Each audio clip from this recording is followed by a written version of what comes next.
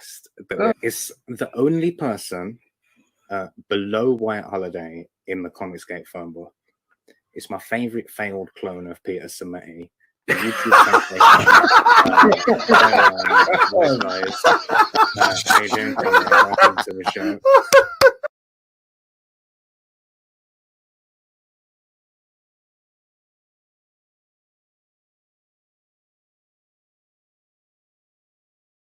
Hello. Welcome to WyzGyz Entertainment. This is your host, Wyman.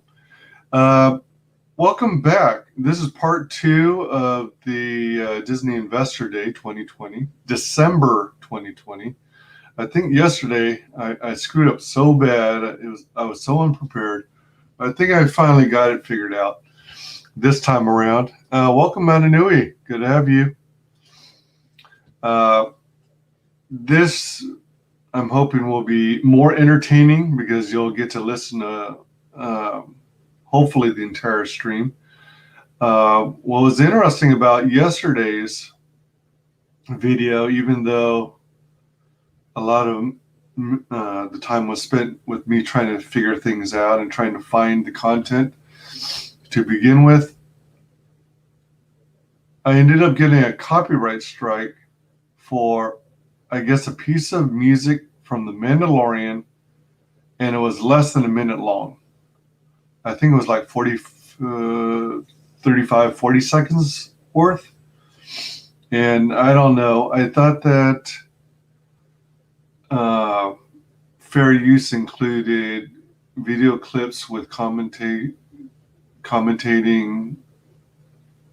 with a minute or less in length. I could be wrong. Maybe it's 30 seconds, but I thought it was a minute. It seems like the rules are constantly changing that I can't keep track. It's like they keep changing the goalpost. But in any case, it's not monetized, which isn't too big a deal since my channel's not monetized anyway.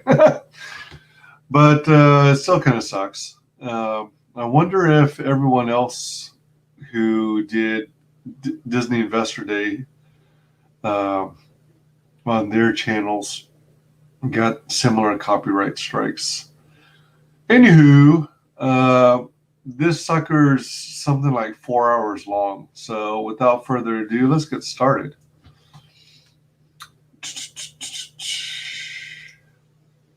Okay.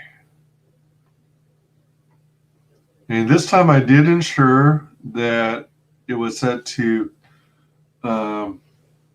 share audio. I did remember to check mark that.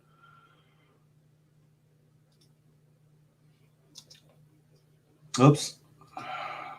So let's see. Oops. What the heck? All right, so let me see, make sure that's just gonna, yep, that's viewable. So this, I'm hoping will also be helpful to anyone who happened to have missed the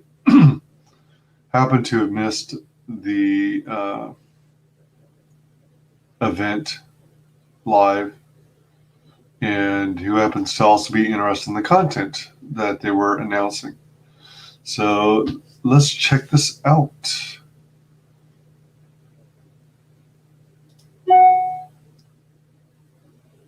Good afternoon. I'm Lowell Singer, Senior Vice President of Investor Relations at the Walt Disney Company, and it's my pleasure to welcome you to Disney Investor Day 2020. We truly appreciate you taking the time to join us here today. Now, at today's Investor Day, we intend to convey why we are so excited about our direct-to-consumer opportunity, and also to answer many of the questions you've asked us since our first direct-to-consumer Investor Day in April of 2019. So let me provide some details for the day. In a moment, you will hear from Bob Chapin, Disney's Chief Executive Officer. Next, Kareem Daniel, who heads our media and entertainment distribution business, will discuss our commercialization strategy. You will then hear more detail about our direct-to-consumer businesses, including Disney Plus, Star, Hulu, and ESPN Plus. We will then take a 10-minute break. And following the break, our Executive Chairman, Bob Iger, we'll kick off a presentation of our incredible content pipeline, during which you will hear from many of our company's amazing creative executives. Later, our Chief Financial Officer, Christine McCarthy, will provide a financial update. And then after Bob Chapek wraps up the day, we will move to an analyst question and answer session. We are joining you today from stage 2 here on our lot in Burbank, which is the same stage on which we hosted many of you last year. That's in And while much California. has changed over the past 20 months, including our direct-to-consumer ambition, some things haven't changed at all, including our legal team. So, before we move on, I must mention that statements made in today's presentation may contain forward-looking information. Oh my results gosh. may differ materially from what we are presenting today. The information you now see identifies and gives you details about some of the risks regarding those forward-looking statements, as well as where to go to get more information about our risk factors. Oh, okay. All Now, right. a couple of logistical notes about today. Due to some rights issues, we will only be able to stream some of the videos that we are showing today. We apologize that we can't share all of them. However, we do have a lot we can show you. And we also hope that you can view today's presentation on a large screen. Shortly after the conclusion of today's presentation, we will be making a replay of the event available. We will also be posting downloadable slides to our website. Finally, and most importantly, why would they have issues? Thanks for taking the time to join us today. Why would they have and issues now replaying it is my content? pleasure to introduce the Chief Executive Officer of the Walt Disney Company, Bob Chapek. Thank you, Lo. I also want to welcome you all to our virtual Investor Day. While I wish we could be together for this, I think you'll find the presentation we have for you is truly spectacular. It's hard to believe. It's only been a year since we first introduced you and the world to a whole new way of enjoying the magic of Disney in the comfort and convenience of your own homes. We knew this one-of-a-kind service featuring content only Disney can create would resonate with consumers and stand out in the marketplace. And needless to say, Disney Plus has exceeded our wildest expectations with 86.8 million subscribers as of December 2nd. That's quite an achievement. This success has bolstered our confidence in our continued acceleration towards a DTC-first business model. They gave a lot of... It's launched the Walt Disney Company into a new era of delivering consumers truly exceptional entertainment built around our world-renowned brands and franchises. They had a bunch of storytelling is at the heart of everything we do at Disney. They had a bunch of promotions going on whereby, like if you got a new iPhone, I think, then you could get 1 year of Disney Plus free. And I think on some of the other product promotions, you get like a free month or 3 months free of Disney Plus. So it's been suspected that they use those numbers as well to exaggerate the numbers. Incredibly proud of how much our stories have been embraced by people around the world. 95% of the population in 12 of our top global markets engaged with our content over the past year alone. And more than 1 billion people have identified themselves as true fans with a deep emotional connection to our brands. Since the launch of Disney Plus, we have been working hard to meet the growing demand for entertainment. And now, with our recent reorganization, we've separated content creation from distribution and put in place a new structure that will allow us to be even more nimble, responsive, and effective in the delivery of our unparalleled programming. This will enable us to tell great stories, inspired by the perfect mix of creative excellence, enhanced by data-driven audience insights, delivered in ways that consumers want. Our unique access to an incredible number of consumer touchpoints across our businesses gives us a clear advantage. Based on insights gained from this wealth of data, our distribution and commercialization team is able to better inform our creatives of consumer preferences. And the creative teams are empowered to make the high-quality, branded entertainment they believe will resonate with audiences. This new organization also gives us maximum flexibility in determining when and on which platform content will be available. And this is especially important now, given consumers' rapidly changing consumption behaviors and the prolonged uncertainty due to the pandemic.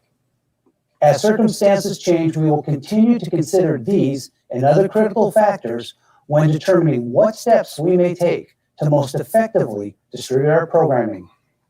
Our goal is always to serve consumers in the best way possible. Our new head of media and entertainment distribution, Kareem Daniel, will talk more about our long-term plans in just a moment. While this has been a very tough year for all of us, here at Disney, we continue to take deliberate and innovative steps in running our business to best position them for future growth. Walt Disney founded this company nearly 100 years ago with the belief that we should always be evolving, growing, and reinventing ourselves. In his words, we keep moving forward, opening new doors and doing new things because we're curious, and curiosity keeps leading us down new paths. And I strongly believe it is this perpetual willingness to constantly challenge the status quo, to be visionary in our thinking, to take smart, bold risks, and to make strategic investments in our future that allows our company to continue to thrive in increasingly dynamic environments. Another thing that really sets us apart is the ecosystem that's comprised of our various lines of business. And by the way, this Bob Chapek, he's known for being real stingy financially, and in terms of, his business style is, cut costs any way you can. And often that means cutting the budgets of different sections of the Disney theme parks. And there were, for those of you familiar with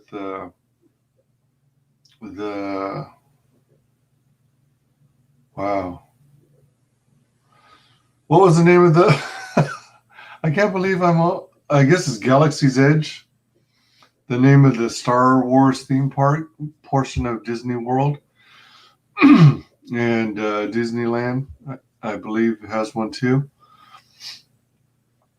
When they were first announcing it, they were talking about all this cool stuff like robots and creatures you could interact with. But one of the, and also, characters you can interact with. But then when they finally opened the park, it was a far cry from what was advertised or announced early. So they got rid of all the robots. They got rid of most of the interactivity. And what they're also doing is removing a lot of the, what are they called, meet and greets, or where you've got characters from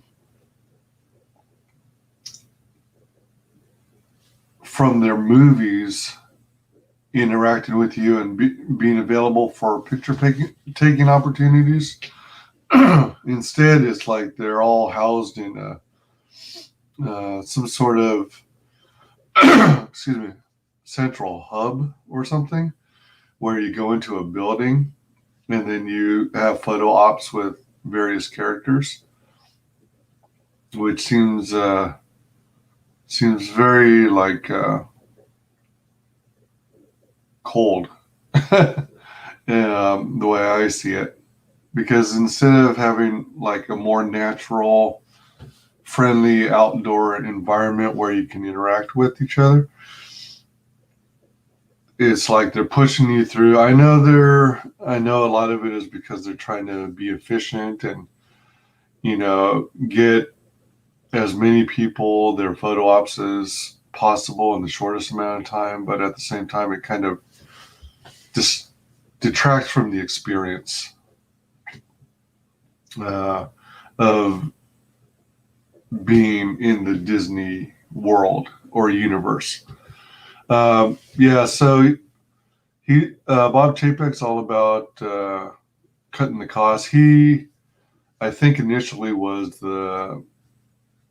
for a long time, or for several years at least, the head of the theme park area, the theme park division of Disney.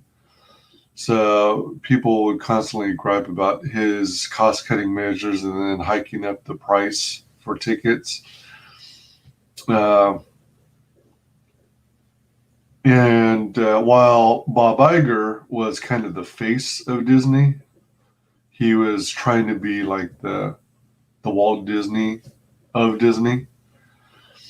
And then with all the financial issues and the trouble they've been having with getting the Star Wars sequel trilogy going and getting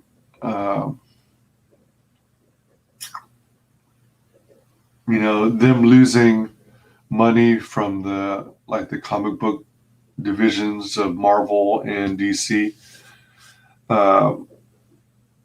Disney was that on top of all the acquisitions that they've been making in such short order and collecting all this debt, is starting to give Bob Iger a bad name. So to try and protect his name, his branding, in case he pursues politics in the future, then they took him off CEO and president, I guess, and made him like a chief creative officer, sort of like what Apple did with Steve Jobs near the end of his life. Or actually, no, hold on. He became a creative officer, like what some might refer to as the fun part of the job, versus the in and out business of the day-to-day business, the number crunching and stuff like that. So then they went to making Bob Chapek supposedly the CEO, but behind the scenes it still seemed like Bob Iger was doing all the major decisions and announcements, and you rarely ever saw Bob Chapek actually publicly making announcements of products and stuff like that.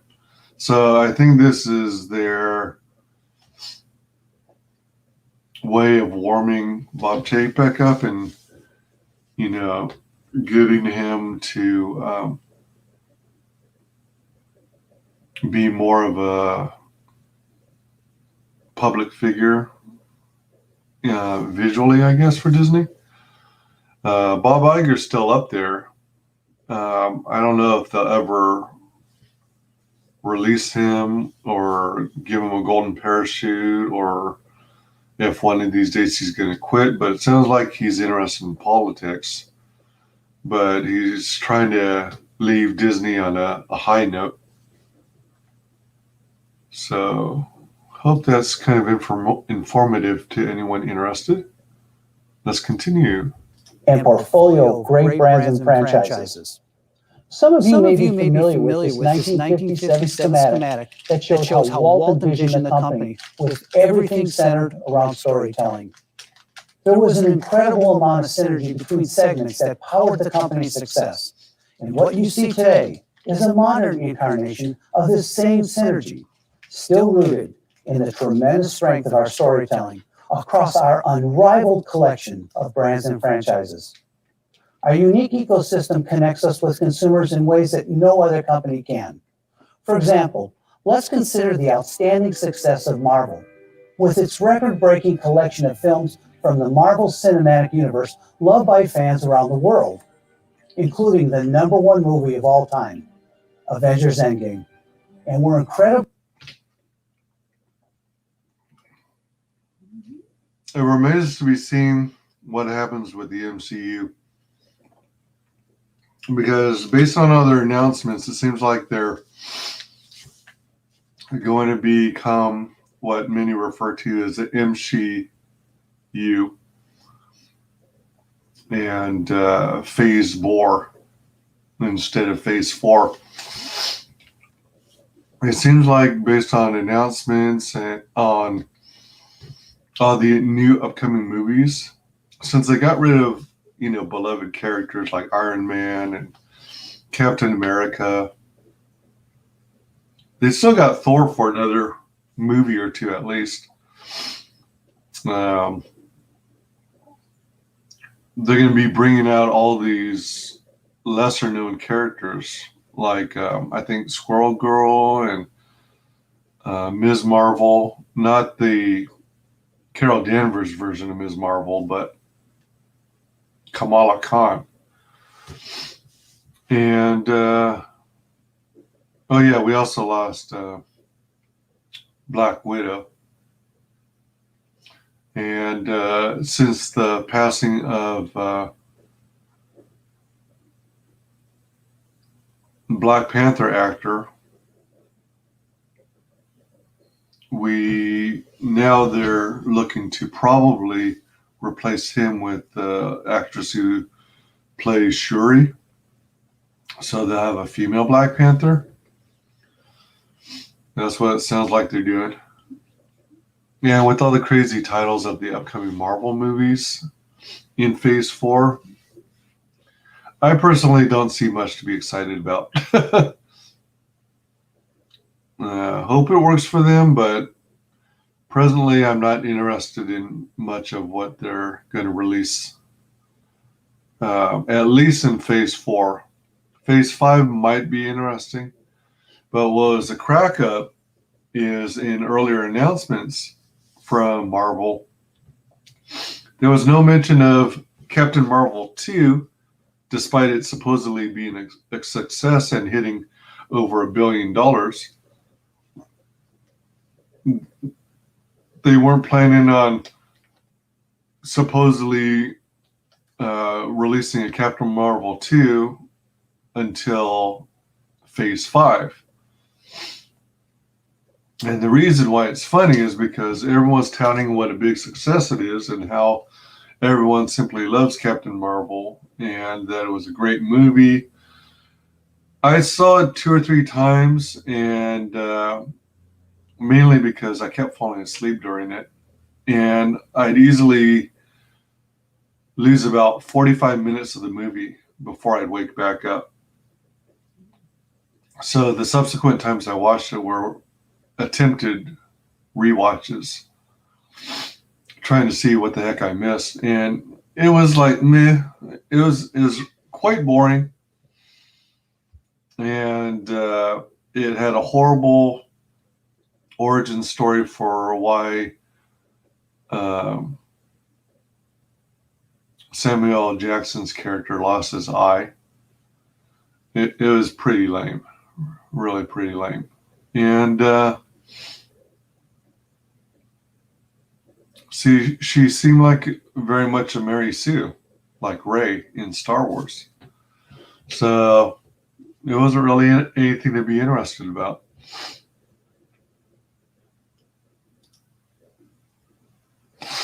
Let the MCU die already.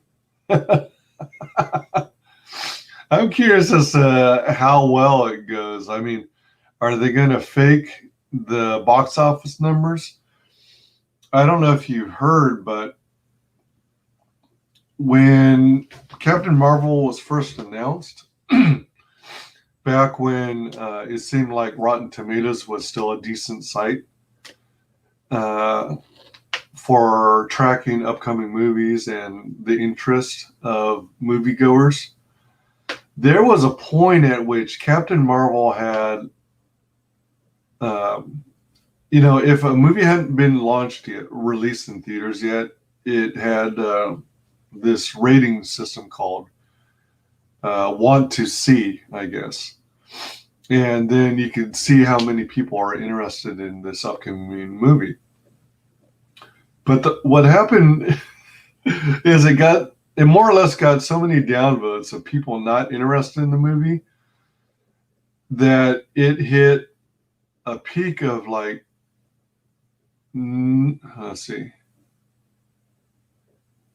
there was like a eager or want to see versus not interested or don't want to see. And there was a peak of either 93 or 97. I don't think I have any screenshots, but other people reported it at the time. About 93 to 97% of moviegoers were not interested in Captain Marvel. And it apparently was pissing off Disney so bad that they had a talking to Rotten Tomatoes. And the Rotten Tomatoes CEO, as I understand it, is like a former executive of Disney. And they got rid of, they totally revamped their rating system like overnight or over a weekend. So they got rid of the whole looking forward to or wanting to see, not wanting to see, just so they can get around, get out of it, showing that stat that people weren't interested in it. So Disney was actively, trying to save face by pressuring Rotten Tomatoes. It was so freaking funny. And the other thing Marvel wisely did was shoehorn Captain Marvel in between Avengers Infinity War and Avengers Endgame.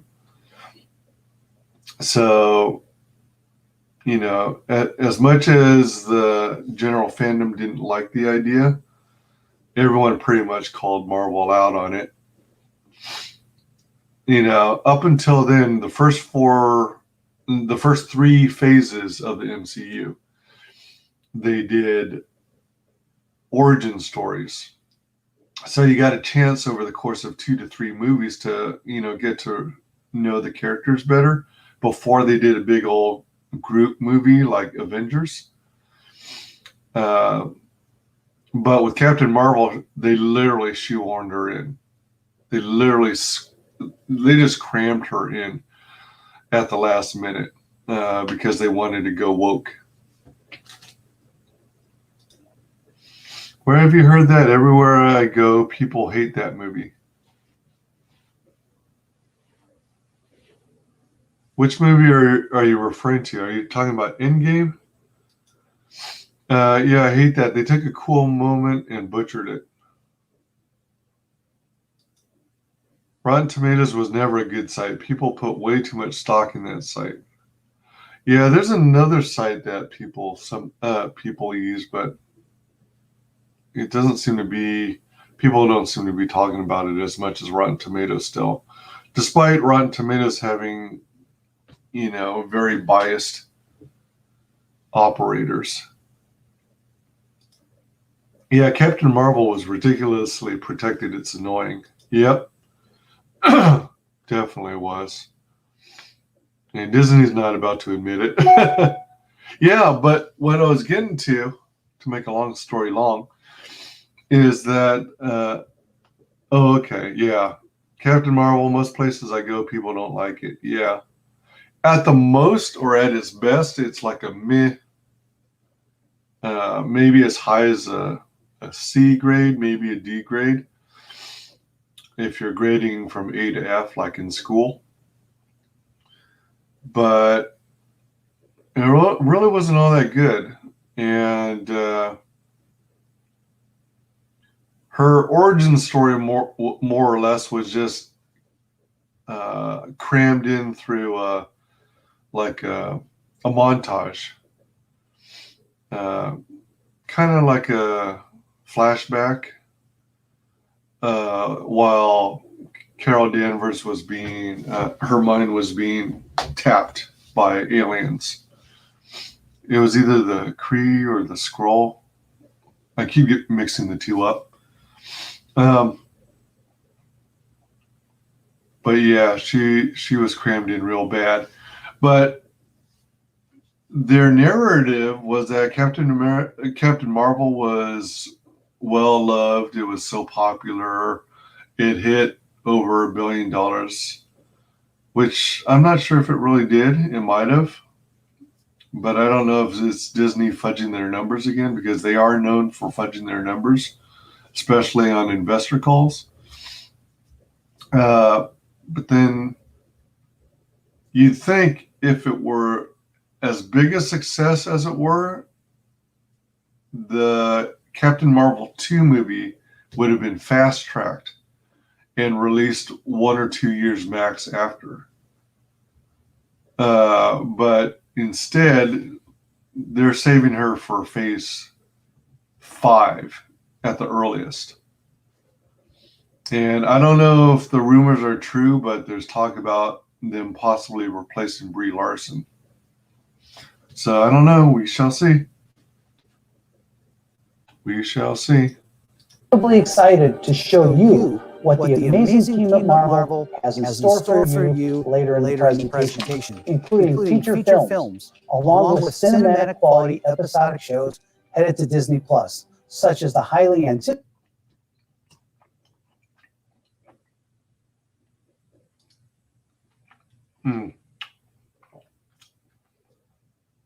I don't know if you can see my mouse, but on the left-hand side, there's a picture of Chadwick Boseman. R.I.P. Chadwick Boseman. He made a great Black Panther. I liked him. Store for you later in the presentation, including feature films, along with cinematic quality episodic shows headed to Disney Plus, such as the highly anticipated new series WandaVision, The Falcon and the Winter Soldier, and Loki. We also can't wait for you to experience the all-new Avengers campus being built at Disney California Adventure, and the vast selection of new superhero consumer products available around the world. And as you'll see later, our other studios, with their own prolific collection of intellectual property, are developing new storylines and characters that will expand our popular franchises well into the future, and all of it will inevitably become part of Disney Plus, further enriching the unmatched offering of content available on the service. Of course, our excitement in the DTC space goes well beyond just Disney Plus. We're incredibly pleased with the success of all of our streaming services, Disney Plus, ESPN Plus, and Hulu. And now, with the upcoming launch of our Star-branded... Is anyone in chat into sports? And if so, do any of you watch ESPN? I've been watching less and less sports. I've never been one to be a fanatic or sign up for those TV packages that were exclusively sports. But I was curious, has viewership dropped since sports started getting political? Particularly like when the NFL and I think the NBA now, maybe soccer, or maybe not so much soccer, but I think it's NFL and NBA, where they're like following Kaepernick's lead and kneeling during the national anthem. That's pretty ridiculous stuff. Like, if you're going to kneel, why don't you just leave America? We don't need you. Yeah, but I'm wondering if it's lowered the ratings for ESPN, because it sounds like there's less viewership for NFL games or like the Super Bowl and things like that. So just curious as to whether it made much impact on ESPN as a whole. General entertainment offering outside the U.S., fueled by our amazing creatives and the incredible array of high-quality... Another question. It says in the upright corner, star. Does anyone know, is that the same as the Stars Network? Oh, my logo is blocking it. Let me rewind like 10 seconds.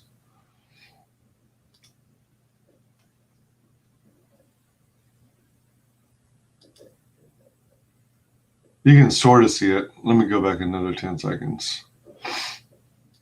Top right corner.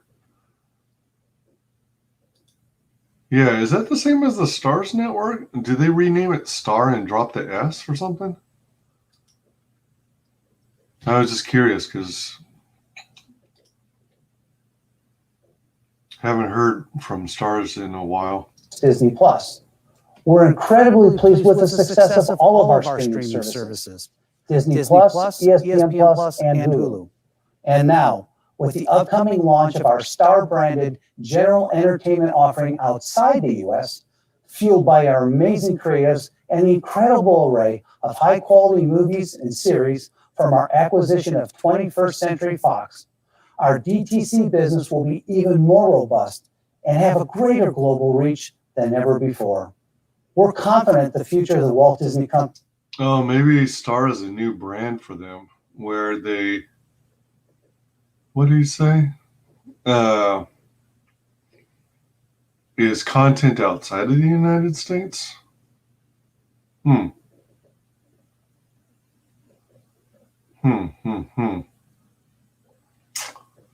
Okay. Company is a bright one. We have the best and most respected brands in the world and the most talented people in the industry. And we're taking bold, transformative steps and making the right investments to accelerate our growth. Before I turn it over to Kareem, let me just say how proud I am to be leading this extraordinary company during this pivotal time. And like everyone, we are facing some tough short-term challenges. But just as we've done countless times over our nearly 100-year history, we are finding new and innovative ways to entertain and inspire people, which you'll see throughout this presentation.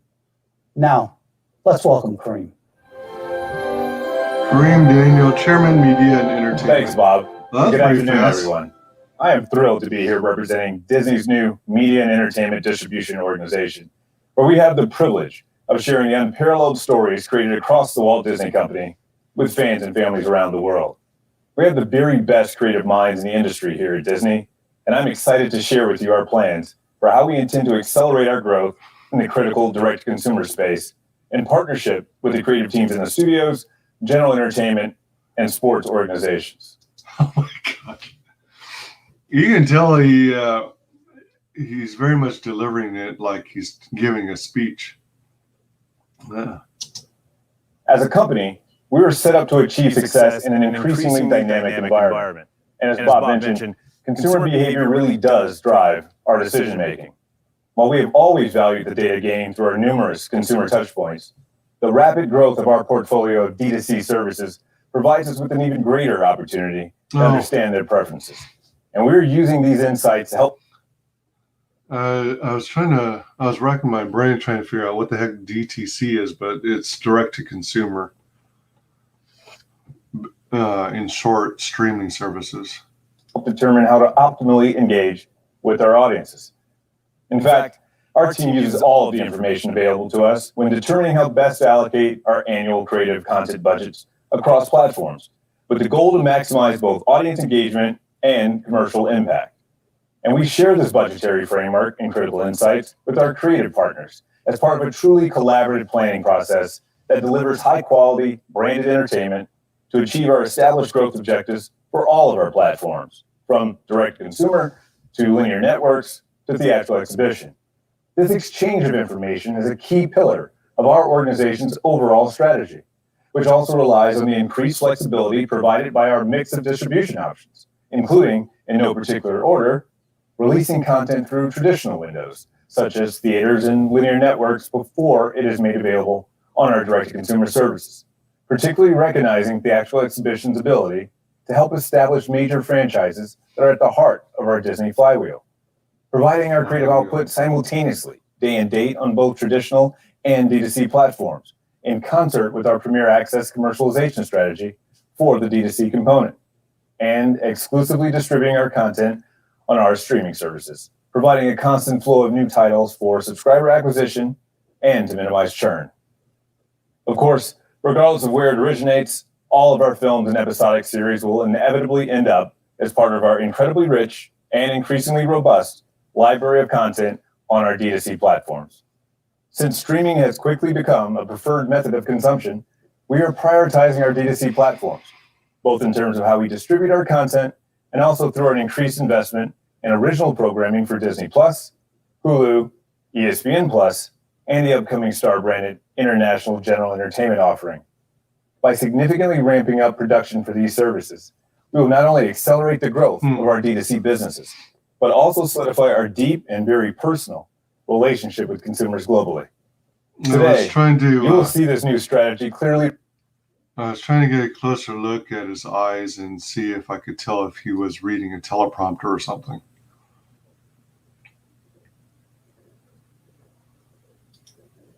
Echo. You can hear echo? Let me lower my external speaker volume a little.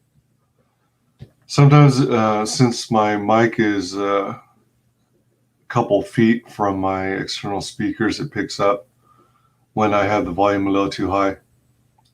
Welcome, what about Damon Wayans? Show them the other stuff. Show them the other stuff. Yeah, boys.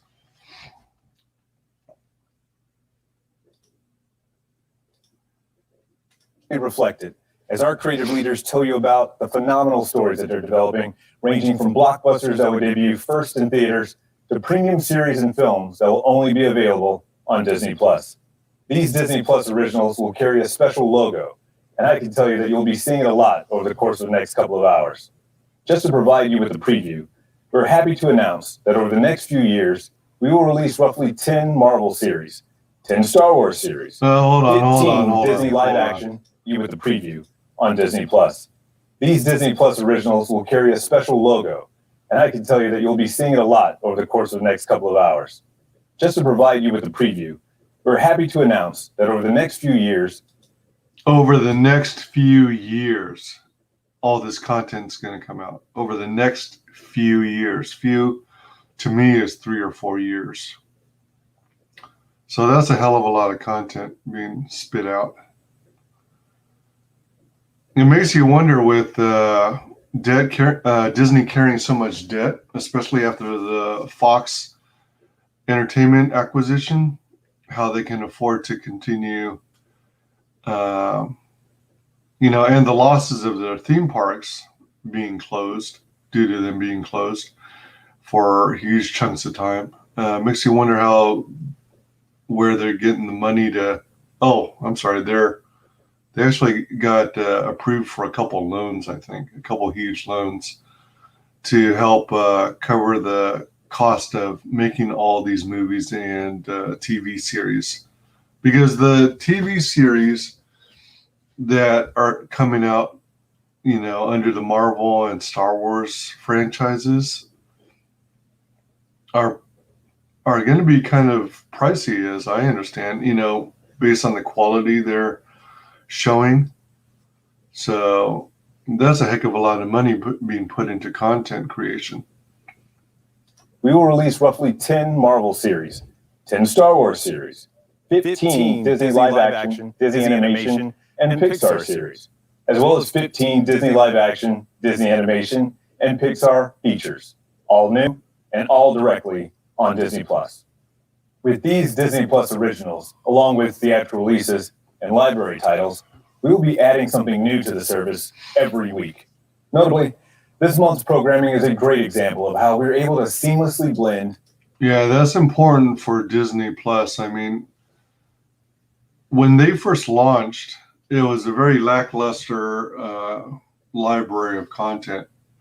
I think what most people were looking forward to is having access to the entire Disney library. But instead, they just had a mediocre selection to choose from. Well, not so much to choose from, but just to watch. I thought the right thing would have been to just open up the entire library and then just, get an influx of people interested in becoming subscribers and then continuously release new content. But I don't know what the mentality was behind their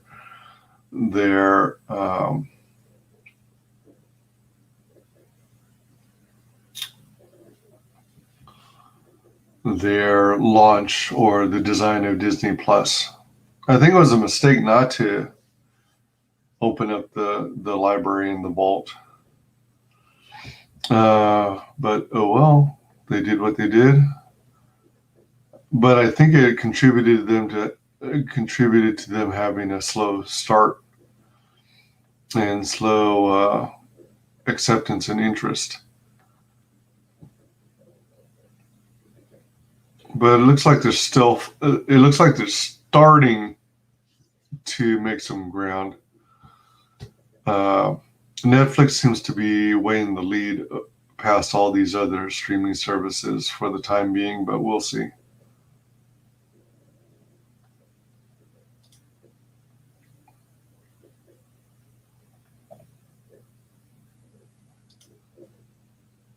Hey there.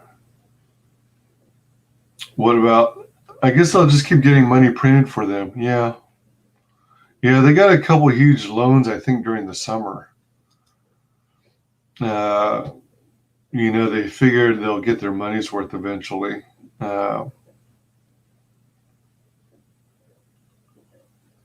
Disney ain't going anywhere anytime soon. Well, that's true. Yep. Agreed. Disney likes to censor things like their communist pals. Yep. That's true. Long-term planning with the nimbleness required to drive success in a dynamic world.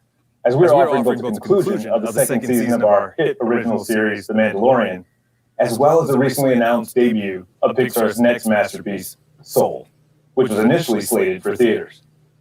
In a similar way, the wealth of Disney Plus content will preview. Next masterpiece? For many years, Pixar was extremely popular. And it seemed like they could do no wrong because they'd have hit after hit after hit. But over time, I think they're starting to they're gradually getting like a little heavy-handed on some of the messaging. And a lot of people have commented that they're at a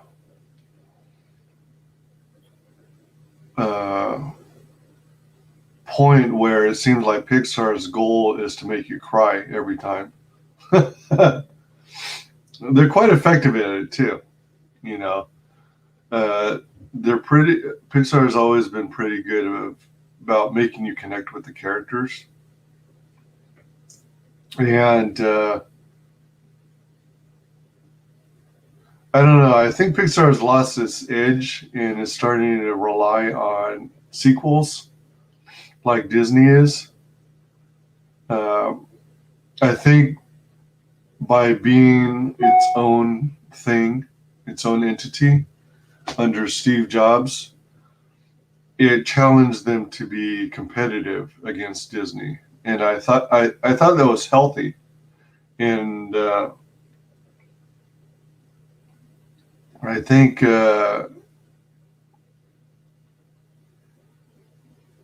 Disney should have continued running a 2D animation studio, because cell animation is still really cool if you do it right, like their classics.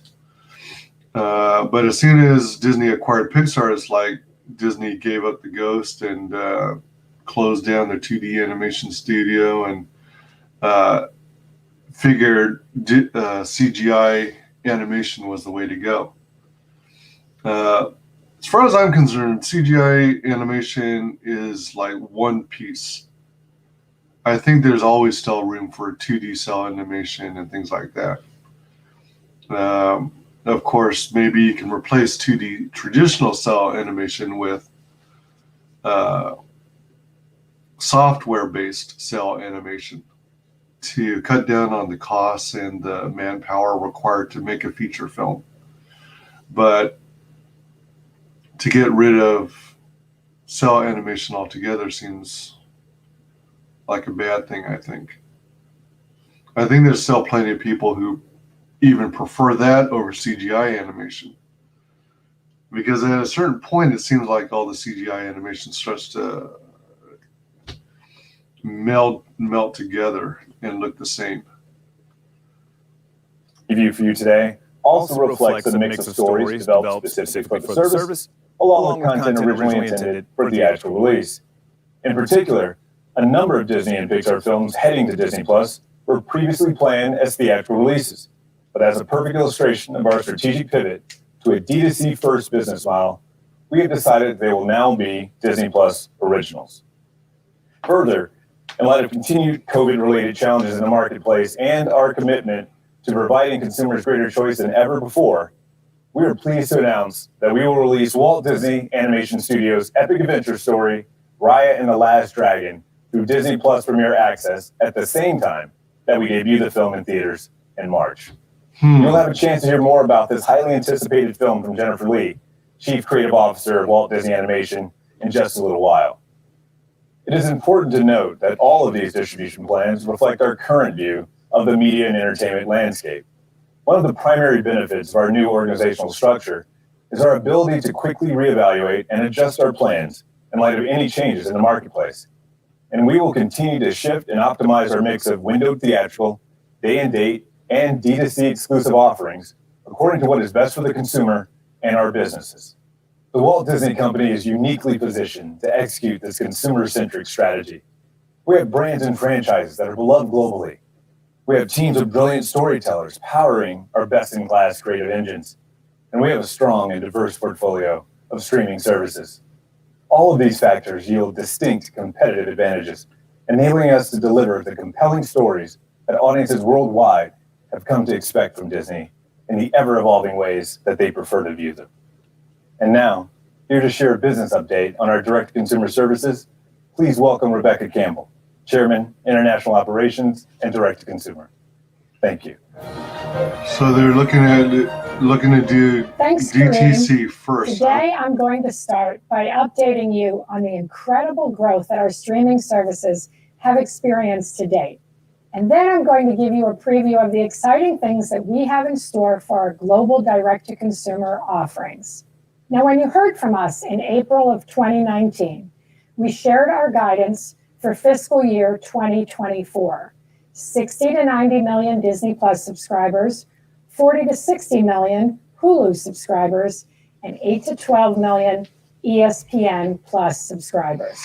I'm thrilled to say that our performance against those goals has been spectacular. As of December 2nd, we now have over 137 million subscriptions across our direct-to-consumer portfolio, including 86.8 million Disney Plus subscribers, of which approximately 30% are Disney Plus Hotstar subscribers, 38.8 million Hulu subscribers, and 11.5 million ESPN Plus subscribers. Due to this exceptional performance out of the gate, our aspirations have grown since we last met, and our CFO, Christine McCarthy, will provide updated guidance for our direct-to-consumer business later today. But first, I want to talk about Disney Plus. And by the way, our amazing storytellers could not have scripted this any better. In just over a year, Disney Plus has cemented its reputation as a singular destination for premium branded content. Our subscriber growth demonstrates the incredible consumer response as we've rolled the service out around the world. Our initial launch in the United States, Canada, Australia, New Zealand, and the Netherlands yielded an immediate response, 10 million signups as of day one. And then we quickly expanded across EMEA to the UK, Germany, Italy, Spain, France, and EMEA, in more than 10 other countries. European And then in Asia, Union, we launched Disney Plus Hotstar in India and Indonesia, and Hotstar. executed a limited Disney Plus launch in Japan. And that will actually expand to the full market next year. And just last month, we launched in Latin America, including Argentina, Brazil, Mexico, Chile, Colombia, and Peru, and more than 15 additional countries in South and Central America. And we're not done yet, as we will be launching in more markets in 2021, including Eastern Europe, South Korea, and Hong Kong, to name a few. Now, to speak more about our global distribution strategy. Yeah, I mean, the numbers look decent, but I can't help but wonder how much they manipulated then and how much of those are just, free trial customers, and what's going to happen maybe a year from launch, and whether or not people are going to remain subscribed or if they're going to cancel their service. That's why it's important for Disney to release as much content as they can to keep audiences. So many Last Dragons in mainstream entertainment. I know. That is pretty funny. Brilliant storytellers, that is an unintended joke. Yeah, oh man. Well, one thing's for sure, you can't really call the people responsible for doing the live action remakes of Disney classic movies as being great storytellers, because they're just rehashing previously told stories.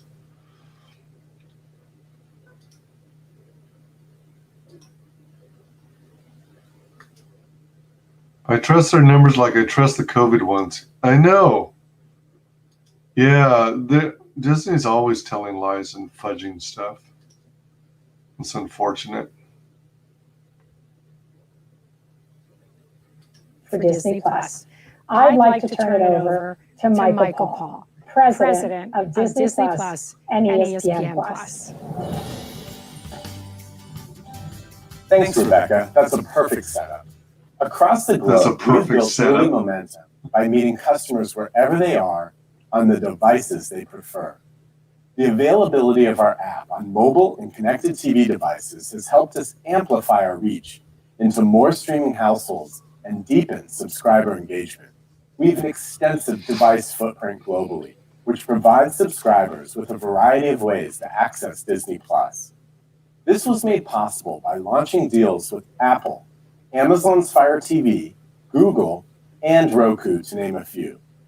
I'm excited to announce today our new agreement with Comcast, which will make available a fully integrated Disney Plus and ESPN Plus experience to over 20 million Comcast X1 boxes and Flex platforms, joining Hulu in the first quarter of 2021.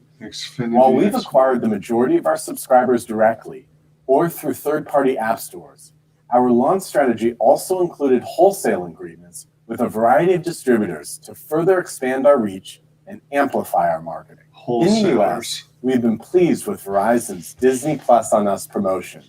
And this past August, we extended our agreement to offer the Disney Bundle to their premium tier of unlimited customers. Verizon is providing a seamless experience for customers rolling off their initial promotion and upgrading to the Disney Bundle. The Disney Bundle combines Disney Plus, Hulu, and ESPN Plus in one for the low monthly price of $12.99. $13 a month. Based on feedback from our customers, we'll make a version of the Disney Bundle that includes Hulu with no ads for $6 more per month, widely available. $156 a year for Disney Plus. Flexibility to our consumers. In Europe, we have distribution deals with leading pay TV and mobile network operators, including Canal Plus in France, Deutsche Telekom in Germany, Movistar in Spain, O2 in the UK, and TIM in Italy. In Asia Pacific, we teamed with Jio, India's largest telecom network, and the third largest mobile network operator in the world, serving nearly 400 million customers. Together with Jio, we made it simple and convenient for prepaid mobile customers to access Disney Plus Hotstar, helping drive rapid growth in India. And in Latin America, we collaborated with Mercado Libre, the region's leading e-commerce company with over 76 million active shoppers, for distribution of Disney Plus. In addition, we are working with market leaders across the region with both a la carte and bundled offers. We have also been ambitious in experimenting with reaching new audience segments. Take, for example, our recently launched global offer with Epic Games that bundles Disney Plus with Fortnite purchases. By combining our incredible IP with authentic in-game tie-ins, we're able to market Disney Plus to millions of Fortnite players around the world. Now I'll turn it back to you, Rebecca, to speak to our Disney Plus engagement strategy. Thanks, Michael. Disney Plus has provided us the platform to bring more incredible content directly to consumers, at the same time as the world adapted to challenges brought on by the pandemic. And looking ahead, the content slated for Disney Plus over this coming year is truly extraordinary. And I can't wait for you to hear more from our amazing content creators later today. But before we get there, I'd love to tell you about how we're approaching the expansion of Disney Plus internationally. So as I mentioned earlier, our launches around the world have been a key driver of our subscriber growth to date. And what we've done in India will help illustrate how we have adapted our approach. With a rapidly growing middle class and expanding discretionary spending, India is a promising market opportunity.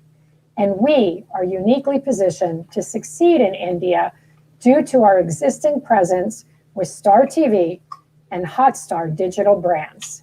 This is why we decided to launch Disney Plus in conjunction with Hotstar to create a truly integrated entertainment experience for consumers in that market.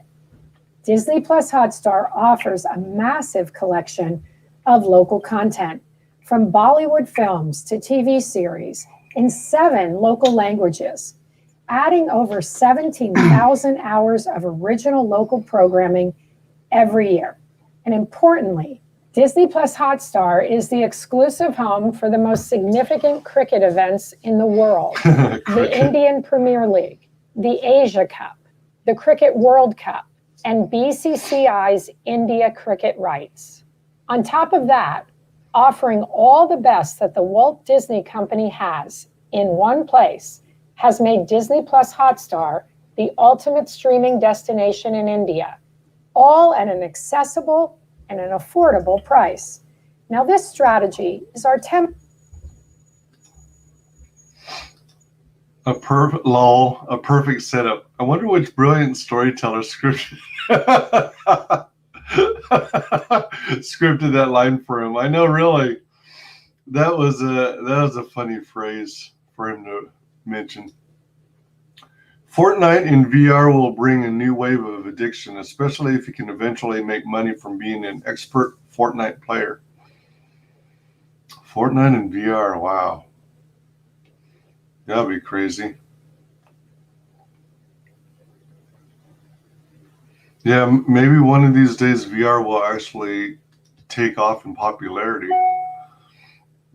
It seems like all previous attempts at VR have been mediocre. Yeah, at best. Template for other South Asian markets, with Indonesia being the first, that are also driven by local content and mobile consumption. We know Disney Plus Hotstar can lead the region as the top streaming service for all of our consumers. So building on the success of Disney Plus Hotstar in India and Indonesia, we will be launching Star and Star Plus as our general entertainment content brand outside of the United States. And we will be offering these brands in 2 different ways, depending on the market. Now, I know that this may be a lot to digest, so let me walk you through it, and I'd like to explain each strategy. Yeah, walk me through it. Let's start with Star. In Europe, Canada, Australia, and New Zealand, and then a few other markets, Star will be fully integrated into Disney+. It will be accessible as the 6th brand tile in the app. Star will add a robust collection of our best original and library general entertainment films and series to exceptional content already available on Disney+.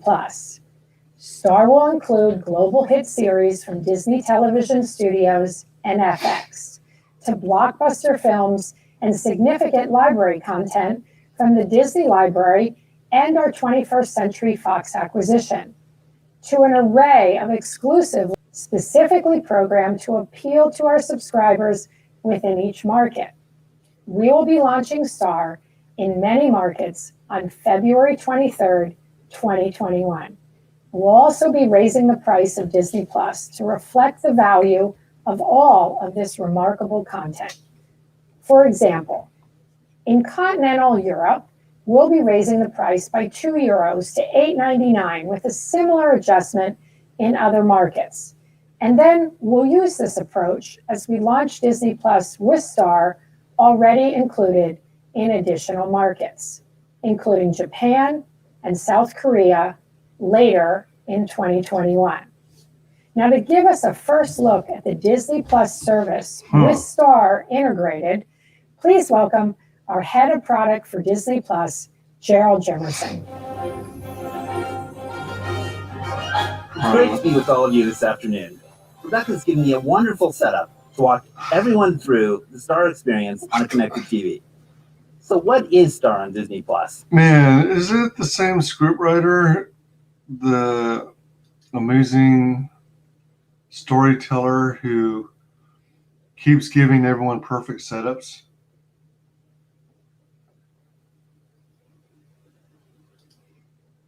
Yeah. Yeah, it would be like Ready Player One.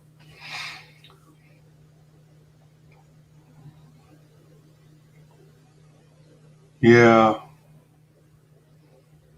Hopefully you don't have lots of cases of people getting so addicted, like I think it was Korea that had, Korea or Singapore had real issues with the game StarCraft from Blizzard. And there were people who were so addicted at times, and it's such a big part of their culture, I guess, to do gaming parties and stuff like that and have computer gaming places to hang out for young people, that someone was found dead after playing StarCraft nonstop for several days. I guess they didn't eat, they forgot to eat or drink. And yeah, I understand what it's like being sucked into a game real bad. I used to be that way with World of Warcraft. And you know, I had to make it a point to make sure I took breaks to, you know, rest my eyes, to drink water, grab something to eat. Otherwise, I would literally just keep playing nonstop. It was crazy. But that scriptwriter, what the hell? Why is everyone getting perfect setups? You know? It's like they're all playing volleyball and they're going, all right, oh, great setup, boink. And then the one who's up next hits a spike. Great setup, dude. Star will bring a wide range of new content for families, older teens, and adults to Disney Plus. Now, when subscribers first encounter the new collection, they'll be greeted with an animation that highlights the new Star tile, as well as the new movies and shows available. Since we'll be adding entertainment with more mature ratings, it's important that we take the time to set expectations with our subscribers and make sure the titles they see are appropriate even for the youngest members of the family. We work hard to make sure our parental controls are second to none. To that end, we'll ask subscribers to opt in for full access to the expanded catalog. We've created a simple process for them to change their settings in order to view titles with higher ratings. Wait, If a subscriber chooses to access the full Star catalog, we'll ask them for their password to confirm that they're the account owner. And we make it crystal clear that by clicking confirm, they're opting in to view content rated 18 and above. And with their settings updated, subscribers arrive back at the Disney Plus home screen, where all new content Is that for now the joins parents the to core family-friendly content of Disney Plus. Because if you're a kid and you're a subscriber, Join the well, other amazing brands that maybe make you it have to Disney be Plus 18 is or the older new to be a Star tile. subscriber. Like our other 5 brands, you'll find a dedicated Star landing screen to browse our general entertainment movies and series. Under the Star brand, you'll see newer movies like Kingsman, alongside classics like Die Hard and Alien, plus great series like Atlanta, Modern Family, Homeland, and The Americans. No tip. Returning to home, let's also check out the Marvel brand landing screen. We're now able to include even more movies like Logan and series like Agents of S.H.I.E.L.D. And for those with young children, our best-in-class parental controls ensure your family only sees the titles you want them to. With the addition of Star, we're making a service that tens of millions of subscribers already love even more compelling for older teens and adults, all while taking great care to ensure Disney Plus remains a secure, family-friendly place for all our fans. I'll turn it back to Rebecca to dive into the Star Plus strategy. Now, so is the whole goal of... Oh, wait, no. Star is for outside of the United States. So is Star like the international equivalent of Hulu? Where the Disney tile represents family-friendly stuff. Hulu is adult-level content, and then within the U.S., and then Star is the adult-level content internationally. Am I understanding it right? Is that what everyone else's impression is too?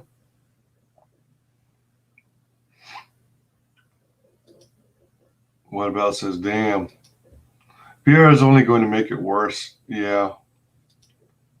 Yeah, the setup line is so corny and obviously insincere sounding. I agree. With that said, what about, thanks for the great setup. I'll be back in a few to walk you through a first look. Thanks, Cheryl. Now let's shift to our strategy for Latin America, where we are taking a slightly different approach. Unlike Star, which will be embedded in the Disney Plus app, our general entertainment content in Latin America will be in a standalone app.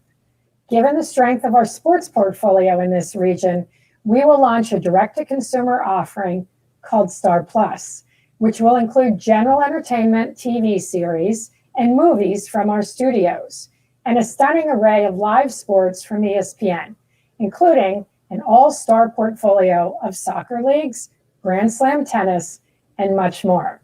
Star Plus will also have an incredible collection of local originals and will launch in June of 2021 as a standalone service, but it will also be available as part of an attractively priced bundle with Disney Plus.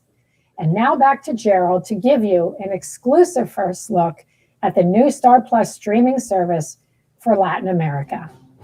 Now that Rebecca has set up the strategy behind Star Plus, I get to give you a first look at the experience. Now that Rebecca has set up the Star Plus is a standalone app and will have a world-class mix of great general entertainment movies and series from our studios. In addition, Star Plus will also include sports from ESPN, a well-respected and recognized brand across Latin America. The first thing you'll notice. All right. Is anyone as confused about this as I am? What the frick is with Hotstar? What the frick is with Hotstar? I mean, what is the whole purpose? I mean, if you're going to be delivering content from all your other existing platforms, and all you're doing is adding local content, why the heck have this whole other service and this with its own branding? Why not just say, here's a bundle with Disney, Marvel, Star Wars, ESPN, and it's all part of Disney Plus? Why don't you just name it globally Disney Plus and just provide the same to every region, everywhere, globally? What the hell?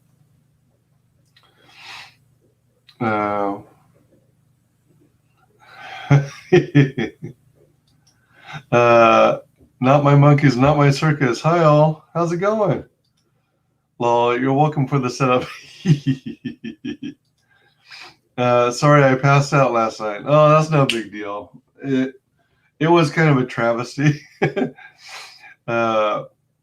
So much of the stream was spent looking for the content itself, and I only found out towards the end that I missed the freaking stream entirely because I didn't know where to look.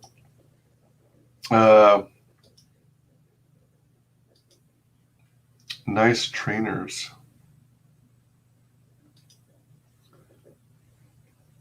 Hotstar sounds like a Pornhub feature. Oh my gosh, yeah, it does. Oh man. Oh man. Subscribe to Hotstar and you'll be eligible for the Hot Poker feature.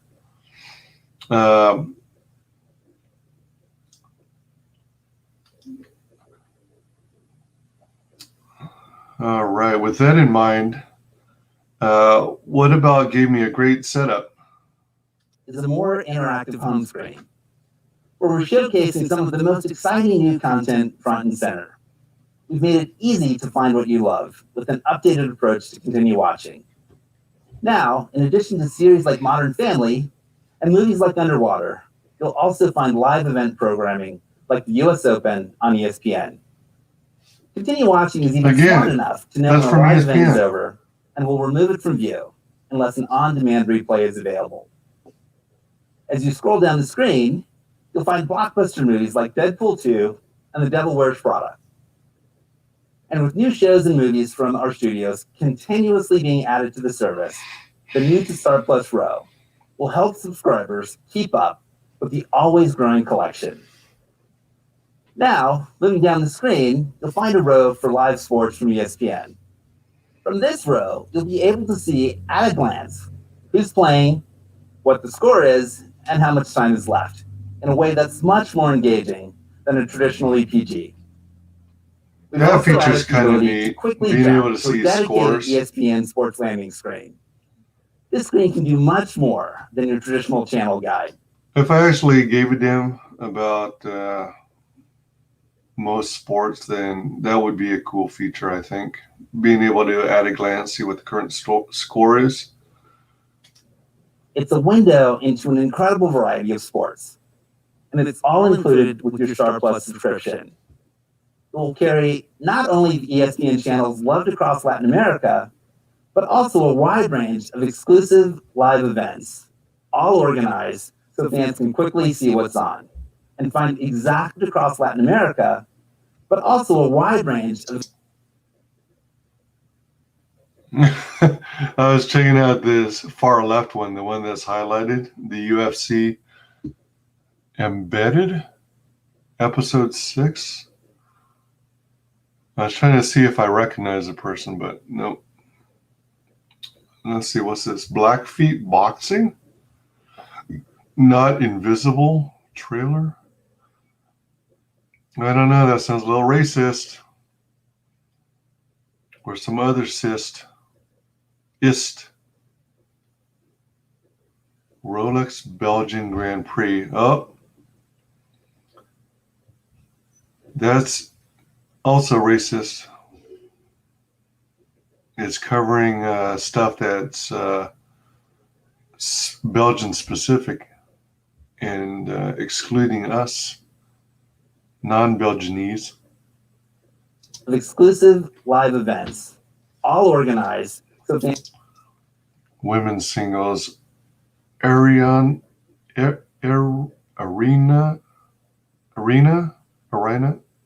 Arina Sabalenka versus Naomi Osaka.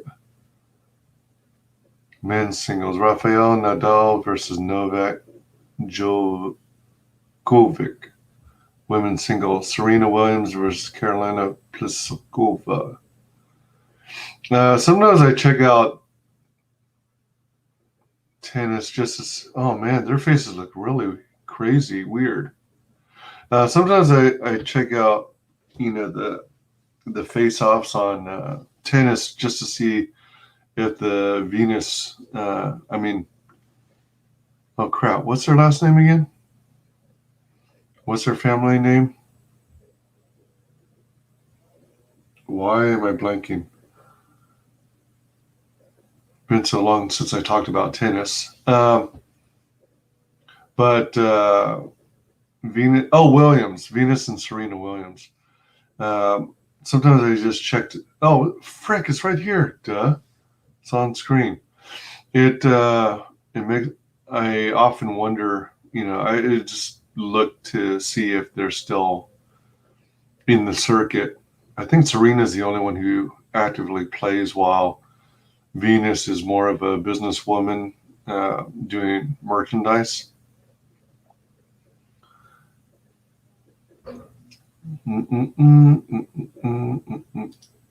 Disney probably owns Pornhub or will soon.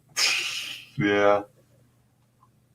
And now featured on Disney Plus and Hotstar is a new tile for Pornhub for easy access to our newest acquisition. To clarify, I'm in the UK and it was late. I just passed out. She looks like a hottie. I used to watch tennis. Djokovic. Oh, oops. Williams. Yep. Venus has been beat up for a while. Has she? Do you mean she was losing in a lot of matches? Fans can quickly see what's on and find exactly what they're looking for. Helpful features like Live Now, Upcoming, and smart content filters make it easy to zero in on specific sports and leagues from ESPN.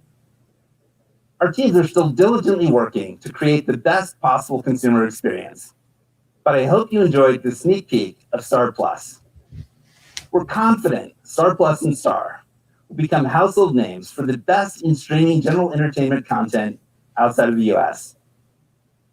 And now, bringing it back to the domestic general entertainment strategy, I'd like to welcome Kelly Campbell, President of Hulu. Thanks, Daryl. The year was 2008, and Hulu launched as a disruptor, an innovator, and as part of the movement that ushered in a new era of television. Did it really? Fast forward to today, and Hulu has helped make streaming TV a centerpiece of entertainment for consumers and paved the way for ad-supported streaming. Today, Hulu is in its strongest position ever, with a rare combination of continued rapid growth and a clear path toward profitability. Oh, they're still not profitable? Hulu has more than doubled its number of paying subscribers and become the largest digital MVPD service in the US. We've achieved this remarkable growth by providing consumers with the best of TV, film, news, and sports, live or on demand, all in one cohesive experience. It's that unprecedented level of choice and flexibility that differentiates Hulu.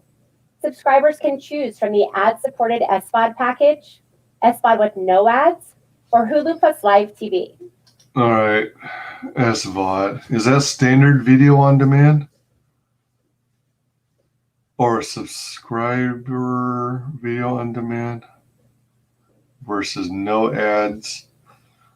Whoa, you're paying an extra $6 a month just to get rid of the ads? Damn. Hulu Plus Live TV? TV isn't live. Not these days. Everything is pre-scripted. It's $64.99. Oh, damn. And I don't know about, Hulu blazing away. I mean, I heard of Hulu, but I don't remember any news about them, making any big waves or anything or blazing a path. And it sounds like they still have yet to be profitable after as long as they've been out. Hulu plus live TV, $64.99 a month. That's for the rich people. Hulu, no ads, plus live TV. So instead of paying $11.99 plus $64.99, you're paying a little less. Instead of paying roughly $76, you're paying $71. So you save a little bit of money there. But man, that's like paying for your internet alone. What the hell? Man. You think about how much you're being charged for a streaming service, a single streaming service. Then you add on all the other streaming services you're subscribed to, and that's what, 150 to 200 easily a month. I can't bring myself to do that. I mean, that's the whole reason I left. I cut the cord, as it were, and left traditional television. And man, crazy. Oh, okay. Venus was injured. Gotcha. She was always hurt or getting hurt. Oh, that sucks. That's the worst thing that can happen to you when your career is in sports, being injured. I wonder if it was like the result of maybe her not properly training, not building up the right muscles that are needed to, handle the endurance of running up and down a tennis court. If Disney bought Pornhub, they'd probably just shut it down. Disney wouldn't let their squeaky clean image get tarnished by running a porn site. Possibly, but they might do it on the down low and not blatantly advertise that they're associated with them. But because Disney's greedy,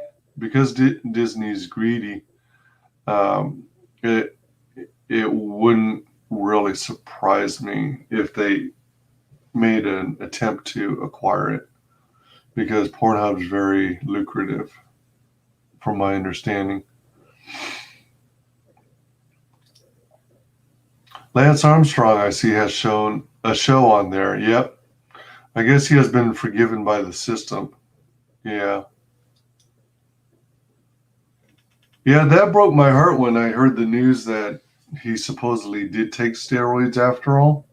When all this time I thought he was, doing it all with his God-given talents and being a cancer survivor and still persevering, against all odds. Hey, X-Allen. They're going over their business strategy and discussing Hulu right now. They were covering this thing called Hotstar, which is like a delivery service where it delivers content from Disney and I think they said Marvel and Lucasfilm and ESPN, and on top of the local content for that region internationally, outside of the US specifically.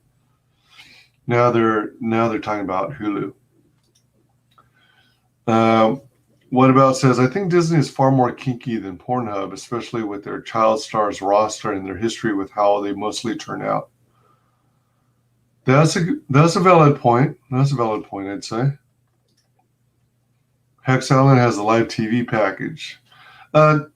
Tell me more about the live TV package, because as far as I know, nothing is live these days. Everything is pre-recorded, especially sitcoms. Is TV package usually reserved for live sports on ESPN? Essentially like cable with original programming. Yeah, but how is it live exactly? Because cable is predominantly scripted. NBC Universal used to own Hulu. Okay. But do you remember it being all that big a deal? I mean, Hulu was, I don't even know if it was really ever that popular. I mean, it was out there and people did use it. And I think I had like one of the free membership subscriptions, but I never found myself actively going to it for content. Could be just me though.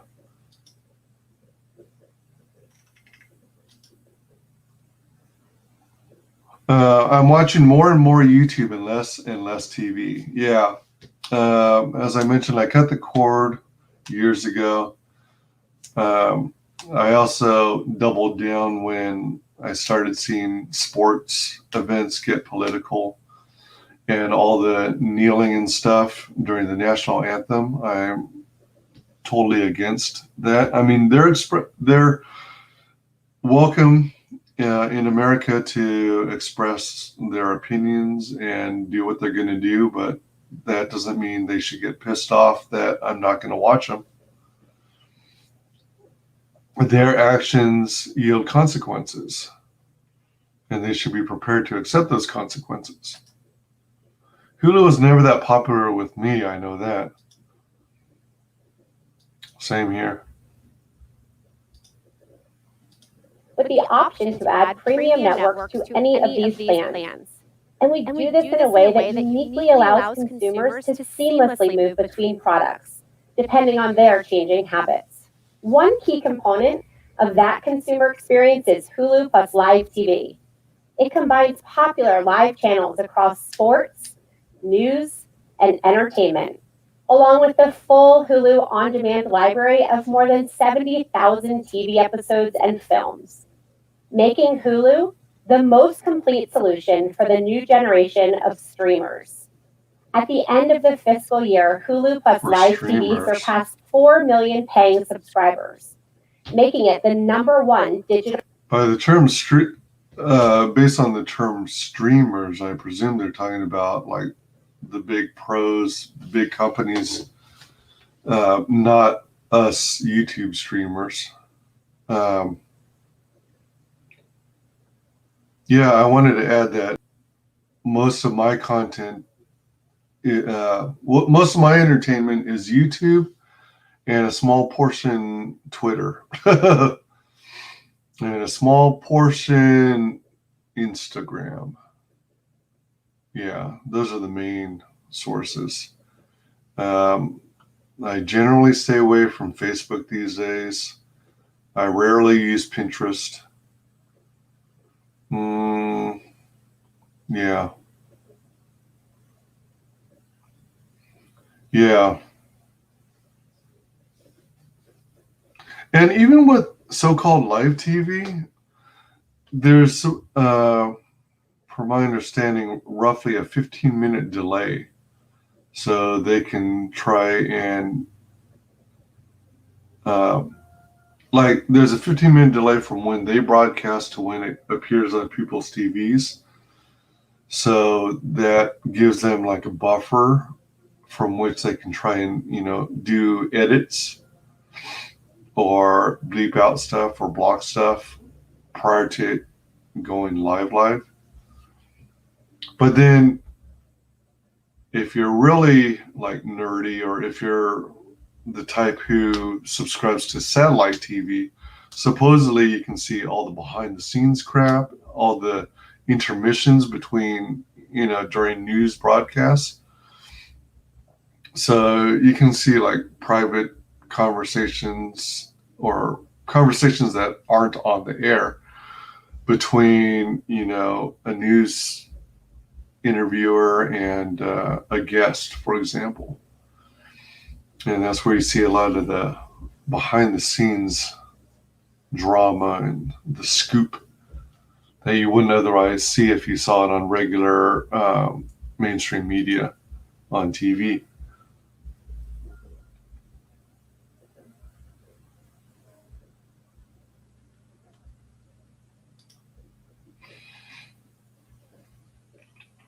Great minds indeed. I don't know what you mean with the scripted thing. The live package from Hulu is like having your basic cable system on your TV.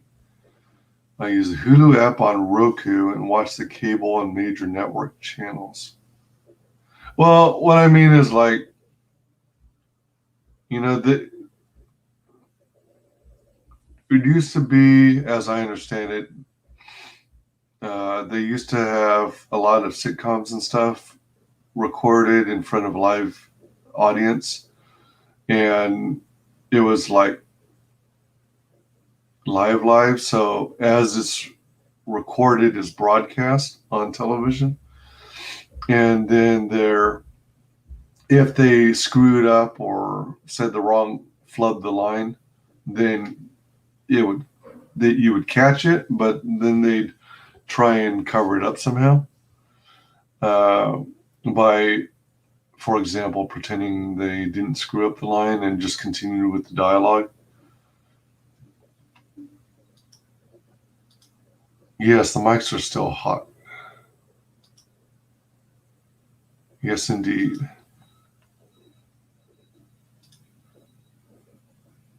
MVPD service in the U.S. and the fifth largest U.S. pay TV provider overall. Our live TV business offers an incredible value proposition for consumers, as well as positive economics for Hulu. In addition to our new $65 monthly subscriber fee, Hulu Plus Live TV also now generates an average of about $10 per subscriber in ad revenue per month, and therefore drives positive contribution margin. On the SVOD side, Hulu has built a go-to content offering for people who love TV. It uniquely combines award-winning Hulu original series and films with next-day episodes of today's biggest hits, popular feature films, and a massive library of fan-favorite series, from Scrubs to Scandal and ER to Empire. Hulu has TV fans covered. So what does the future look like? We see a tremendous opportunity to create even more innovative, differentiated content experiences around the world-class episodic and feature-length programming being made by the Disney Studios and FX. You'll hear more from Dana Walden and John Landgraf later. But I want to take a moment to call out 3 content initiatives that exemplify what Hulu uniquely can bring to subscribers. Earlier this year, we launched FX on Hulu, which brings together more than 40 acclaimed and award-winning FX series, including exclusive originals. This delivers a new, younger audience to FX content and provides an exclusive, premium experience for our viewers. Since launching in March, the overall average reach of FX series has increased by nearly 50% on top of their linear audience. The comedy Dave, in particular, was a smash hit on Hulu, more than doubling the reach of the show's linear broadcast. Dave? We've also partnered with ABC News to bring important live news, including coverage of the recent election, to Hulu's millions of on-demand subscribers, something that no other SVOD service in the U.S. offers. During this election season, nearly 4 million of Hulu's SVOD subscribers engaged with election coverage through ABC News Live. And I'm happy to report that we plan to expand our partnership with ABC News to include new original content that will live exclusively on Hulu. Look at that. What are they trying to say here? So you got Trump faded out, almost grayed out. I can understand making sure the lettering is readable, but it would, even if he were crystal clear. But you got Joe Biden being crystal clear. Are they trying to say that Biden's message is clear and Trump's message for America is clouded? Or am I just reading too much into this? It just seems very bizarre. I think it's intentional that they made Biden look so sharp and everything. People are saying that he had a lot of plastic surgery done. I'm trying to see if I can tell. It almost looks like stretch marks over here. Oh, wow. Maybe over here, too. Or is that the artery area? Okay, let's see. The third initiative I'd like to highlight on the content side is Hulu's momentum in the original film space. We've had great success this year with Hulu original films, including the Andy Samberg comedy Palm Springs, indie film hit Bad Hair, and our recent thriller Run, starring Emmy winner Sarah Paulson. Going forward, Hulu will launch exclusive original films produced by 20th Century Studios and Searchlight. We'll have more news on this front in the coming months. Now, it seemed like for the longest time that, you know, ever since Disney acquired Fox, that they were leaving all the Fox properties on the back burner, and they were kind of ignoring the content and putting its existing IPs and franchises and properties first and foremost. But it seems like gradually they're starting to incorporate the Fox properties in.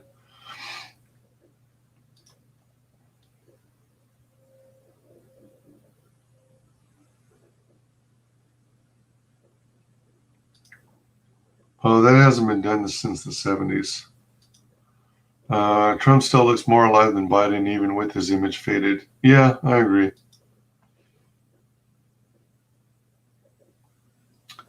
Thanks for the setup. On the product side, I'm excited to announce that ESPN Plus and its incredible sports programming will become available for viewing directly within the Hulu interface early next year. This means that Hulu subscribers will be able to sign up for and access ESPN Plus content right in their Hulu experience without ever having to leave the Hulu app. No presentation about Hulu would be complete without a look at our superpower, advertising. For years, Hulu has... I got a question for you guys. What are your thoughts on branding and stuff? Because Disney is as huge as it is, do you think it would have made more sense for them to acquire all these companies and then literally absorb them into the Disney brand and then just market everything out there as Disney Plus? And then literally everything will fall under the umbrella, and, you know, everything can still have their own little tile button thing on the service to kind of differentiate what style of programming it is, what style of movies to expect, what type of content to expect? Or do you think it makes more sense the way they're doing it now, leaving these specific brands out there in the wild but under the umbrella? I often wonder that. I mean, would it make more sense? Would it be easier for people to understand the differences if they just lumped everything under Disney Plus and said, all right, if you're looking for this content, here's where you go on the interface. If you're looking for this content, here's where you go. Or do you think people prefer ignoring that Disney owns their once favorite streaming service, you know, or content provider? Do you think people like prefer to forget that, Disney's a monopoly and owns most everything, including news sites like ABC.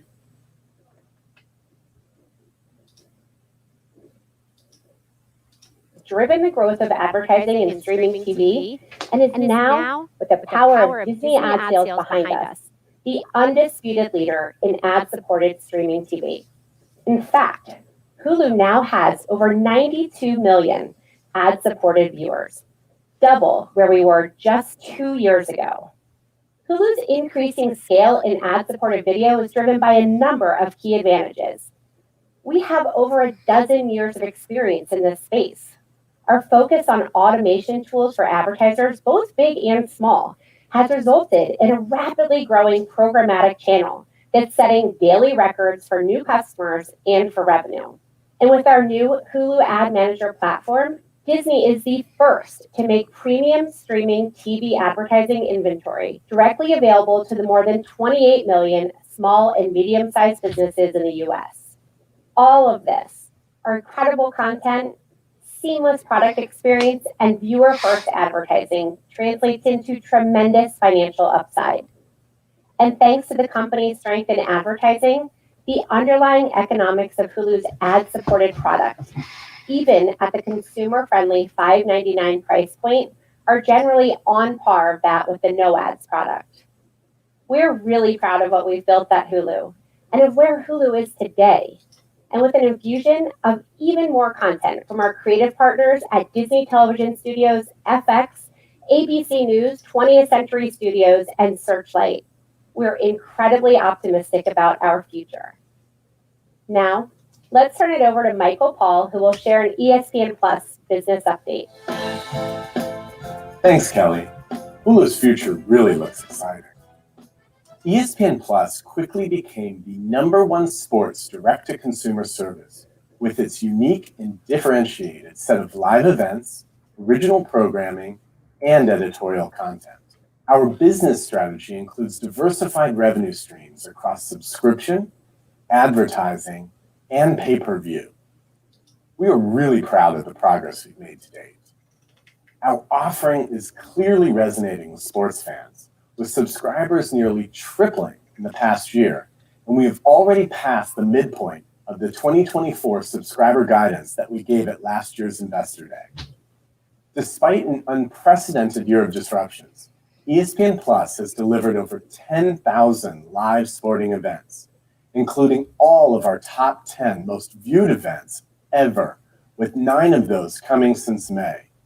We remain the destination for UFC fans, with millions of pay-per-view buys over the past year, and reached as many as 1 million readers per month of ESPN Abu Plus Dhabi premium editorial Yes, Island. And as Kelly mentioned, Yes, making Queen. ESPN Plus available for viewing and purchase directly within Hulu will only increase our ability to reach new fans and attract new ones.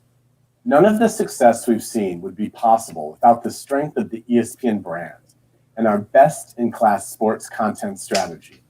To dive a little deeper into those topics, I'll now hand it over to Jimmy Pitaro, Chairman, ESPN and Sports Content. Thanks, Michael. Sports are arguably the most powerful and compelling live content available and are only growing in their importance. In fact, last year, 92 of the top 100 most watched telecasts were sports. That's up from 56 in 2009. And at the Walt Disney Company, we offer an unparalleled array of live sports across our platforms. The ESPN, ABC, ESPN Digital, and ESPN Plus combination is a unique reach machine, a machine that allows us to bring sports fans best-in-class production and storytelling wherever they are. Oh, more storytelling. Across our portfolio, ESPN reaches more than 200 million U.S. sports fans in a given month. That's on par with the total reach of both Google and Facebook. In 2019, and for the 10th consecutive year, our flagship linear network was the #1 full-time cable network among the coveted adult 18 to 49 demographic. In digital, ESPN is the #1 sports brand and by a wide margin in both reach and total time spent. Sports betting also continues to be an important area of growth for us. Our all-new ESPN studio in Las Vegas debuted in August, and in September, we announced market-leading partnerships with both Caesars and DraftKings. We'll continue to lean into sports betting as it represents a key opportunity to better serve our most passionate fans and appeal to a younger audience.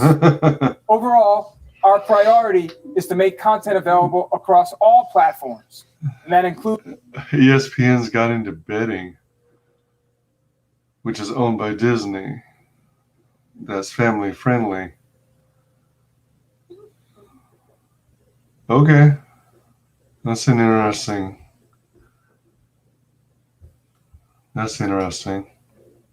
It shows their power. It's a flex. They're like, look at how much we own. Yeah. Plus, people are brand whores. They like seeing all the brand names and logos being showcased. Yeah. Hey, the Time Prophet. Hail all. What the fuck am I watching? This is the Disney Investor Day 2020. This is actually took place live on a live stream yesterday. I tried to do my part one was my attempts to find it, but no one would drop any links. So I finally found it, but by the time I got to it, it was too late. The live stream had already ended. The thing is nearly 4 hours long. According to the player, it's about 3 hours, 28 minutes. And when I found it on Disney's page, it actually said something to the effect, the live stream is unavailable right now. Check back later, and we should have it uploaded. But that's what we're watching now, even though it was from yesterday.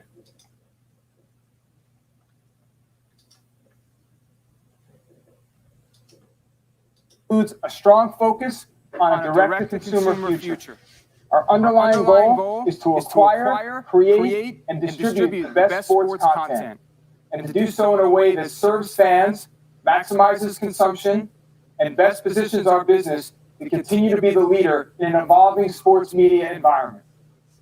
We continue to expand our #1 portfolio of marquee multi-platform rights. And I'm excited to announce today that we've reached an agreement with the Southeastern Conference to expand our partnership and add college football's most watched TV package, beginning with the 2024 season.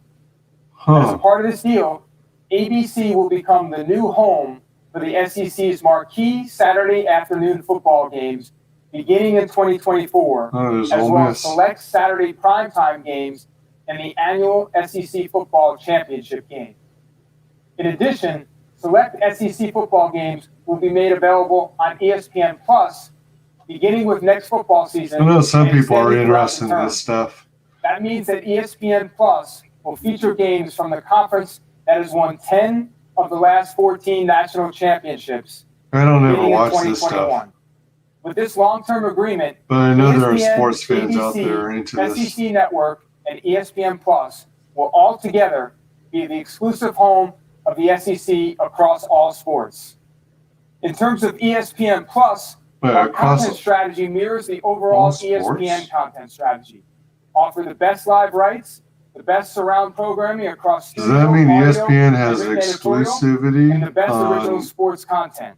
The SEC? Last year, our subscribers watched over 5 billion minutes of live sports content. So nobody else can broadcast? Soccer, UFC, top-ranked boxing, and college sports are cornerstones. Nobody else can broadcast However, ESPN SEC Plus anymore? also offers a host of other marquee content. Unless it's through like Disney's MLB, at ESPN? NHL, MLS, and as you saw in November, the Masters. And this is just the beginning. Like the SEC, we've strategically and opportunistically pursued new multi-platform rights for ESPN Plus, with Bundesliga one of the latest on a long list. Multi-platform We're especially rights. excited about our upcoming launch of the PGA Tour on ESPN Plus, where we've secured exclusive rights to PGA Tour Live and will offer 4 live feeds covering up to 8 groups per tournament. ESPN Plus also offers some of the biggest sports personalities and stories to keep sports. All right. Oh, maybe that's not him. All right. This one in the top middle that says roll the tape, I thought that was Jerry O'Connell at first. But it doesn't look like him after all. Well, there's Blackfeet Boxing. Racist. Venus Versus? Is this like a whole section dedicated to all of Venus's matches? NBA Rooks. I guess that's short for rookies. Based on true stories, Better Days. Oh, probably Sports Better documentaries.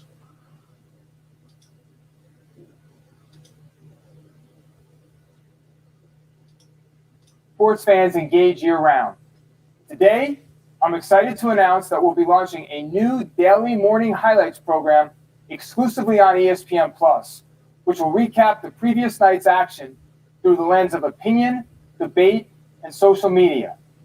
This new series will go deep on news, highlights, and trending topics each day, with exclusive talent and insightful guests joining every show. Additionally, I'm thrilled to announce that early next year, we'll be launching a new studio show that will be exclusive to ESPN Plus, featuring Stephen A. Smith. We're excited to bring another personality of his caliber to the platform and look forward to further expanding his reach across our different consumer touchpoints. In terms of originals on ESPN Plus, we can't wait for the upcoming Man Wait a in the minute. Arena. Who the heck was that again? Built around Tom Brady's I missed never that. before I stepped away. Who is that? I'm thrilled to announce that early next year, we'll be launching a new studio show that will be exclusive to ESPN Plus, featuring Stephen A. Smith. We're excited to bring another personality of his caliber to the platform. Who's that? And look forward to Is he a further expanding professional his reach sports across our commentator? different consumer touchpoints. In terms of originals on ESPN Plus, we can't wait for the upcoming Man in the Arena, a 9-part series built around Tom Brady's never-before-seen first-hand account of the unique journey to each of his 9 Super Bowls. And ESPN Plus will remain the exclusive home of the critically acclaimed 30 for 30 franchise, NFL Primetime, Detail, and of course, Peyton's Places. I'm very excited to let you know today that we're bringing back Peyton's Places for a 3rd season and also expanding the Emmy-nominated series. But enough from me. Peyton, why don't you give them a little flavor of what's to come? Hey folks, Peyton Manning here. We're smack in the middle of the 2nd season of Peyton's Places. And if I told you that I'm just tickled pink about how the show has expanded into colorful and compelling new horizons across the glorious football landscape, you'd say that someone in sales definitely wrote that for me. And Is that a reality show? Hey, it's the truth. I really do have the greatest job on the planet because in season 2, I get to hang out with the likes of John Elway, Terrell Owens, Ronnie Lott, Marshawn Lynch, President Bill Clinton, and even my old pal David Letterman. Anyway, the best is yet to come, as some of the most engaging storytellers from other sports get their very own versions of Peyton's Places, including Abby Wambach, Ronda Rousey, and David Ortiz. Big Papi's Places does have a nice ring to it. And if that wasn't enough to get you jacked up, my little brother Eli will also be doing a college football show.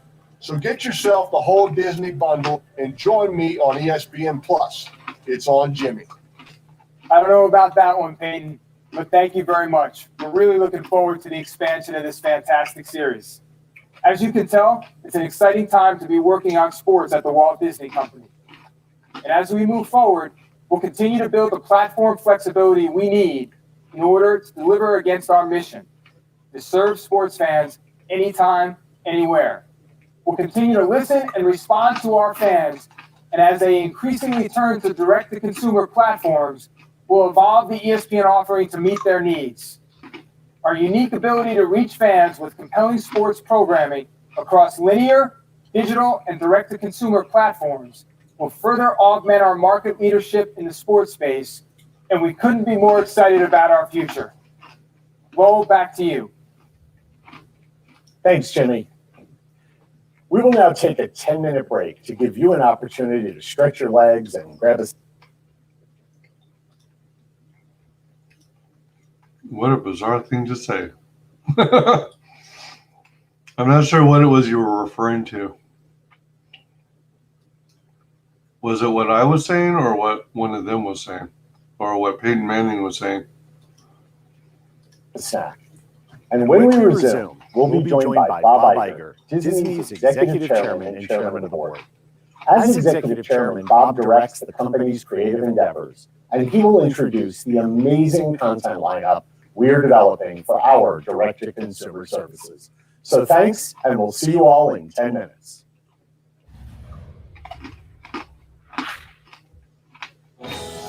When I became CEO 15 years ago, I envisioned a world where distribution, powered by transformative technology, would expand dramatically, almost to the point of becoming a commodity. If we could harness that technology and couple it with our extraordinary content, we would be well positioned to not only withstand disruption, but to thrive in a new, increasingly dynamic environment. That thinking led to the acquisitions of Pixar, Marvel, Lucasfilm, and 21st Century Fox, each bringing with them a breathtaking array of branded content and the ability to create even more of it. Fast forward, and in just a year, we've established ourselves as one of the true leaders in the direct-to-consumer space. And what you'll see today reflects an increased commitment to focus the resources and immense creativity across our company on delivering an extraordinary direct-to-consumer experience, unlike anything else that's in the market. You're about to hear from our amazing executives and get a preview of what they've been hard at work creating for Hulu, Star, and... I've got to say,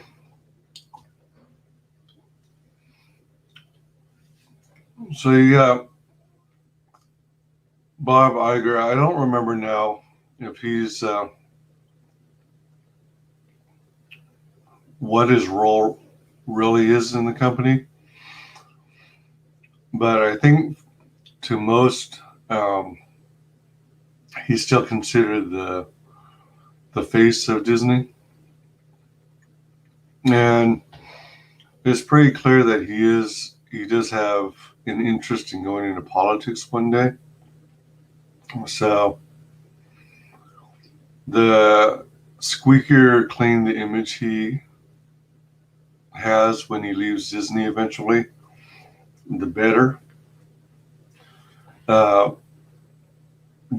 Iger's run of Disney, I think the main conclusion is he's all about acquisitions, taking companies that do things better than Disney and absorbing them. But at the same time, the bigger they've become, the less competition there has been out there. So although they're sort of competing with each other, it's nowhere near the extent they used to be competing with each other. And I think that's caused Disney to be lazy. I respect the business decisions and ideas of, growing through acquisition, but at the same time, I think Disney was pretty strong a brand, and they could have, kept pushing 2D animation and live action movies without going down the road of remaking their classic animated movies into live action, because that's simply lazy writing, lazy content creation, just lazy in general. Oh, yeah, I wouldn't say it's. I'm tickled pink. That is something kind of strange coming out of a guy a professional player in sports. Disney Plus. We love what we are seeing, and we're confident audiences around the world will too. When I stepped down as CEO 9 months ago, my priority became the supervision of our content creation across all segments and territories, with a focus on leveraging our brands and expanding on what we've already achieved. The single most effective way to grow our subscriber base is with great content. And as we increase our output, the emphasis will always be on quality, not volume. Quality holds its value, and that has been our mantra for as long as we've been telling stories. In fact, one thing you'll notice immediately is the high quality of our storytelling, and it is evident across all of our distribution platforms. Production values and talent for our streaming content, both in front of and behind the camera, are on par with our theatrical releases. Truly, the only difference between these and our feature films is length. You'll also see that we are redoubling our efforts to create rich, diverse content that best represents the world we live in and the consumers that we're making that content for.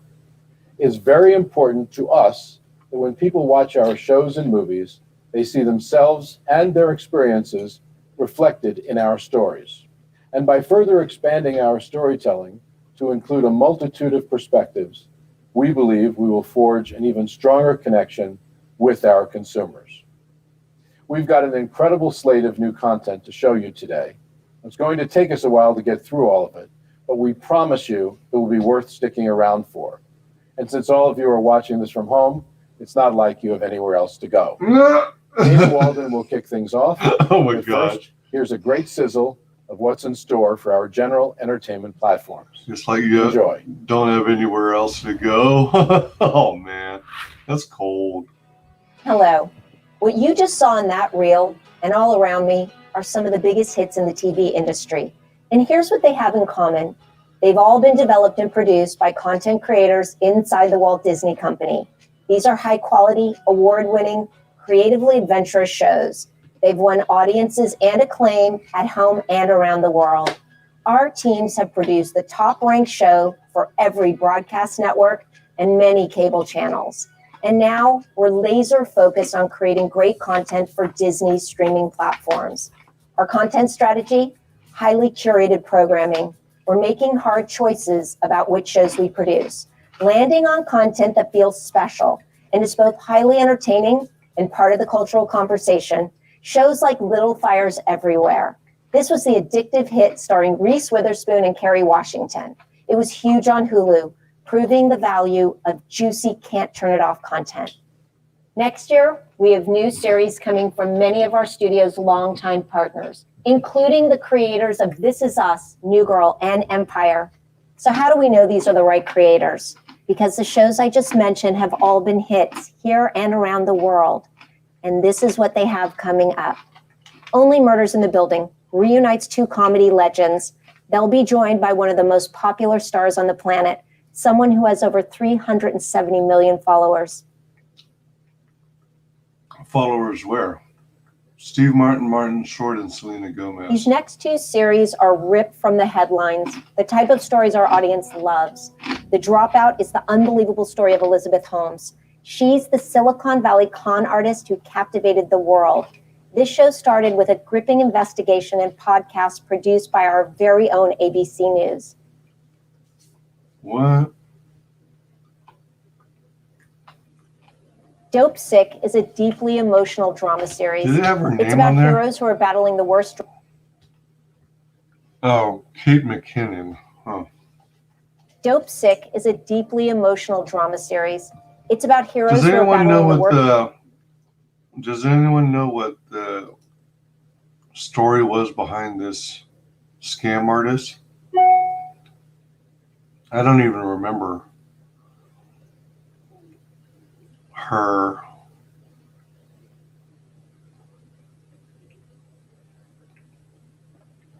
I mean, I don't even remember the Silicon Valley scam.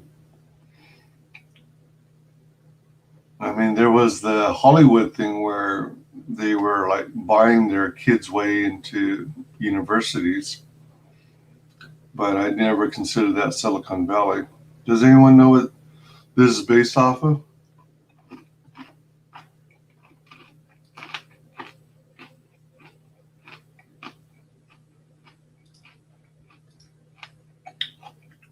Dope Sick is a deeply emotional drama series. It's about heroes who are battling the worst drug crisis in history. It's an important story, and we've assembled an all-star team to tell it.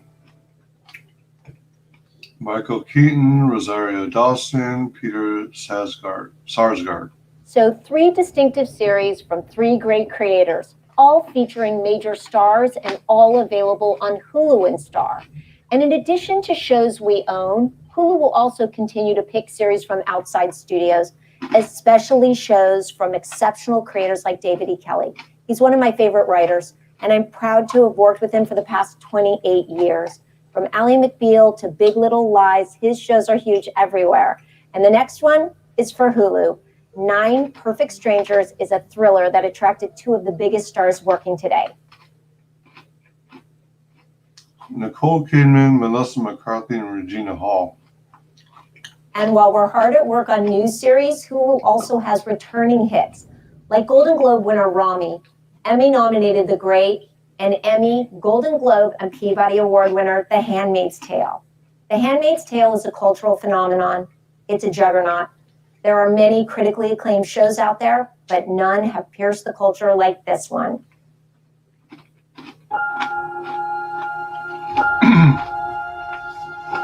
Wake up, America. We're just getting started. She is out there planning who knows what kind of atrocities to visit upon our righteous nation. What the heck?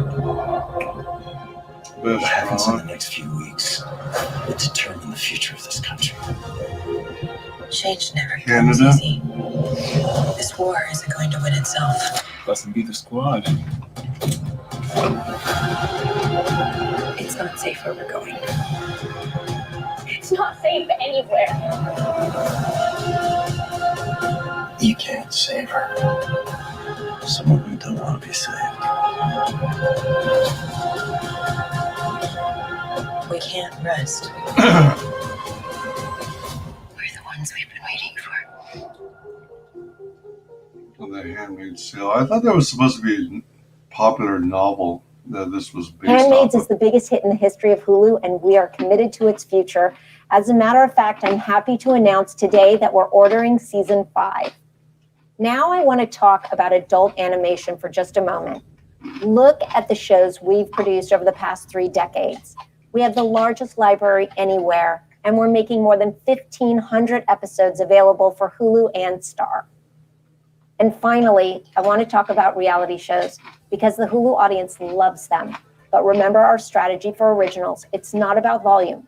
It's about picking the right ideas and the perfect partners. Noisy, breakout stars who create So many of those cartoon series, though, are like old stuff. Their content has gotten dull and boring because they're in like season 20 or 30.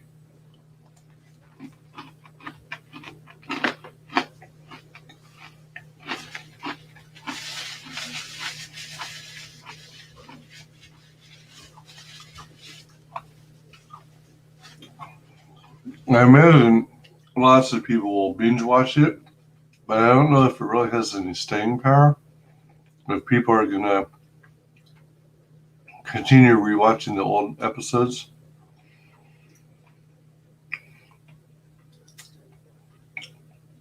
No, I have no idea who she even is. Okay. What the hell is A Handmaid's Tale, and why does YouTube want to shove it down my throat? I'm not exactly sure. I think it's a form of propaganda that, you know, where they're trying to program people to be followers, sheeple. I'm not sure. Or turn them into anarchists. Make people want to riot out in the streets. conversation. Well, no one does it better than this group.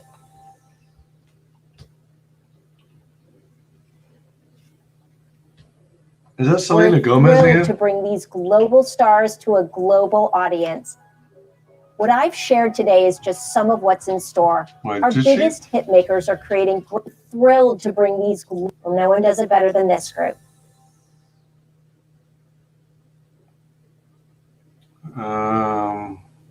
We're thrilled to bring these global stars to.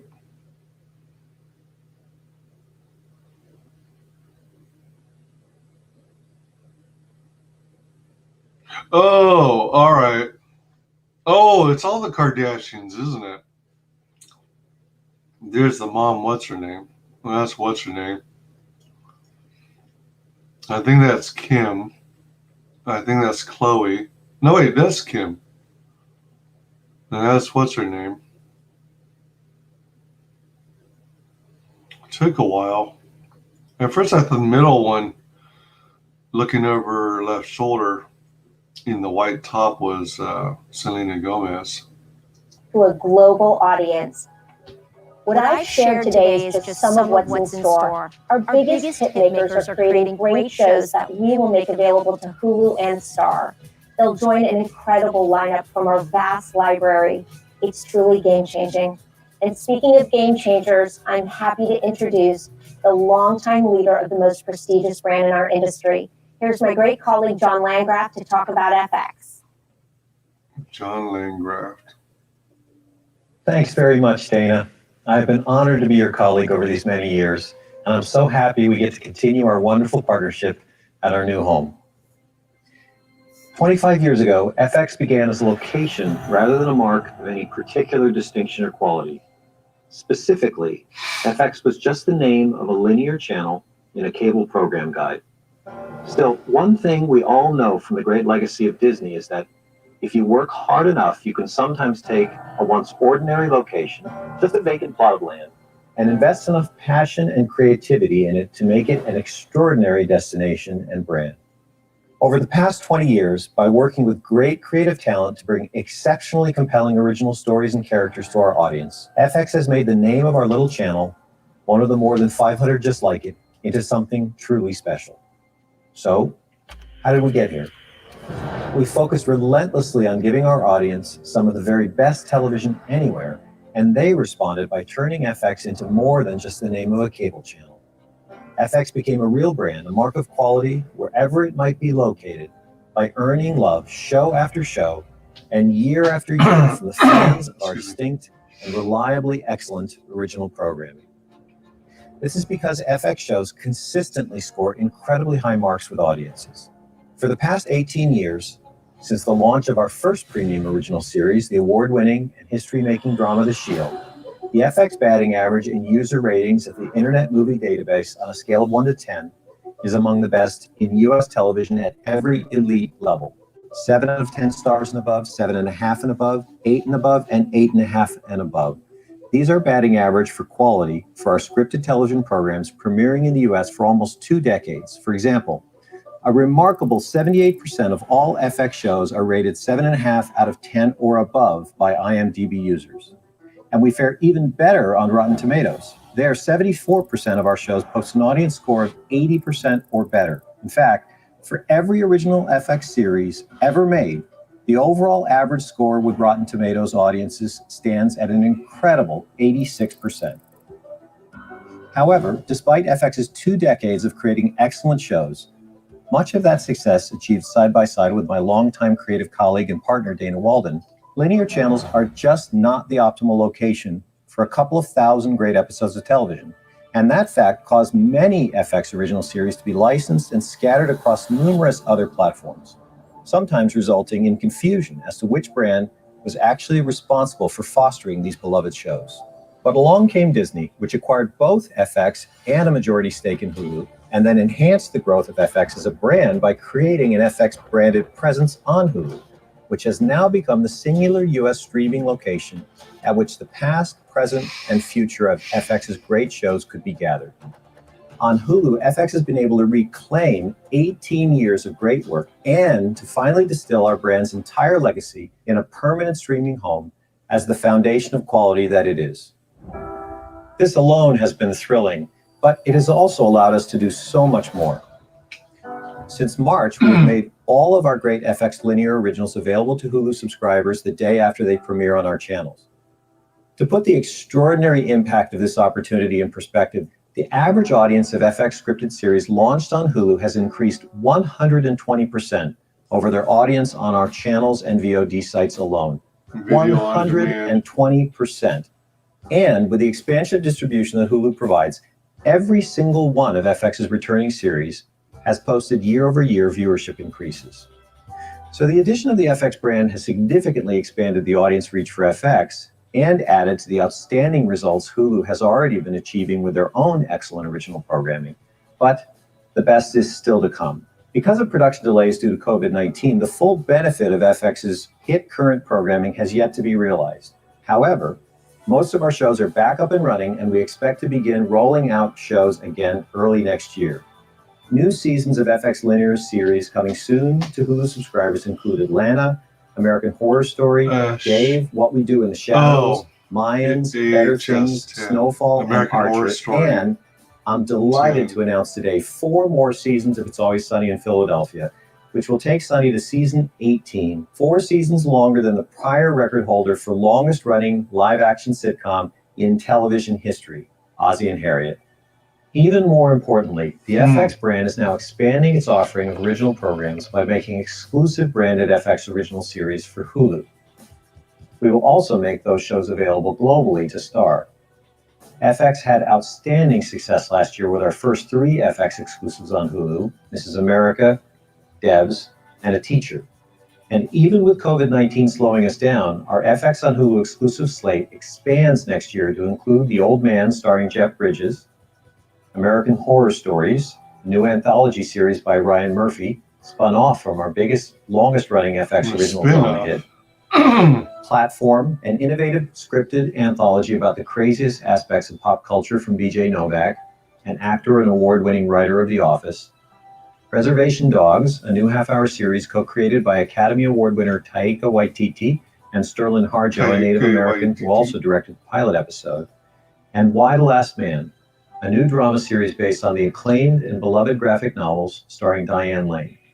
You can see how well Disney's strategy to brand FX content is already working and how bright the future is for both the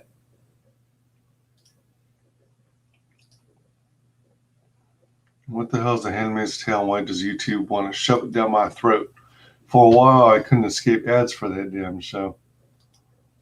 Oh, it's the Kardashians. I don't care about them. I really don't get what people see in those vapid rich people being rich shows. Oh my God. What the hell doesn't Disney own? I know. They're a monopoly. If Disney doesn't say they are, then you know FX brand. They're lying. And for the contributions they they are. make to both Hulu in the US and Star internationally. The FX brand will quickly be able to double our output, making and marketing about 30 original programs each year. While I know that doesn't sound like a huge number in the era of peak TV, I assure you that these 30 shows will punch vastly above their numerical weight, just as FX originals always have, because we will strive, as always, to ensure that every single one of them will be excellent. A truly great aspect of the streaming era, as Disney quickly and overwhelmingly demonstrated with Disney+, and as FX has now been able to replicate with the success of FX originals streamed on Hulu, is that today's new programming is tomorrow's perpetual library. Because of this, FX and all of Disney's many brands can create incredible long-term value for fans and shareholders, because we know that streaming subscribers will now be able to easily and conveniently find, treasure, and share their favorite series. And Man, I stopped watching.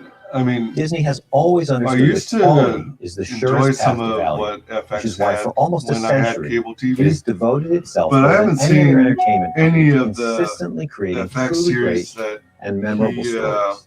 He highlighted. FX belongs at Disney because we fervently share this I belief, stopped before and the those marrow of our series brand is came built on out. it.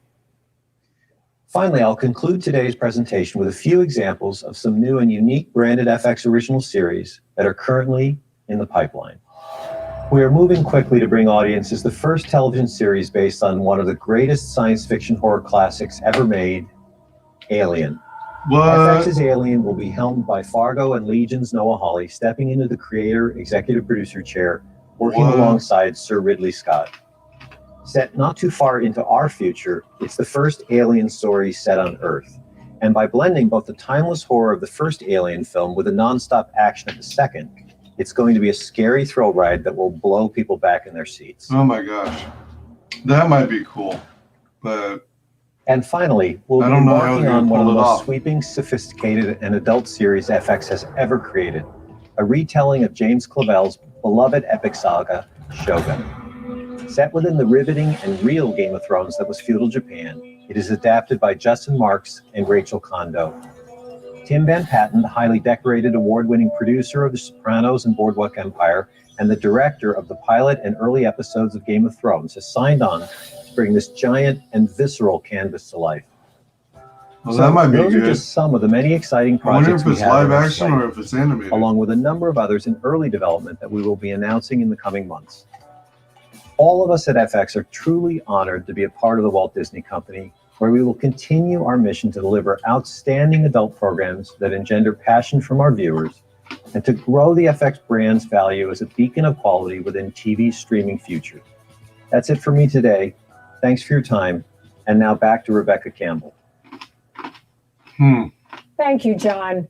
We believe that Hulu, Star, Star Plus, and Disney Plus Hotstar are perfectly suited to host the general entertainment content we create from our world-class production engines. Our Hulu joint venture will continue to license all original scripted streaming content and most off-network content created by Disney Television Studios and FX. Star, Star Plus, and Disney Plus Hotstar will be the exclusive home of our original content and much of the off-network content outside of the United States.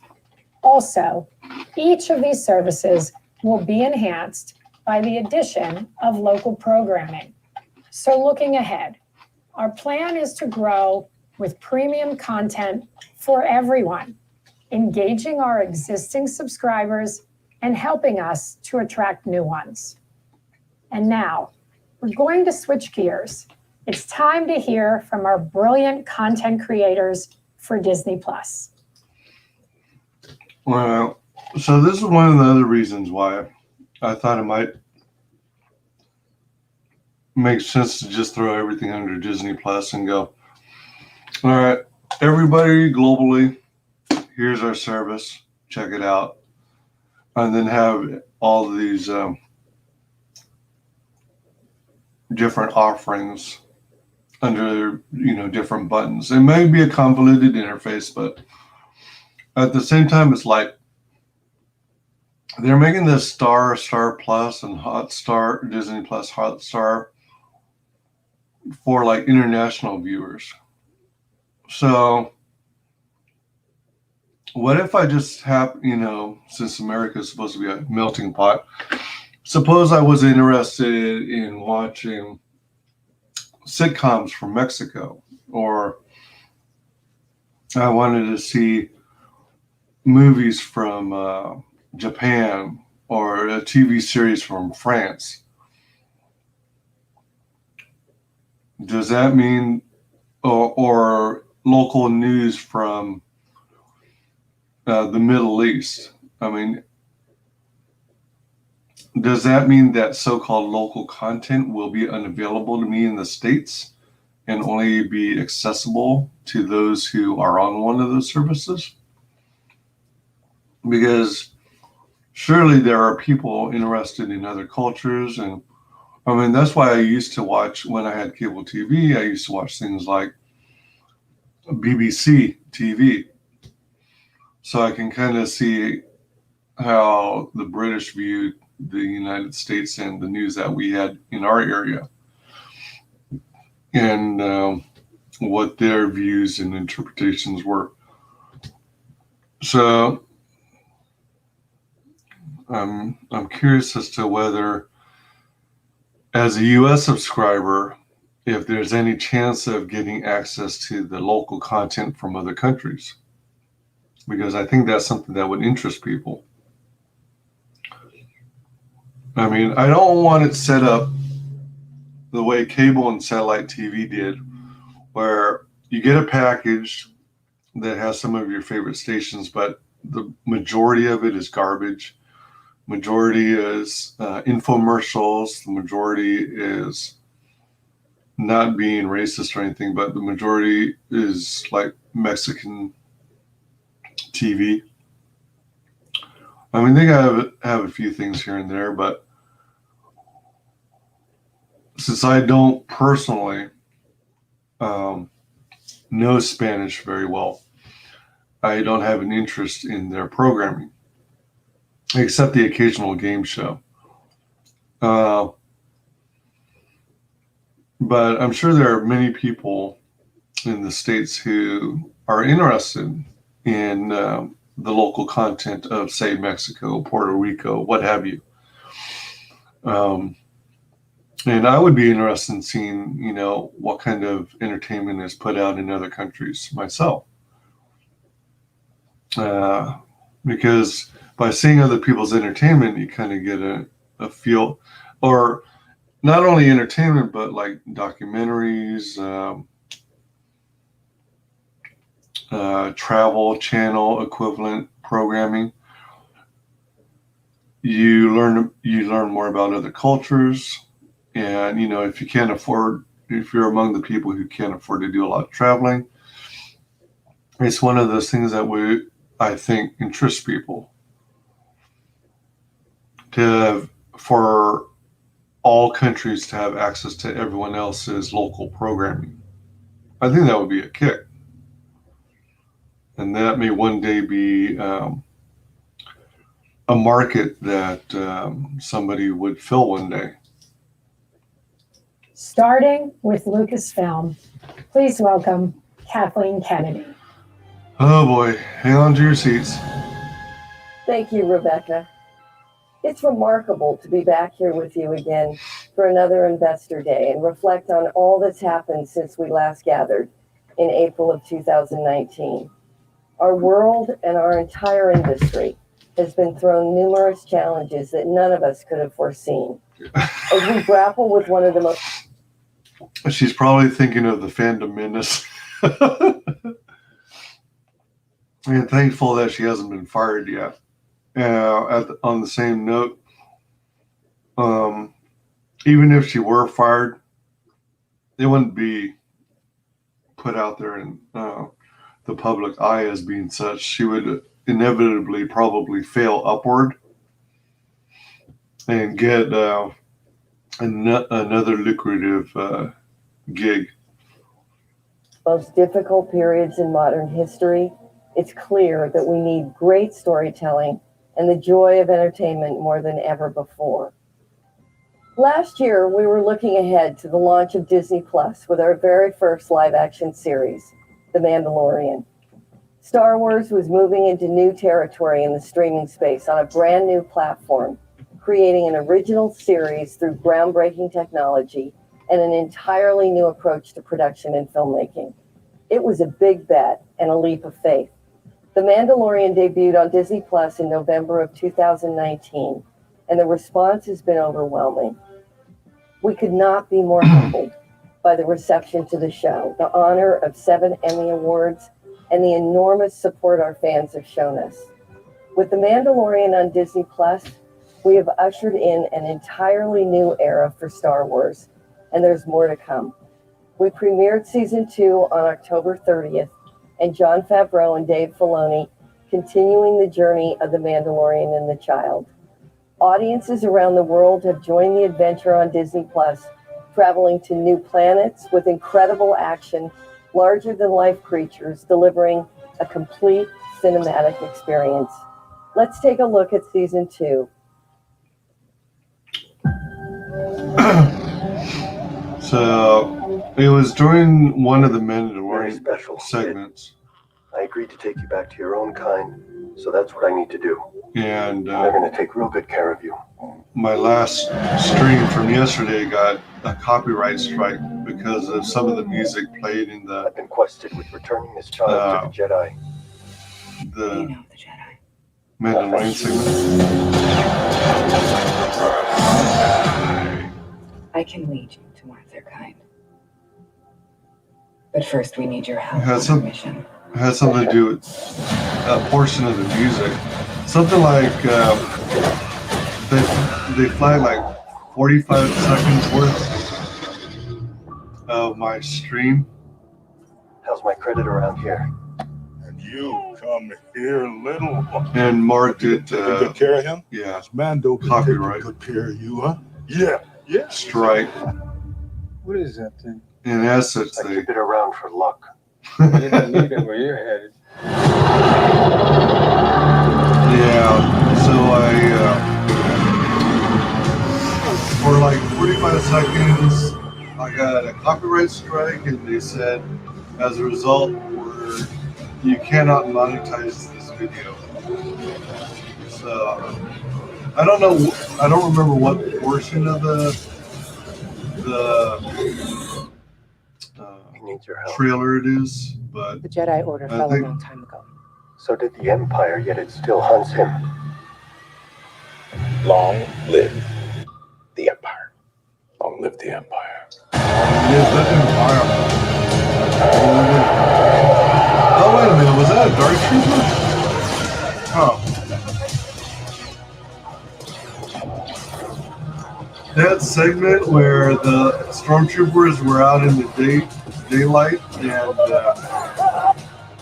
coming out and attacking, that almost looked like a snippet from a fan film. Whoa.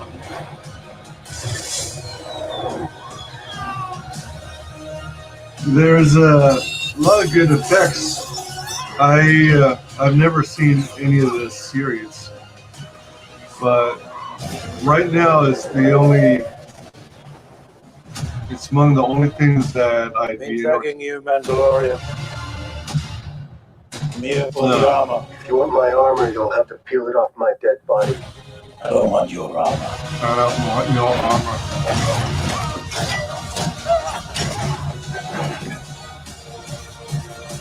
I want my armor. I want my armor.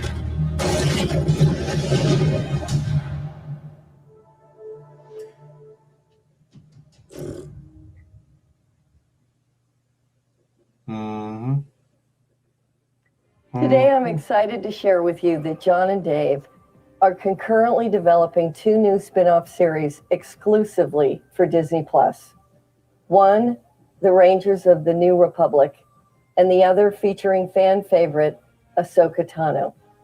Set within the timeline of The Mandalorian, these interconnected shows, along with future stories, will excite new audiences, embrace our most passionate fans, and will culminate Rangers in a of the climactic New story Republic. event. Huh. The next chapter will debut on Disney Plus Christmas of 2021.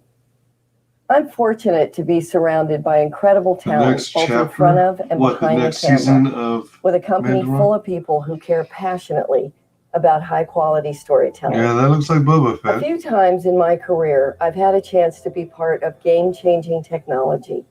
Moments when a new way of filmmaking changed the way stories could be told forever. Oh, Working with Jon stagecraft Favreau to developed by create the world of The ILM. Mandalorian Figures. with their own stagecraft technology has been one of those moments.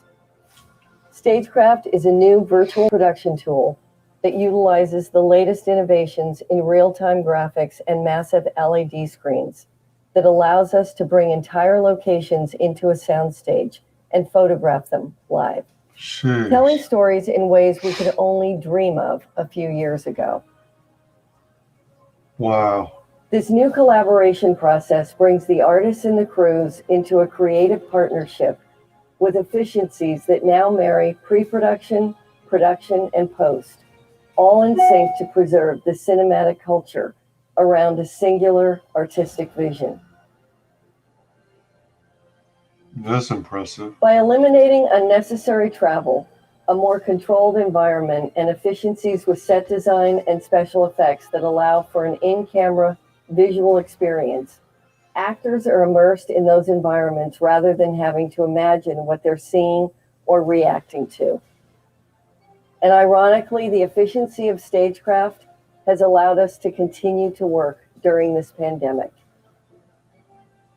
On The Mandalorian Season 2, we expanded Stagecraft's capabilities further and built an even larger volume. Huh. Additionally, we are building 3 more volumes right now in Los Angeles, London, and Australia, advancing the Disney-owned technology and building the studio of the future. We have a vast and expansive timeline in the Star Wars mythology, spanning over 25,000 years of history in the galaxy, with each era being a rich resource for... Of course, they highlight the Disney Star Wars era and push to the sides the original and prequel trilogy.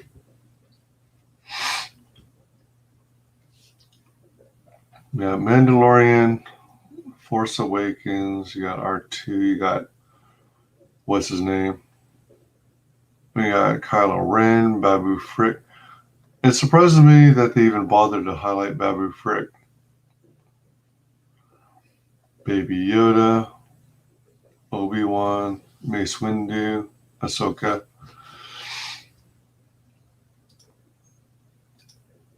FX mostly shows movies when I watch it. Okay.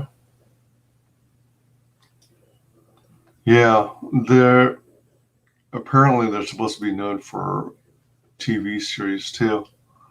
I hear the names of the TV series mentioned here and there, but I've never watched any of those that they mentioned.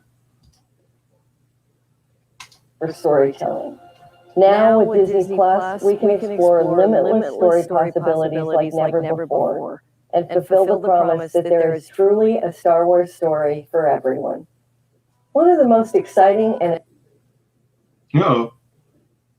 Oh, shit.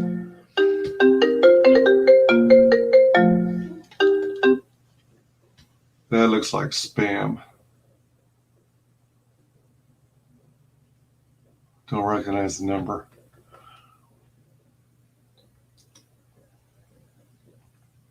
An ambitious new series we have coming to Disney Plus in 2022 is Andor, a tense, nail-biting spy thriller in the Star Wars universe created by Tony Gilroy. Tony's incredible success with the Bourne Identity films distinguishes him as one of today's best creators of the modern spy genre. We couldn't be more thrilled to have him at the helm of this new series for Star Wars. Diego Luna will be back in the role of Rebel spy Cassian Andor from Rogue One, and he will be joined by a fantastic new cast that includes Stellan Skarsgård, Adria Arjona, Fiona Shaw, Denise Goff, Kyle Soller, and Genevieve O'Reilly as Mon Mothma. We just began production in London 2 weeks ago. Here's a special look at Andor. At least they're using a real actress for Mon Mothma and not doing some CGI to de-age the original actress. Everything I did for the rebellion. There's probably music in here they're gonna try and copyright strike me for too. It's a film that connected new audiences with the oldest fans. This is one of the teaser things that we watched on bittersweet feeling in the premiere. Stream knowing yesterday. that it was just one film. But then magic happens, right? As you can see, we're getting ready. We're building stages, we're rehearsing, we're training, we're trying costumes, we're doing everything to make sure we do the best show. I'm really excited having the chance to explore Cassian. It's really fun to go on a set that is emulating something you like so much. The enormity of this is like doing a big feature film. This project, it's very cinematic. this series, Maybe that's where the excitement is.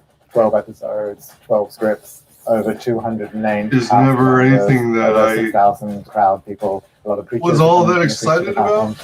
It might be good. I don't know. It's exactly like we would have filmed. There is no difference in our approach. Every creature and droid that we've been It building remains to be has the same seen. care, level of attention to detail. I bet you as the this previous films.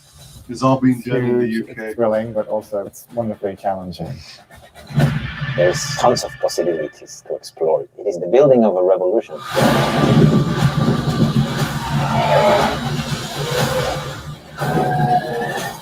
It's like an animated comic book. Those scenes are kind of cool. Like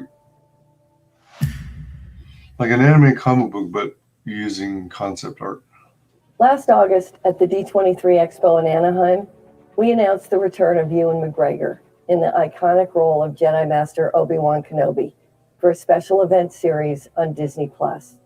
Obi-Wan Kenobi begins 10 years after the dramatic events of Revenge of the Sith, where he faced his greatest defeat, the downfall and corruption of his best friend and Jedi apprentice, Anakin Skywalker turned evil Sith Lord, Darth Vader. Our fans will be thrilled that Hayden Christensen will be returning in the role of Darth Vader. This will be the rematch of the century. The series is directed by Deborah Chow, coming off the great work she did with us as a director on season 1 of The Mandalorian. Production will begin in March of next year. Here's an early look at Obi-Wan. Correct me if I'm wrong, but isn't Deborah Chan the one who directed Harley Quinn and the fantastical... Oh, no. Birds of Prey and the Fantastical Adventures, or the Emancipation of One Harley Quinn.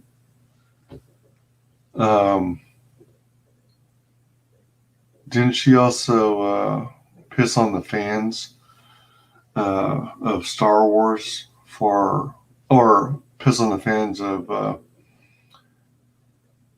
comic book fans who didn't care for her movie or something like that?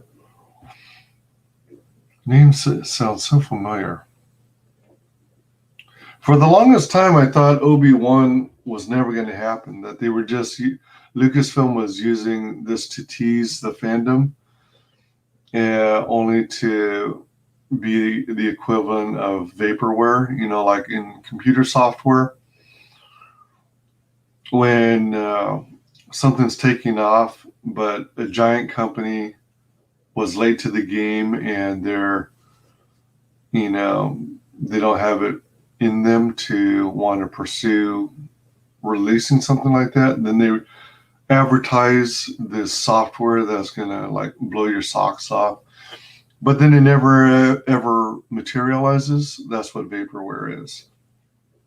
I always imagine that, Lucasfilm was doing something similar to the fandom for Obi-Wan, because they knew we wanted an Obi-Wan film and not a Han Solo film for obvious reasons. And we weren't digging the Star Wars sequel trilogy by Disney. I always felt that Lucasfilm was just, trying to piss off the fans more by touting bait in front of our eyes and going, look, we're going to create this great thing you're wanting, and then never release it. But it looks like they might actually go through and make it. On Kenobi. During our first year on Disney Plus, our animated series Star Wars: The Clone Wars saw that was one of the things they weren't able to show. Oh, you tick me off, man. Tick me off. That was something I was actually interested in seeing. I wonder if it's somewhere on YouTube. That sucks. They actually omitted that one.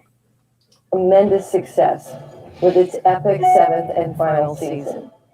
Building on the legacy of the Clone Wars, our new animated series, The Bad Batch, follows the Specialist Commandos of Clone Force 99 as they embark on new missions in a rapidly changing galaxy. This is The Bad Batch. They call themselves the Bad Batch. Yeah, we saw this. Saw a bunch of Lucasfilm sneak peeks in yesterday's stream. The Republic will be reorganized into the first galactic empire.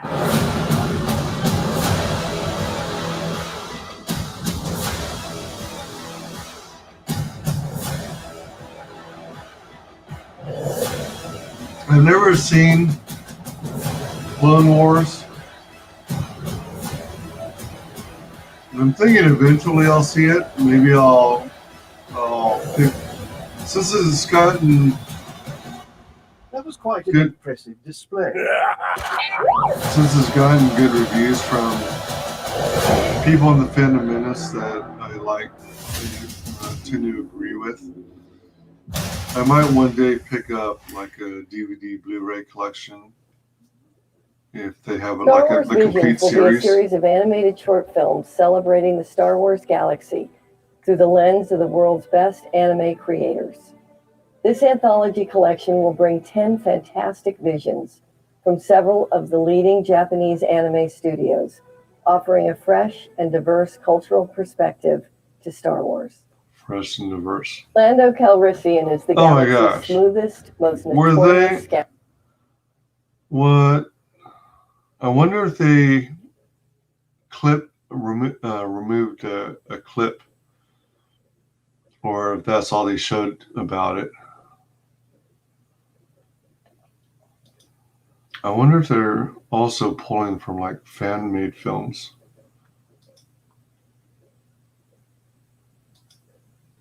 Scoundrel, and he'll return in a brand new event series for Disney+.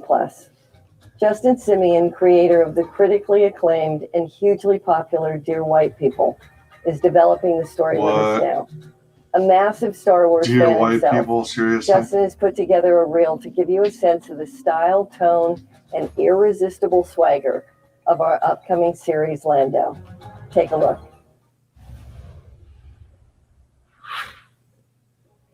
Oh, Leslie Headland, shoot. Emmy-nominated creator of the You Mind bums, man. You bums.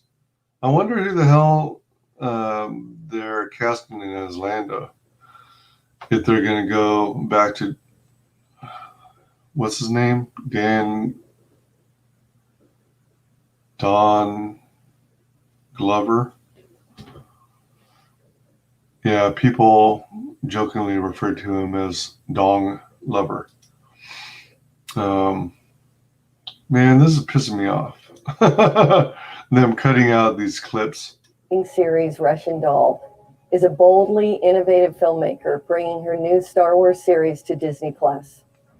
The Acolyte is a mystery thriller that will take us into a galaxy of shadowy secrets and emerging dark side powers in the final days of the High Republic era. Oh no, not the High As we Republic. continue to develop new stories, Oh, the geez. intersection of animation and visual effects offers new High opportunities Republic for is us to explore. garbage. Lucasfilm Animation will be teaming up with our unparalleled visual effects team ILM to develop a special Star Wars adventure for Disney+, a droid story. This epic journey will introduce us to a new hero guided by our most iconic duo, R2-D2 and C-3PO, on a special mission known only to them. What could possibly go wrong? Outside of the Star Wars galaxy, we're expanding Lucasfilm's presence on dare Disney you. Plus with another beloved mythological world created by George Lucas, Willow. This series will be set decades after Ron Howard's 1988 movie, continuing the spirit of adventure, heroics, and humor of the original film. We're delighted that Warwick Davis will be returning in the role of the great sorcerer. Oh my gosh, Willow really? Ufgood. We have a wonderful creative team at the helm. Wow, John Chu, director Warwick of the Davis. groundbreaking film Crazy Rich Asians, will be directing the pilot. Willow begins shooting next March in Wales and will debut on Disney Plus in 2022. Here's the team to share more. We also have Oh, some news to share on our dang, theatrical so slate. many things they We're cut in out. What the pre-production on the hell? next and final installment of Indiana Jones. At the helm, Final we have James installment? Mangold, director Really? of the Academy Award-winning film Ford vs. Ferrari. And of course, Indy himself, Harrison Ford, will be back to conclude this iconic character's journey. Indy will begin shooting late spring of 2021 and will be released in July of 2022. Are Our they just going slate to call is it Indiana expanding further Jones? with a Just story like that will introduce Rocky a new did? hero and explore an original world that feels perfectly paired with Lucasfilm storytelling. We're proud to bring to the screen author Tomi Adeyemi's New York Times best-selling novel, Children of Blood and Bone. This story will center around a young African girl's heart-racing quest to restore magic to her forsaken people, the Magi. Tomi was recently included in the Time 100's list of most influential people of 2020. We're proud to be partnering with the 20th Century Studios on this coming-of-age adventure. Our Star Wars theatrical slate is pushing forward into a new future era. As we announced recently, we're currently developing a brand new Star Wars feature with acclaimed filmmaker, Academy Award winner Taika Waititi. Taika's approach to Star Wars What? will be fresh, unexpected, and unique. Oh boy. His enormous talent and sense of humor will ensure that audiences are in for an unforgettable ride. Oh He's boy. currently hard at work writing this next adventure. Oh no. And to close today, I couldn't be more excited that our next Star Wars feature film will be directed by Patty Jenkins. Patty, director of the Wonder Woman franchise, will bring her inspired vision to Rogue Squadron.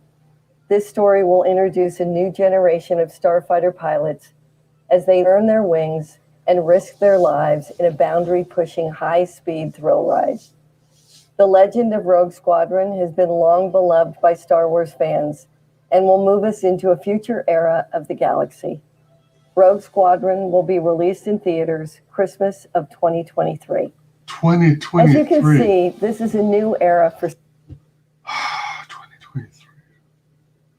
Wow. 3 years from now.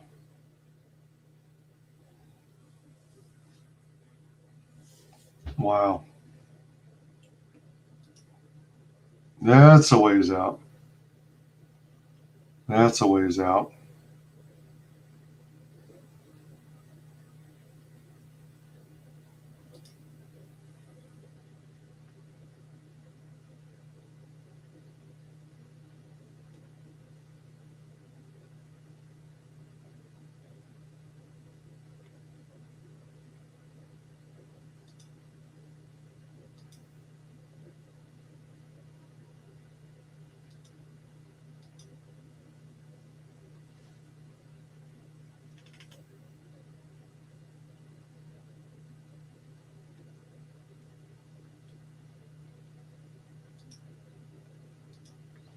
Man, just a moment. I'm going to take a moment to, oops, wrong one. Remind everyone, oops, no.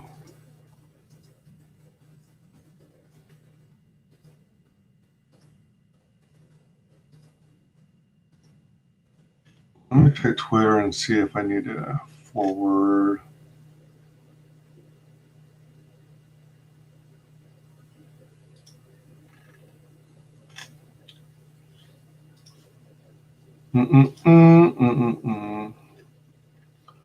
Advertise the stream is still going.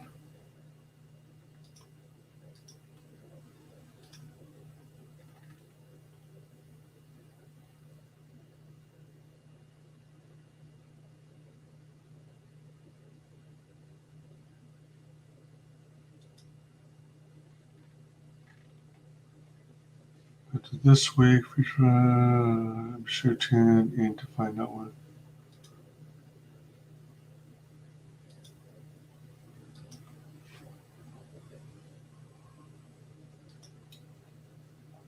Oh my gosh, cool.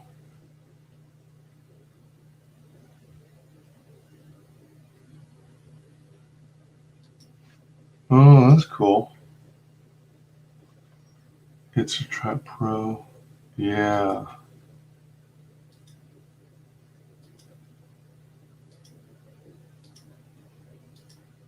Nice. All right, so I got to make a note to myself. Promoters.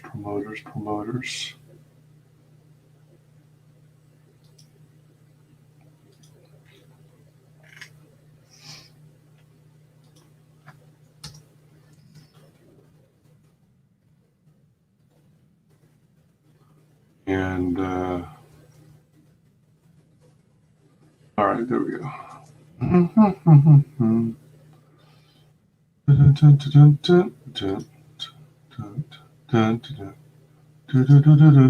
Star Wars and Lucasfilm, with expanded opportunities for continued innovation, high-quality storytelling, and cinematic experiences like never before. I don't know. And now I'm pleased to introduce Courtney Monroe, President of National Geographic Content. Thanks for the setup.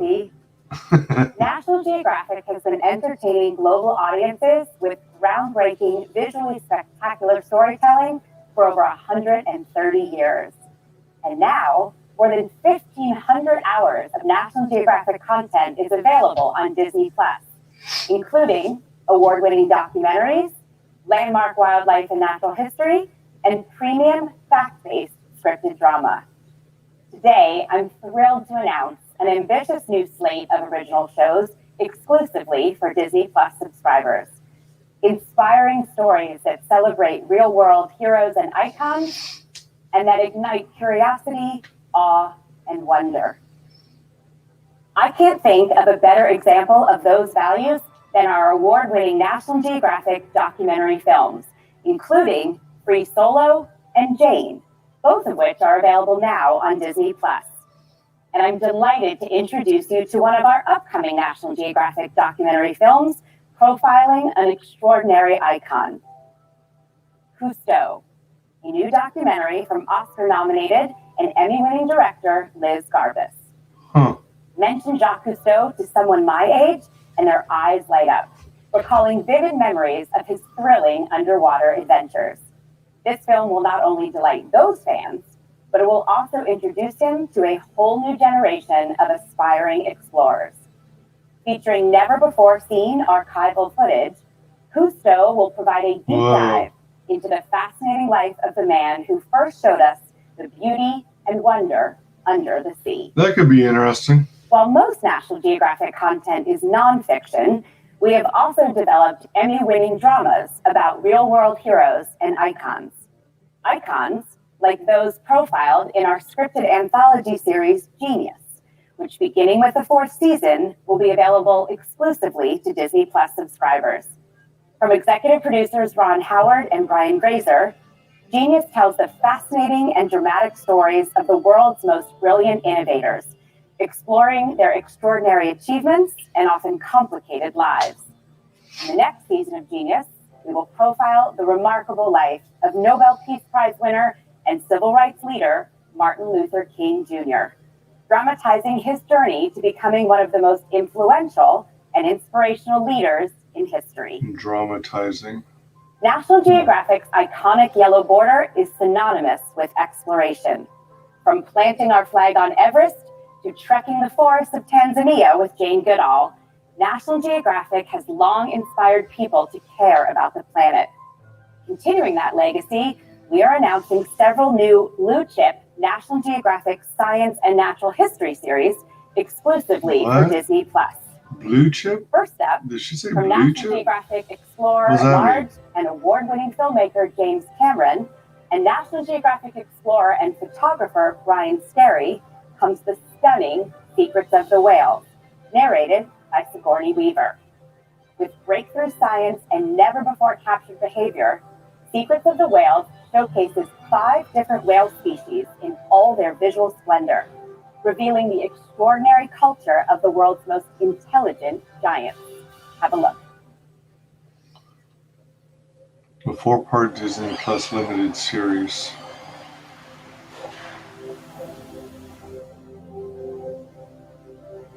Documentaries can be pretty interesting.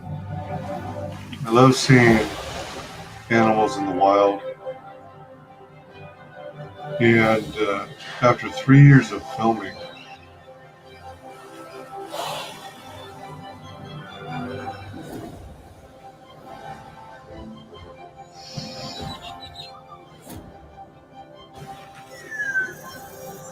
oh, what? You didn't know that already? What the hell? Yeah. Every sentient being does. What the hell? Are you daft? Come on now, people. Come on, man. Their beauty absolutely takes my breath away. Moving on, who knew that beneath our feet exists a tiny magical world bursting with action, adventure, and even love? Using the very latest miniaturized camera technology, our new series, A Real Bug's Life, will transport viewers into this mesmerizing place where microscopic creatures play out the drama of life. From the savannas of Africa to the urban underworld of New York City, we'll discover a great big world buzzing with tiny little heroes. Then, America the Beautiful, the ultimate portrait of America's wildlife and wild places from sea to shining sea. This ambitious new series will celebrate America's most iconic landscapes, from the frozen north to the wild west to the deep south, and apply the most technologically ambitious Hollywood filmmaking to the world of natural history.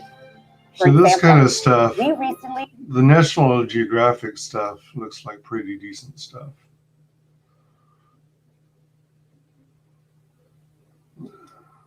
Even when compared against what's spit out by Hollywood. We obtained an exclusive first ever film permit for a fighter jet equipped with a gyro-stabilized 8K camera to fly close to the speed of sound across 7 U.S. national parks that were closed to the public due to the pandemic. As you can see, the footage is incredible, and the opportunity to capture it in this way may never happen again. Yeah, that's pretty sweet looking. That looks like one of those Next, motion I'm rides at super the theme excited park. to introduce you to 2 new documentary series from Oscar-nominated and visionary filmmaker Darren Aronofsky that feature 2 of the biggest movie stars on the planet. First, Limitless with Chris Hemsworth. New scientific research is shattering conventional wisdom about the human body, revealing how we can all unlock our own body's superpowers to fight illness, perform better, and actually reverse the aging process. Count me in. In this series, the science is put to the test by Chris, who, despite being in peak superhero condition, is on a personal mission to learn how to stay young, healthy, strong, and resilient. Limitless with Chris Hemsworth is 1 part science, 1 part action adventure. This is Limitless. What do you fear about getting old? Not being mobile, not being active with my kids. It scares the hell out of me. The show is all about pushing my body to the absolute extreme to live a longer, healthier, happier life. Do you think I'm going to be able to hold together? No. We come out here just to see how battle ready your body is to combat aging. I'm equally excited as I'm intimidated. I, as a 36-year-old healthy guy, even thinking about this, I would say this is exactly the time to think about it. This is a lot harder than anything you've done so far. There is a real risk you could die. Why am I doing this? Why am I doing this? Why am I doing this? This is all about longevity. Let's go, big man! So challenging physically and emotionally. 4 days, no food. I'm not even remotely tempted by this delicious, crispy bacon and egg. 30 more seconds. Finish this! I want to continue to push myself in ways that I never thought were possible. Let's get on with it, shall we? It seems kind of interesting. Never doing that again.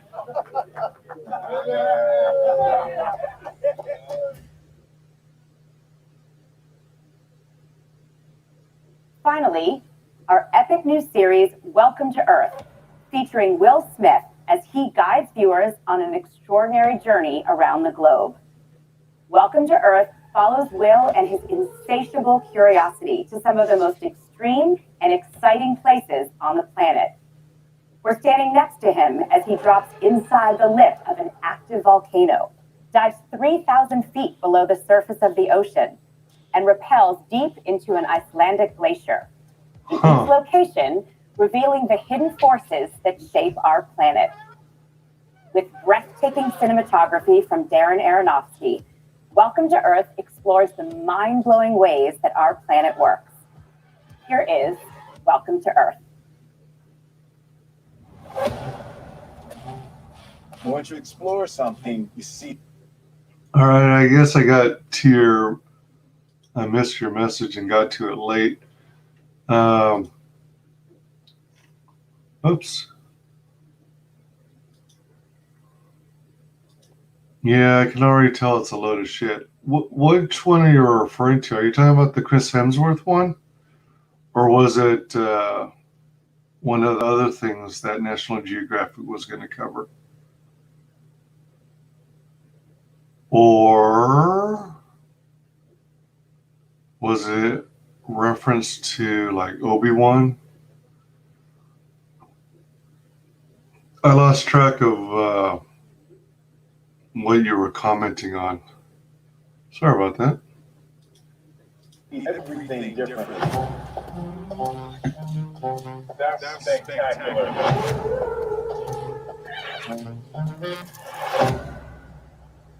I'm throwing myself into the unknown. Well, ready? Yes, sir.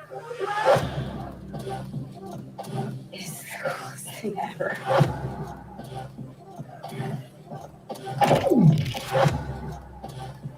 3, 2, 1. Lights off. Let's see what's out there. Wow! The hell is in this water? That looks crazy. I think we might be too much.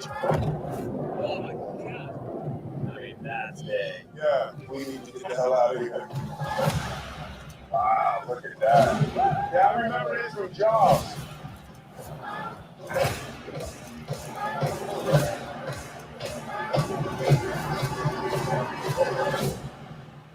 Welcome to Earth. That looks like it might be fun. We are, without question, living in an extraordinary time. And yet, National Geographic reminds us that the world is still an amazing and miraculous place, filled with spectacular beauty and wonder. Oh, which we are Limitless? thrilled to Okay. share with the Disney Yeah, the Plus Chris audience. Hemsworth one? And with that, it is my pleasure to welcome back my colleague, Dana Walden.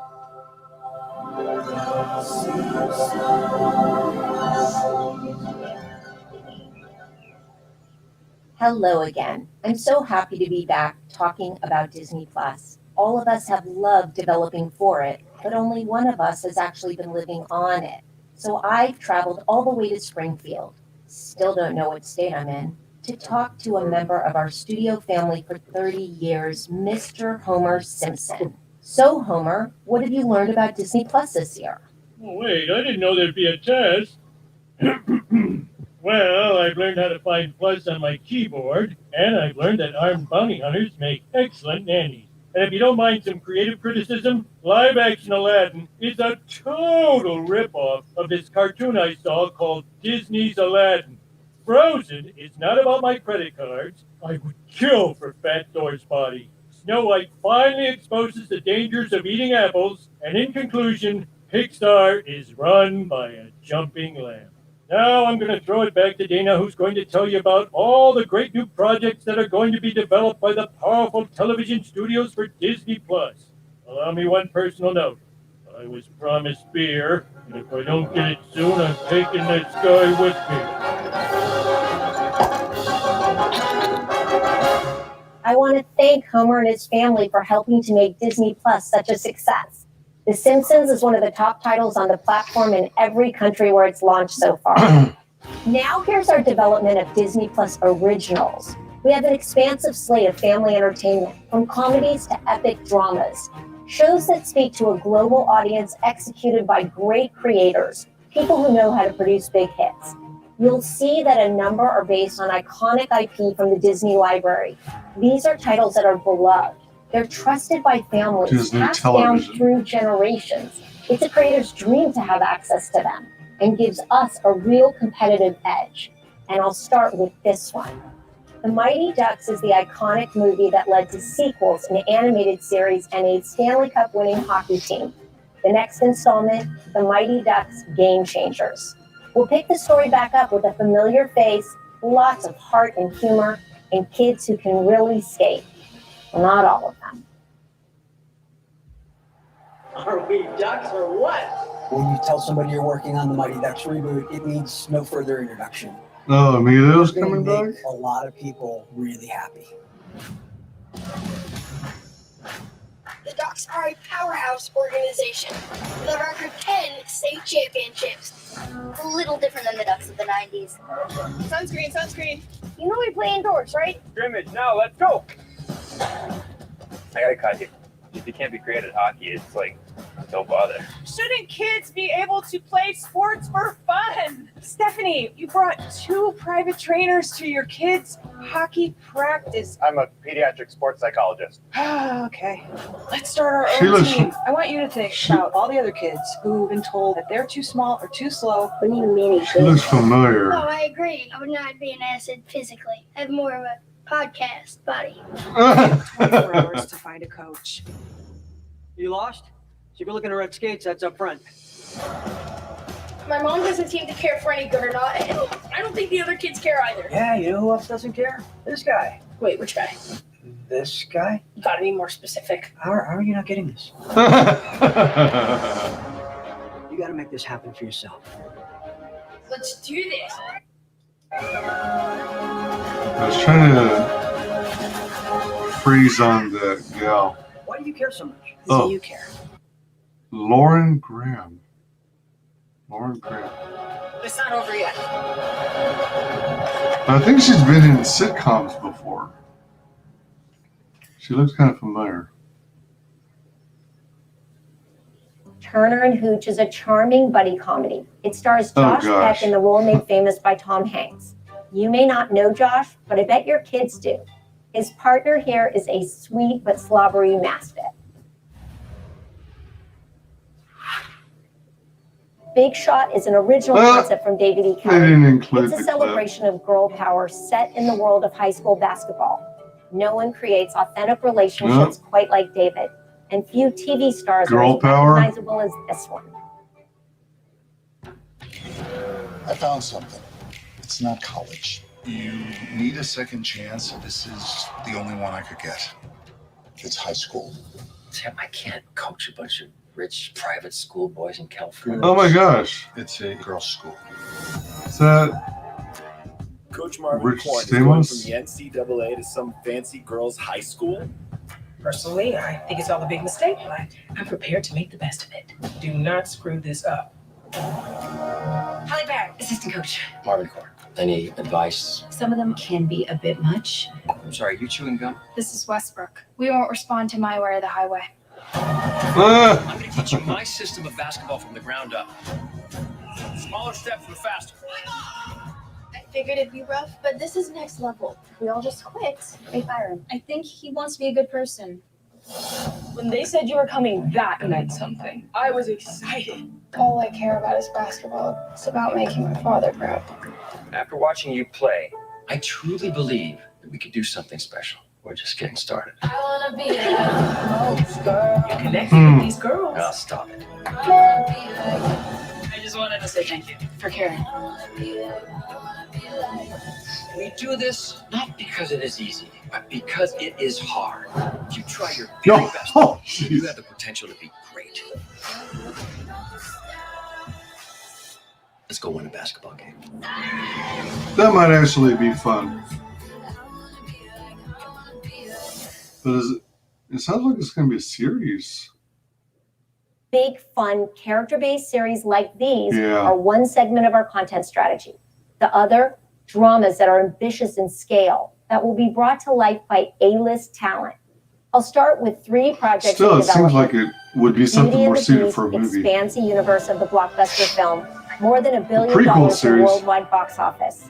LeFou and Gaston return, played by their original stars Luke Evans and Josh Gad, with all new music composed by Oscar, Grammy, Emmy, and Tony winner Alan Menken.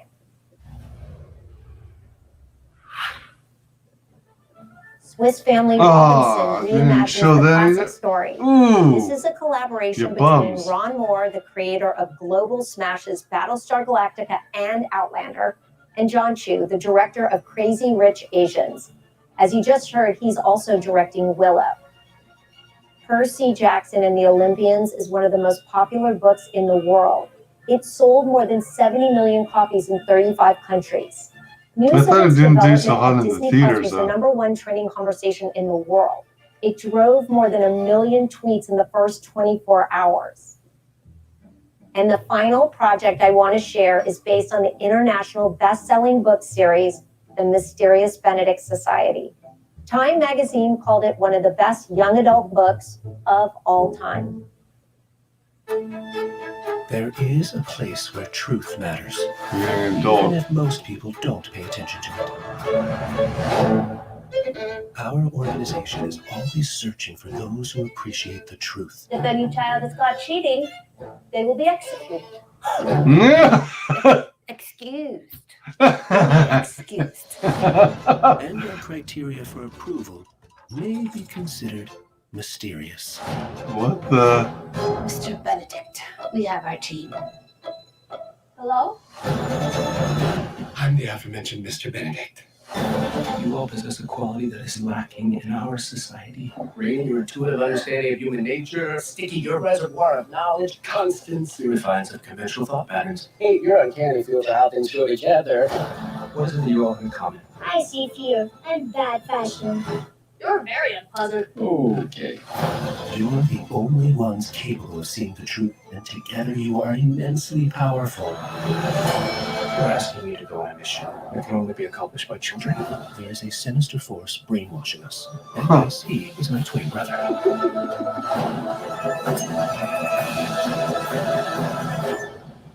So, you need a bunch of smart orphans to do a deadly mission. I get it. Ideally not deadly. And this is That just the could be beginning. fun. I We don't have know. a deep bench of talent and the opportunity to access the incredible Disney library. We're looking forward to creating But are many you going to more be able to Disney stretch Plus that originals out in the into a years ahead. series? And now it's my pleasure to introduce Sean Bailey, president of Walt Disney Studios Motion Pictures Production. Disney brings you another cliche sports movie. True. Wonderful stuff from Dana and her team. Thank you. Thank you so much. You know, there are so many incredible dimensions to this company, and my team and I have the honor of getting to focus on a treasure trove of iconic characters and stories that spring from the Disney imagination as we continue to build on Disney's singular legacy of creating magic for audiences worldwide. We have a lot of fun diving into our expansive library spanning nearly 100 years to bring beloved tales to life in new ways for today's viewers. The addition Remakes. since last year of great franchise IP created out of 20th Century Studios means an even bigger sandbox to play in. One of the truly exciting things about Disney Plus is the opportunity it has given us to greatly expand our storytelling across a variety of genres to bring compelling, original films from all around the world to the screen in a way that only Disney can. We have a ton of projects in the works, and I have the pleasure Hopefully of taking they're you not on a all tour remakes. through the magical and memorable stories we're producing. Disney Plus is already home to a massive collection of unforgettable movies from across the decades. The kind of movies you want to watch again and again with your family and friends. We're right in the middle of the holiday season, and I'm sure, like me, you and your families have your favorite must-watch movies for every season. On Disney Plus, we're continuing to create new holiday memories for fans and families around the world with such films as The Delightful Noel and The Brand New Godmother. Of course, one of the most popular holidays is Halloween. And one of the most popular Halloween movies is the cult classic Hocus Pocus. And I'm happy to confirm we are working on a treat for Disney Plus audiences with a spooky sequel. In addition to Disney and 20th Century, we also have films from the Touchstone days that fit right in the Disney Plus wheelhouse. One such project we're excited about is a modern take on the hilarious 80s comedy 3 Men and a Baby. Oh boy. We are deep in development, aiming for a 2022 release, and we could not be more thrilled to have Disney All-Star Zac Efron attached to star. Now, we also love to tell real-life stories of heroes from around the world. Distinctly human stories that draw on emotion, inspiration, and aspiration, like Togo, which we premiered last year. Safety is inspired by the empowering story of Clemson University football player Ray McElrathbey, who found himself raising his 11-year-old brother while still in college. This uplifting drama from Marshall director Reggie Hudlin debuts on Disney Plus tomorrow. We are also working on a film based on the incredible story of Keenan Lowe, a high school coach who averted tragedy through compassion, with the man of many talents, Dwayne Johnson, on board as a producer. Meanwhile, heading into production next year, Greek Freak is the remarkable story of NBA star Giannis Antetokounmpo and his family as they lifted themselves out of poverty as undocumented immigrants living in Greece, with Giannis ultimately finding himself on the world stage. And I can confirm we are developing a biographical film for Disney Plus with another NBA superstar, Chris Paul, whose past includes a deeply moving story of family, legacy, and destiny. I guess this is their slate of POC movies. As you can tell, I do watch a fair amount of ESPN myself. Moving to another of our favorite genres, children's and young adult books certainly aren't just for kids. They speak to the kid in all of us, and they have the power to shape our understanding of the world. Flora and Ulysses is based on a Newbery Medal-winning book about the misadventures of cynical young comic book fan Flora and her superpowered squirrel sidekick Ulysses. Huh? Flora and Ulysses will debut on Disney Plus this coming February. A little further ahead on the slate, for 2022, we are reimagining the hit comedy Cheap by the Dozen with Blackish producer Kenya Barris. It's centered around a multiracial blended family of 12, navigating a hectic home life while managing their family business. I'm thrilled to share that Gabrielle Union is set to star in this reboot. And we're revisiting the beloved Diary of a Wimpy Kid series, which has spawned a successful live-action film franchise from the books. The series remains as popular as ever. In fact, the latest Wimpy Kid book, released in October, was an instant New York Times bestseller. In our new film, our intrepid hero, Greg Heffley, gets an all-new look, and he's, well, a little animated about it. In expanding our focus on content development for streaming, I didn't realize we think there are some great worlds and Diary stories of a Wimpy Kid movies separate were from the actually doing amazing well. original work coming out of our animation studios that we can tap into in a new way, particularly from the world of 20th Century Studios. The Ice Age series has so far seen 5 feature films to the tune of over $3.2 billion at the global box office. We are now in production on a spin-off film exclusively for Disney Plus called The Ice Age Adventures of Buck Wild. It centers on 3 series favorites: the prankster Possum brothers Crash and Eddie, and the swashbuckling weasel of the title, Buck. I'm pleased to announce that the wonderful Simon Pegg will be returning in the role of Buck. Moving to another popular film series that has earned a combined $1.3 billion at the global box office across 3 films, we are ready to spend another night at the museum. In a fun twist, it is animated this time around. Oh god, the Wimpy Kid movies were freaking terrible. I forget, Amada Nui, are you a parent? Do you see them because you have kids? I think you said you have at least one. I've never watched those movies, and I've never even read those books.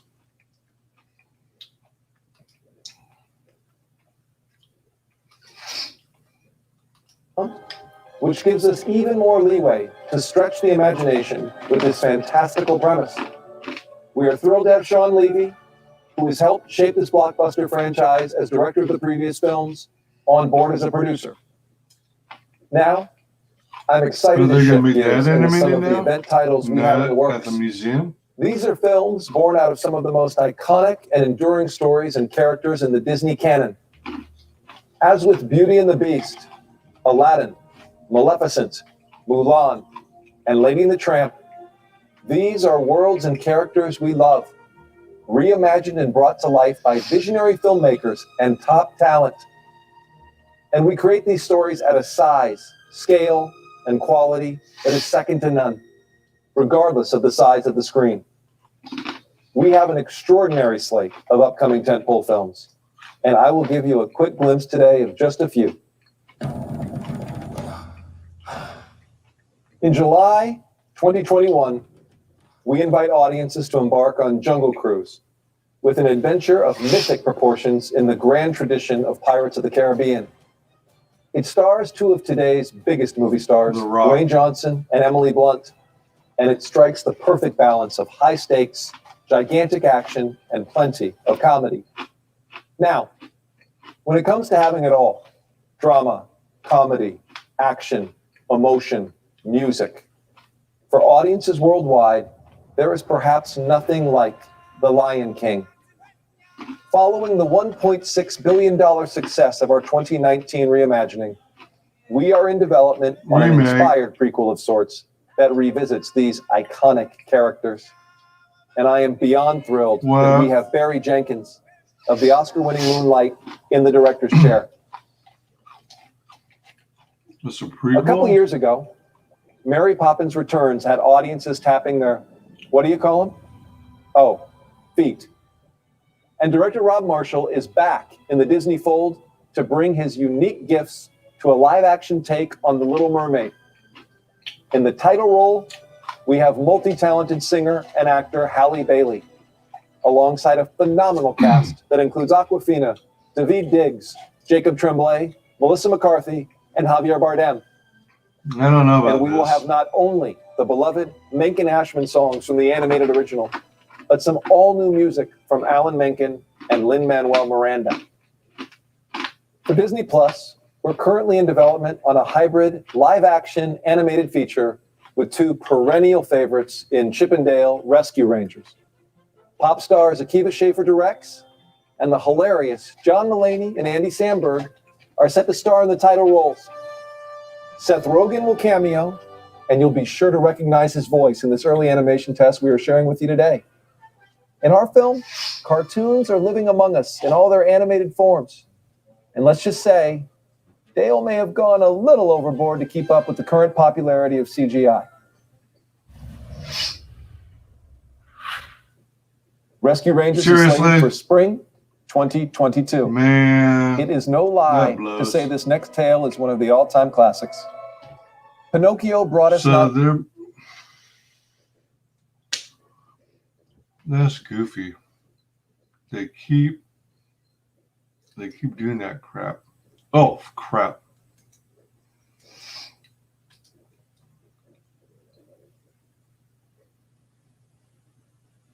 Successful ad campaigns aren't just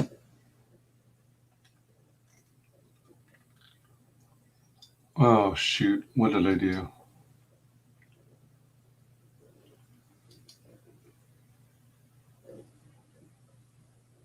Oh.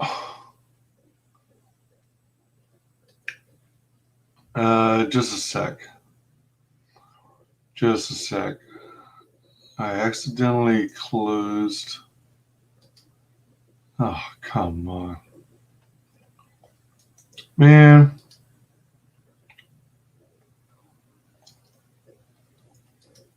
Oh, shoot. Good afternoon. I'm Lowell Singer, Senior Vice President.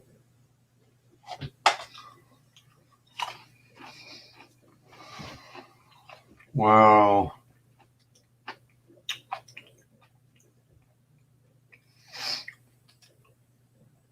Wow. I blew away the tab that had the stream going, and now it's starting from the beginning.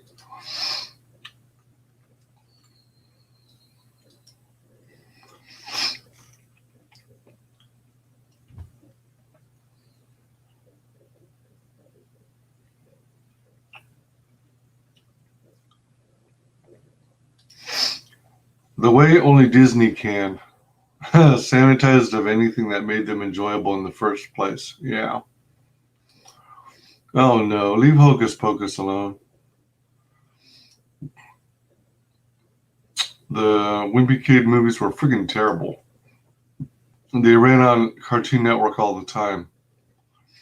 Were they always live action, or were they animated? No, I'm not a parent, thank God. I don't even have a girlfriend. Okay. For some reason, I thought you had a kid. All right, let's see here. Oh, you have a pet. That's right. You got a dog you take out for walks. Let's see here.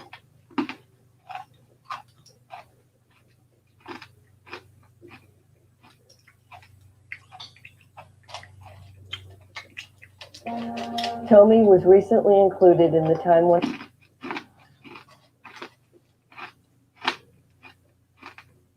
Turner and Hooch is a charming buddy comedy.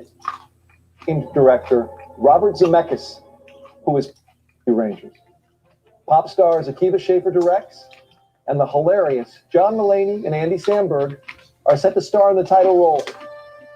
Seth Rogen will cameo, and you'll be sure to recognize his voice in this early animation test we are sharing with you today. In our film, cartoons are living among us in all their animated forms. It sounds like they're trying to turn Rescue Rangers into the next Who Framed Roger Rabbit. Of CGI. Rescue Rangers is slated for spring 2022. It is no lie to say this next tale is one of the all-time classics. Pinocchio brought us not only the plucky puppet and his cautious cricket, but also some of the most iconic Disney music of all time. From I've Got No Strings to the quintessential When You Wish Upon a Star. This is going to be creepy. And now, especially for Disney Plus, we are working with the famed director, Robert Zemeckis, who is pulling the strings on a compelling new live-action retelling with the one and only Tom Hanks set to star. We will be leveraging state-of-the-art CGI to bring Pinocchio to life. Tom Hanks, eh? Like Pinocchio, the story of Peter Pan and Neverland has always had a special appeal to audiences. David Lowery, who did such a spectacular job on Pete's Dragon, is exploring a new angle in Peter Pan and Wendy, just for Disney Plus. Peter Pan and Wendy. And we are putting together an amazing cast, including Yara Shahidi in the role of Tinkerbell and Jude Law as Captain Hook. And finally, an update on a project that's been eagerly awaited for some time. We have been working on a sequel to the hit film Enchanted, which starred Amy Adams as Giselle, who finds her life flipped upside down when she falls out of her animated fantasy world and finds herself stuck in real-life Manhattan. We could not be any more thrilled to share that Amy will be back as Giselle in this sequel, Disenchanted, which will stream exclusively on Disney Plus. One more exciting tidbit of news. We are in development on a third film in the beloved Sister Act series, with none other than Whoopi Goldberg herself on board to star and produce. Tyler Perry is also signed on as a producer on the project, and we will have more details on these titles in the coming months.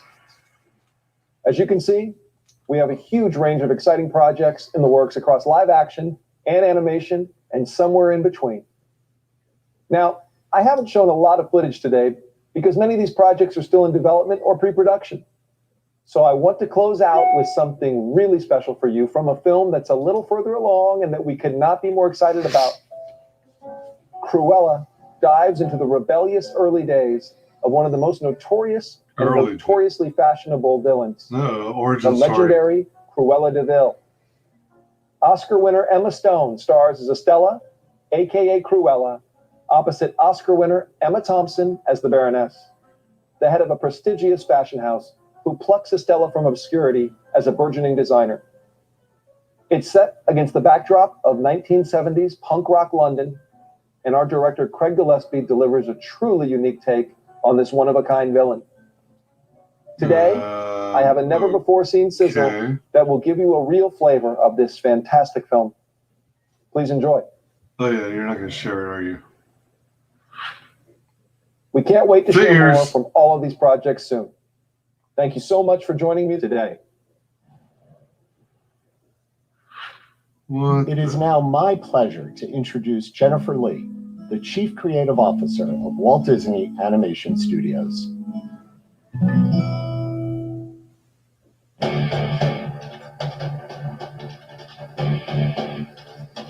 What is this?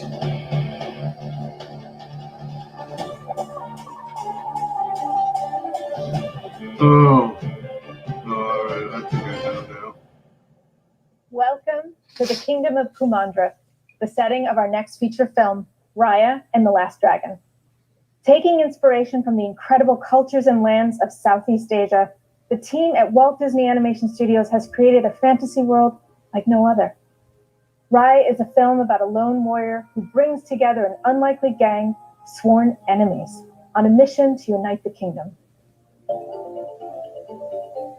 There's Raya, a warrior whose wit is as sharp as her blade, the street-savvy entrepreneur named Boone, the formidable giant Tong, and a little thieving toddler, Noi, with her band of Ongies. Their only hope is a magical, mythical, self-deprecating dragon named Sisu.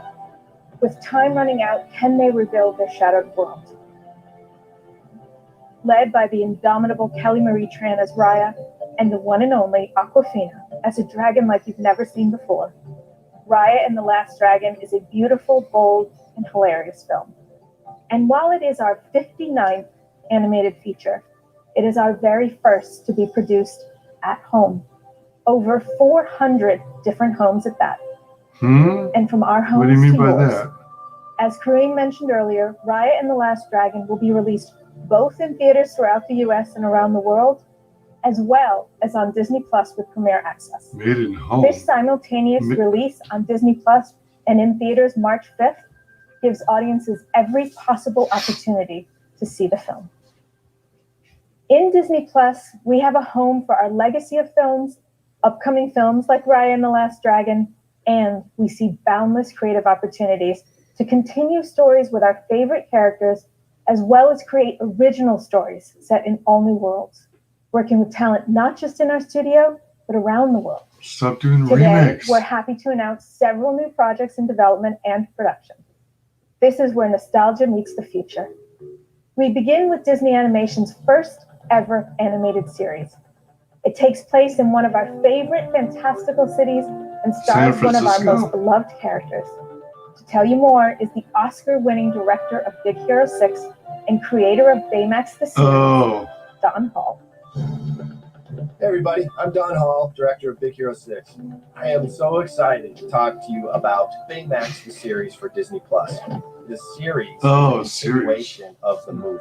We actually get to explore more of the city of San Francisco. This huge, wonderful, rich canvas. This series really focuses on Baymax's original protocol, which is to be a nurse robot.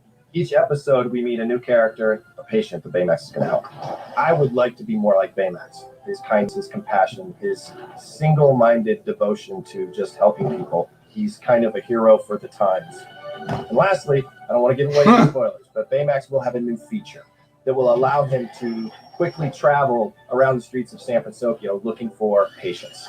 Thank you, everybody. We're very excited to show you more.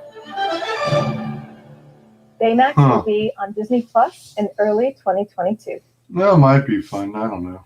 Also in production, welcome back to the mammal metropolis of Zootopia, where directors Trent Corey and Josie Trinidad are creating a short-form series called Zootopia Plus. Zootopia Plus takes a hilarious look at some of the animals we only briefly met in the Oscar-winning film, including Frou Frou, gazelles, tiger dancers, and our favorite sloth, Flash. We'll get insight into their lives through the lens of Zootopia's hottest shows like The Real Mousewives of Little Rodentia, Oh, So You gosh. Think You Can Prance, and a show that follows the fast lane of life at sloth speed. Zootopia Plus is set for Disney Plus in spring 2022. Cinderella, Ariel, Elsa, Jasmine, Rapunzel. Disney Animation has brought some of the greatest heroines to the screen. Characters that people connect with and who stand the test of time. And with I don't know if they're Disney Plus, also we're creating new much stories for these heroines. characters. Starting with a They're favorite princesses, but from New Orleans, Princess Tiana. We are bringing Tiana and her friends back for all new stories in a long-form musical comedy series. The possibilities are endless, with Tiana stepping into a role as a princess of a land we have yet to visit, and with so much more of New Orleans yet to see. Tiana comes to Disney Plus in 2023. 3 years There from is now. another series we're excited to announce. Moana? One that focuses on a heroine who asks herself how far she'll go. Yes, we are developing a long-form musical comedy series exploring new stories with Moana. There is such a deep love for this character in this film, and that love has only grown in the years since the film's initial release. I In like the series, Moana. Moana's boundless sense of adventure and skills at wayfinding take her far beyond the reef. Since our first research trips to the region for the film, we continue to be inspired by the deep oral storytelling traditions of the Pacific Islands. And to help tell the stories for this new series, we are connecting with talent from the region. Moana the series will be on Disney Plus in 2023. There is one more series I am thrilled to announce today. An all-new, all-original series created in a whole new way for our studio. Back in the beginning of 2019, I saw a news piece about a group of storytellers and artists from Nigeria and Uganda. The title of this video was Pan-African Comic Book Hopes to Kick Disney's You-Know-What. I was intrigued. Here were 3 talented comic book artists. Tolu Olofoyeku, Ziki Nelson, and Hamid Ibrahim founded an entertainment company called Kugali.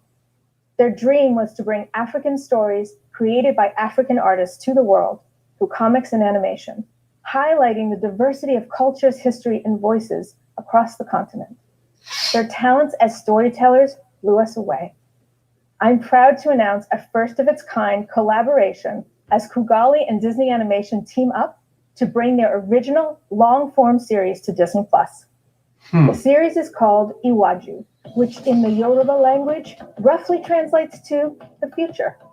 Set in Lagos, Nigeria, and steeped in science fiction, Iwaju explores deep themes of class, innocence, and challenging the status quo. That sounds kind of Iwaju cool. will debut on Disney Plus in 2022. Oh, look at the buildings. As you They can look see, like people. we're embracing the opportunities Disney Plus provides. We cannot wait to share more in the coming months. But today, I want to leave you with a very special project. Our animated feature film set to release fall of 2021. We've not officially announced this movie until today. For our 60th feature, magical realism sets the stage, and yes, it is a musical stage, as we travel to Colombia, where a magical family, the WyzGyz, live in an equally magical home. Our film is called Encanto. Why? Because an Encanto is a charmed place, born of its unique wonders, where life itself is wondrous. Directors Byron Howard and Jared Bush, the filmmaking team that brought you the Academy Award-winning Zootopia, are joined by co-director and co-writer Charisse Castro-Smith, and bringing his talents as both songwriter and story collaborator is the incomparable Lin-Manuel Miranda. It's hard to believe it's been 4 years since we first heard his incredible music in Moana, and we are so excited to re-team with him for Encanto.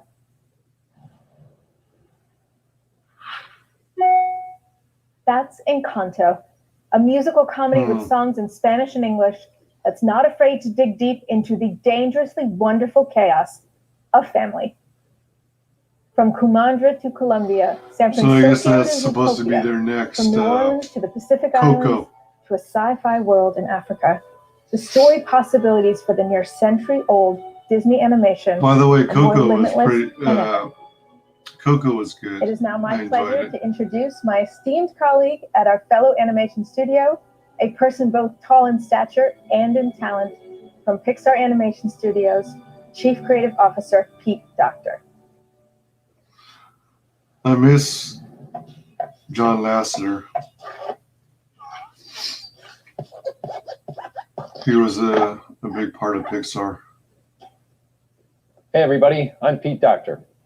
Pixar started in 1986 with the dream to take the wonderful tradition of animation and transform it using state-of-the-art computer technology.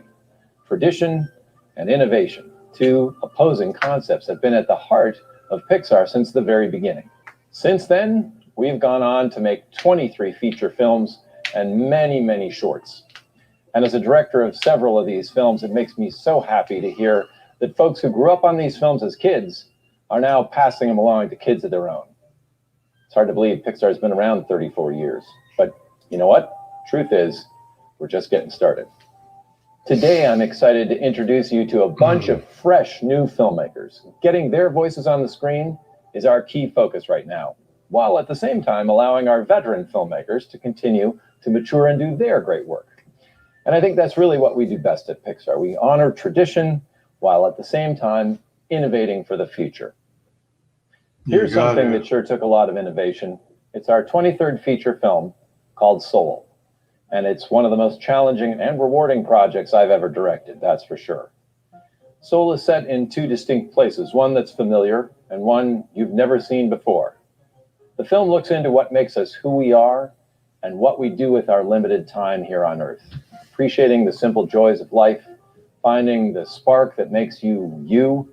The themes of Soul feel so timely to us right now that we're happy that this movie will be shared this year with audiences around the world. We're excited to bring a little joy to everybody this holiday season. So let's take a look at what you'll see this Christmas on Disney+. 1, 2, 3, 4, stay on the beat. 2, 3, 4. That's C sharp chords. 2, 3, I see you, Caleb. Cut it, go for it.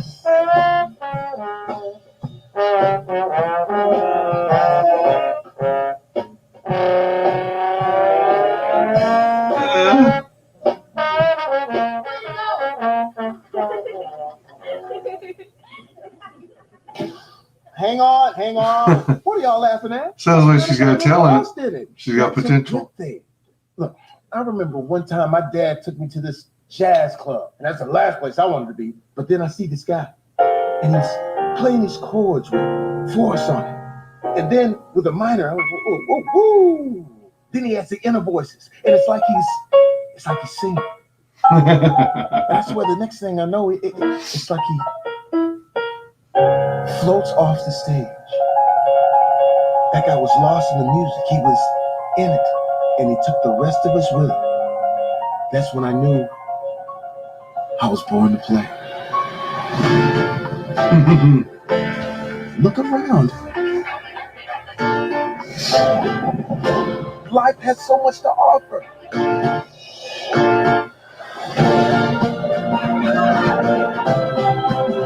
We only have a short time on this planet. From the jazz club. Don't miss out on the joys of life.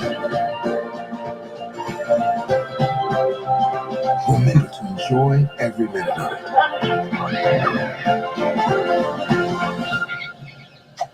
Joey, what have gotten into you, boy? Cougar. That might be fun. Speaking of Disney Plus, we have a bunch of new projects we are making exclusively for the streaming service. Now, hopefully you've been able to check out some of our Spark shorts. These are a collection of shorts made by a diverse group of new storytellers at Pixar. Not at all. They've really struck a chord with many around the world. Our next Spark short, Burrow, follows a young rabbit as she tries to build the home of her dreams. It's by first-time director Maddie Sharafian, and I'm excited to say it's going to be released on Disney Plus along with Soul this Christmas. Oh, wow. We've also launched a new documentary series called Inside Pixar, which invites you into our studio for an up-close, never-before-seen look at the artistry, the craftsmanship, and the storytellers of Pixar. That would The first probably 5 be cool. episodes are available right now on Disney Plus, so check them out.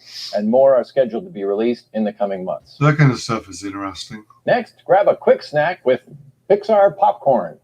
This collection of mini shorts feature your favorite Pixar characters in all new bite-sized stories created by Pixar animators. These were a blast to make. Pixar Popcorn comes to Disney Plus this coming January. Huh. We also have 3 all-new series that you'll soon be seeing on Disney Plus. The first is near to my heart as it's a spin-off from Up called Doug Days. It's written and directed by the hilarious Bob Peterson, the creator of Forky Asks a Question and the voice of Doug.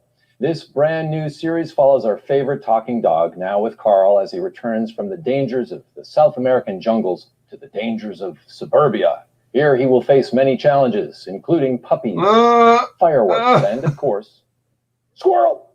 Doug Days will premiere on Disney Plus in the fall of 2021. Here's a clip from one of our favorite episodes. Doug, could you watch him for a spell? I'll be right beside if you need. Oh, yes, I will take care of these puppies. You might want to quiet it down. Oh, I want the puppies to wake up so that I may take care of the puppies. You got your wish. Puppies. Okay, here they come.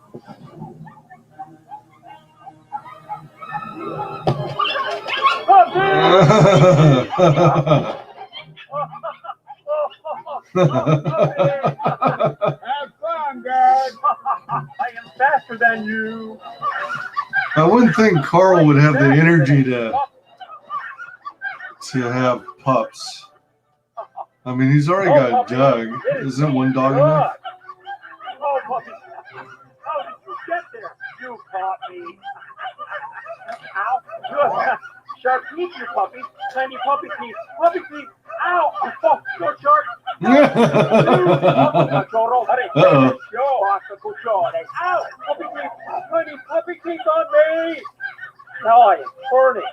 Ow, turning and hurting. It's kind of fun. Oh, fun and hurting. Next, we're excited to reignite the Cars franchise with an all-new series that follows Lightning McQueen and his best friend Mater as they head on a road trip across the country. These episodes will be filled with lots of fun new characters, imaginative destinations, as well as old friends checking in along the way. Our all-new Cars series is coming to Disney Plus in the fall of 2022. Following that, we're very excited to announce Pixar's first ever original long-form animated series. This is a big deal for us. It's being written and directed by 2 young story artists, Carrie Hobson and Michael Yates. While working together on Toy Story 4, these 2 often noticed that they'd have very different impressions of the very same meeting. One would think it went great, the other thought it was a disaster. And they thought, hey, that would be a cool thing to explore. And it developed into an original series we're calling Win or Lose. This series follows a co-ed middle school softball team in the week leading up to their championship game. Each 20-minute episode follows the same week, but from the perspective of a different character. But it's not really so much about softball as it is a comedy about love, rivalry, and the challenges we all face in our struggle to win at life. Win or Lose is coming exclusively to Disney Plus in the fall of 2023. No, So interesting those are all concept. projects we're working on for Disney Plus, all being made by our filmmakers in Emeryville with the same passion and excitement and quality as our feature films. And speaking of our feature films, we have an exciting lineup to share with you that really captures that perfect blend of tradition and innovation that I talked about earlier. At the center of each of our big tentpole films is a deeply personal story, and our next feature is no exception. Luca is the first feature for director Enrico Casarosa, who made the short film La Luna. And it's a love letter to Enrico's home country of Italy, and a celebration of the universal themes of friendship. Set in a beautiful seaside town on the Italian Riviera, this original film is a heartfelt story about a young boy named Luca and his best friend Alberto, who experience an unforgettable summer filled with gelato, pasta, and endless scooter rides. Luca dives into theaters around the world in June 2021. Here's a sneak peek at our all-new trailer.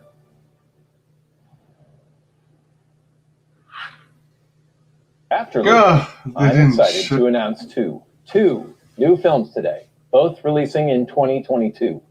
In the spring of 2022. 22, we have an original film directed by another first-time feature director, Domi Shi, who won an Academy Award for her Pixar short film, Bao. Get ready for Oh, Turning Bell Red. was good. This is May.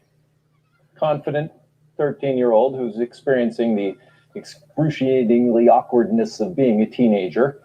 Everything in her life is changing. Her interests, her relationships, her body, balancing all this with family and crushes, and her devotion to the biggest boy band on the planet is no small feat. Oh, and one more little detail. Whenever she gets too excited, which for a 13-year-old is like always, she uncontrollably poofs into a giant red panda. Kind of like the Incredible Hulk, but cuter. Turning Red is an original take on the great tradition of coming-of-age comedies, albeit one with an emotional and a furry twist. And coming in the summer of 2022 is a science fiction adventure film unlike anything we've done before.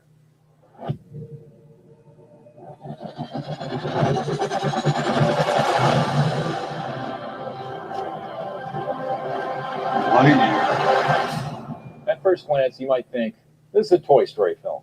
Yeah. Not so fast. See, back when we created the very first Toy Story, we designed Buzz Lightyear with the idea that he was a toy based on some really cool character from an epic blockbuster film. Well, all these years later, we decided it's time to make that film. Directed by Pixar vet Angus MacLean, co-director of Finding Dory, Lightyear is the definitive origin story of the original Buzz Lightyear, and it reveals how this young test pilot became the space ranger we all know him to be today. And we're excited to announce this new Buzz Lightyear will be voiced by none other than Chris Evans. You don't get much more traditional Pixar than Buzz, and we're excited to have Chris's help in bringing a new twist to this iconic character. We Too bad they couldn't get Tim Allen. To infinity and beyond as Lightyear launches into theaters in the summer of 2022. So there you have it. Pixar continues to transform even as we've become a I don't know, proud part of maybe the wonderful Pixar has a tradition chance of animation. getting back to We its look forward to roots. introducing you to even more characters, old and new, in years to come. Some of these things look pretty decent. Please don't tell Kevin Feige that we're hiring Chris Evans away from Marvel Studios, okay? Oh no, here he comes. Still, I wish they could have gotten Tim Allen to Good do afternoon, everyone. Buzz. We at Marvel Studios are thrilled to have a home on Disney Plus where nearly the entire Marvel Cinematic Universe is laid out in a way that's easy for fans around the world to enjoy. And today I'm excited to talk about the expansion and future of the MCU. Here's the As you MCU. may know, the Cinematic MCU Universe Phase storylines 4. of heroes and villains across 23 feature films to date. And with Disney Plus, we're able to extend this way of storytelling to a new format, creating series that are connected to our theatrical releases, making the MCU more immersive than ever. There's a lot of new content coming from Marvel Studios, so let's get started. WandaVision will be the very first Marvel Studios series on Disney Plus. Wanda and Vision are two of our most powerful and complex heroes, and this series is a perfect expansion point for MCU storytelling.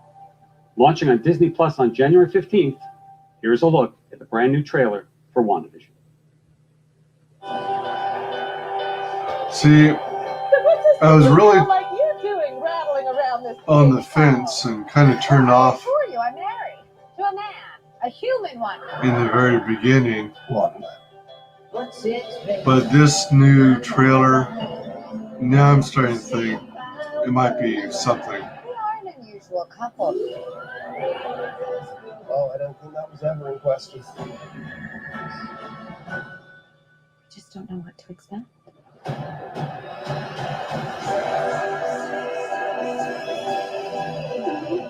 Now I'm kind of curious as to where they're going to go here.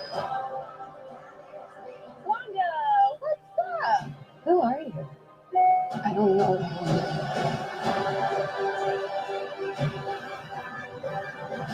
I guess something's wrong here. Wanda, can you read me? Who's doing this now? I'm here to help us. This is our home. Then let's fight for it. Yeah, I don't know. With these other clips. Now it's starting to look a little interesting. Well, I think we handled that well.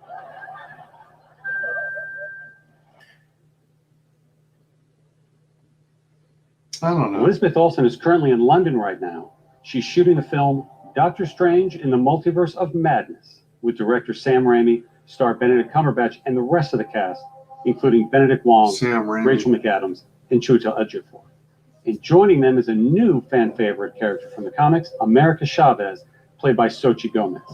This film hits theaters March 25th, 2022. America Chavez is going to be in there? Storytelling with this thrilling, scary, mind-bending adventure. Well, that explains the madness. The Multiverse of Madness connect directly to the events of WandaVision, but it will also connect to the events of our new Spider-Man film coming to theaters December 2021. The new Spider-Man film.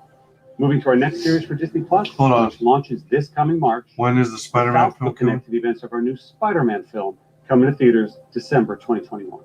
2021. Moving to our next series for Spider-Man Disney Plus, next year. which launches this coming March. The Falcon and the Winter Soldier features two recognizable superheroes last seen together in the final moments of Avengers Endgame. Sam Wilson, aka the Falcon, is played by Anthony Mackie. Good help, Bucky Feige. Barnes, the Winter Soldier, is played by Sebastian Stan. The Falcon and the Winter Soldier is a cinematic experience. It's a Marvel Studios movie played out over 6 episodes. And now here for the first time is an exclusive look at the Falcon and the Winter Soldier.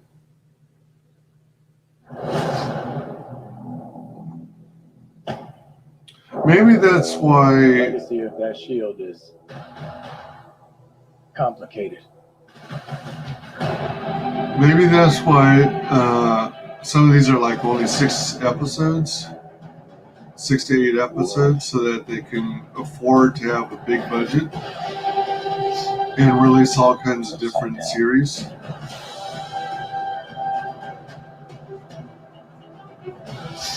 People need something to get behind.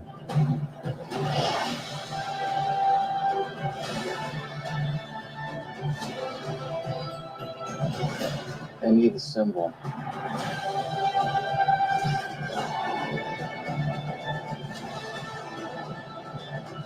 What's our plan?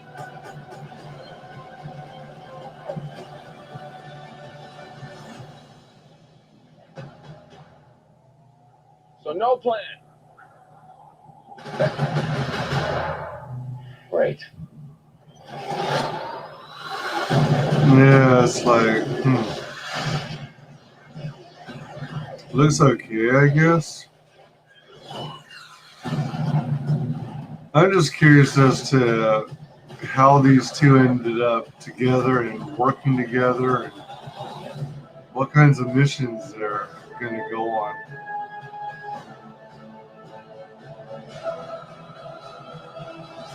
What's going on in that cyborg brain of yours? You don't want to know. Oh yeah, I can see it working. Gears turning. Oh, they're malfunctioning. They're on fire. God, I hate you.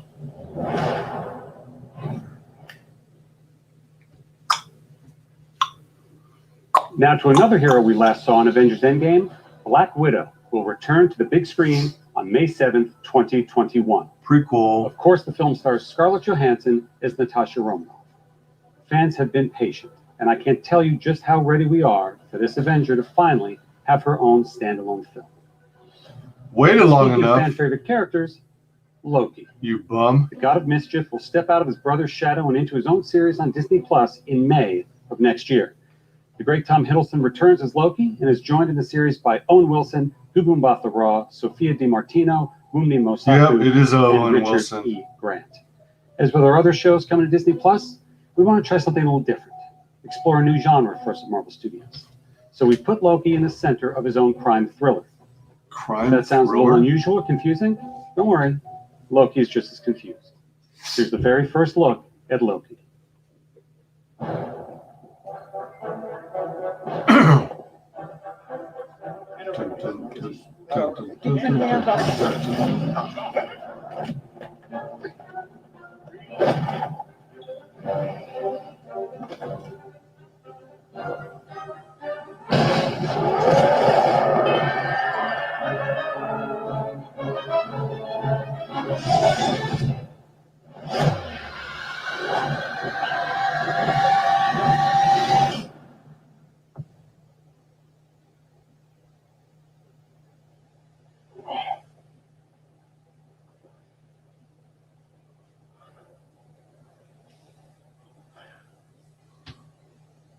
Is that Mongolia?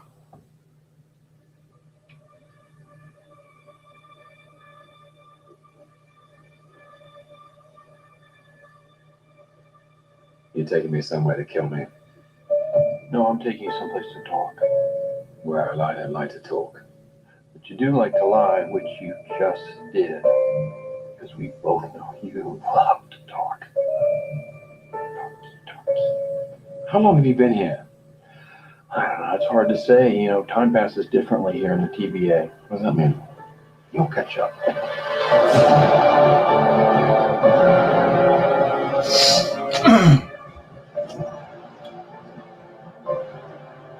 What the? Glorious.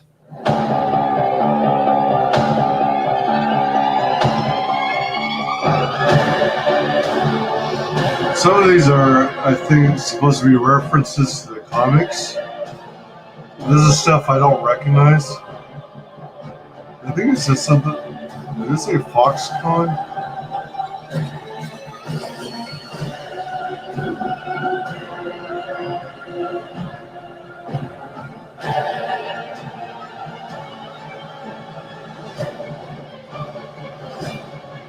Brother, calm down.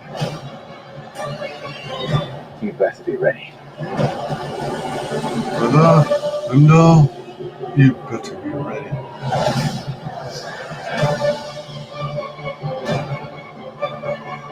I'm not sure if that beam teleporter was part of his plan. What did you expect?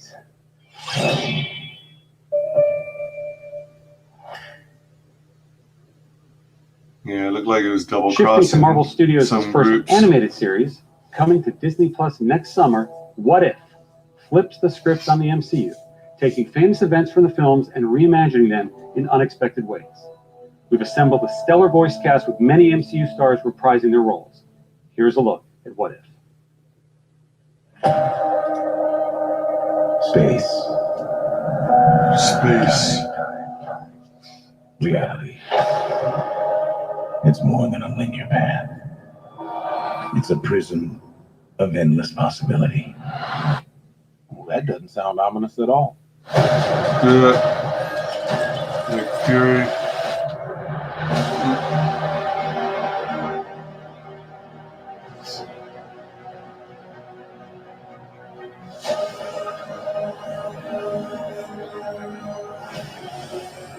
I was promised an army.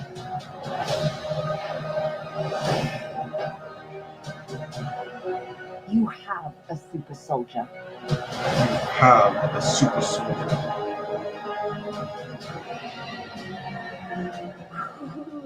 You sure don't seem too freaked out about all this, kid. What you doing out there all by yourself anyway? Exploring the world. Sounds fun. But why stop at one world when we can show you all of them? So what does Doctor Strange end up doing then? If he doesn't become Doctor Strange? I am your guide through these vast new realities. Follow me and dare to face the unknown.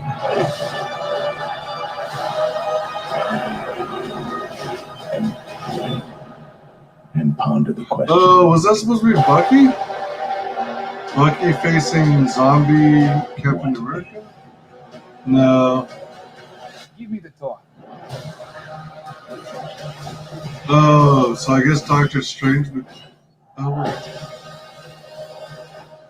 Oh, it's like a Doctor Strange fighting an evil Doctor Strange or We a just vampire wrapped production in Doctor Strange. Australia on our film Shang-Chi and the Legend of the Ten Rings.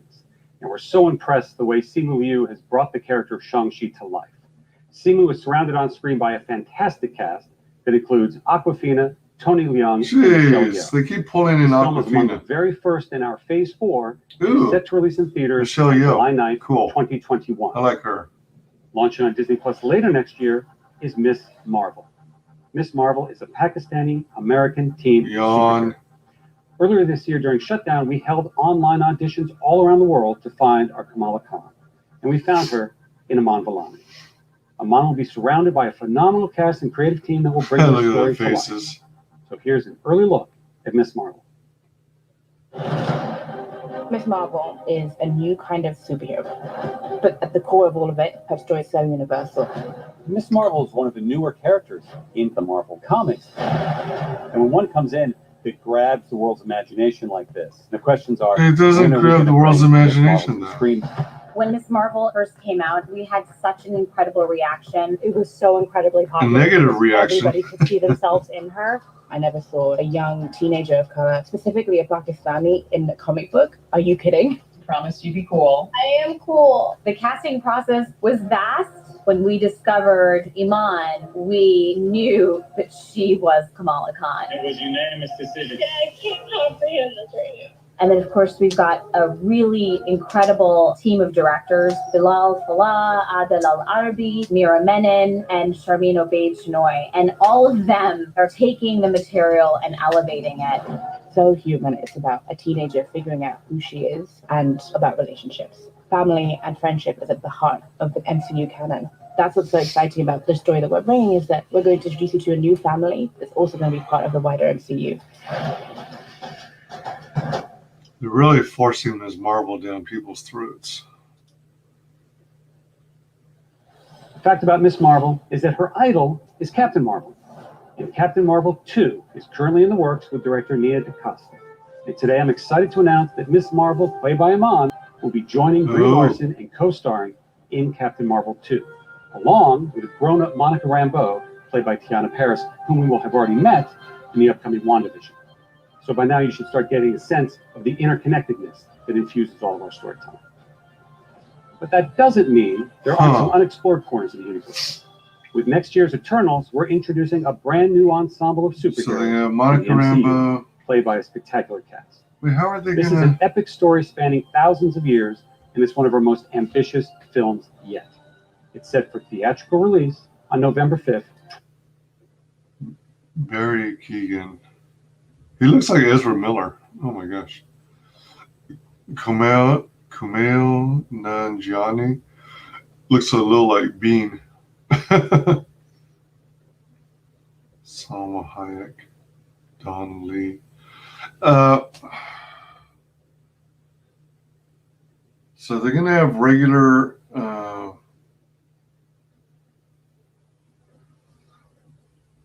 How are they gonna make it work? You've got Brie Larson as Captain Marvel. You're gonna have the Pakistani girl as, if she's Pakistani, I don't know, as Ms. Marvel, and then you're gonna have a grown-up Monica Rambeau. I thought Monica Rambeau was a little girl in the first Captain Marvel movie.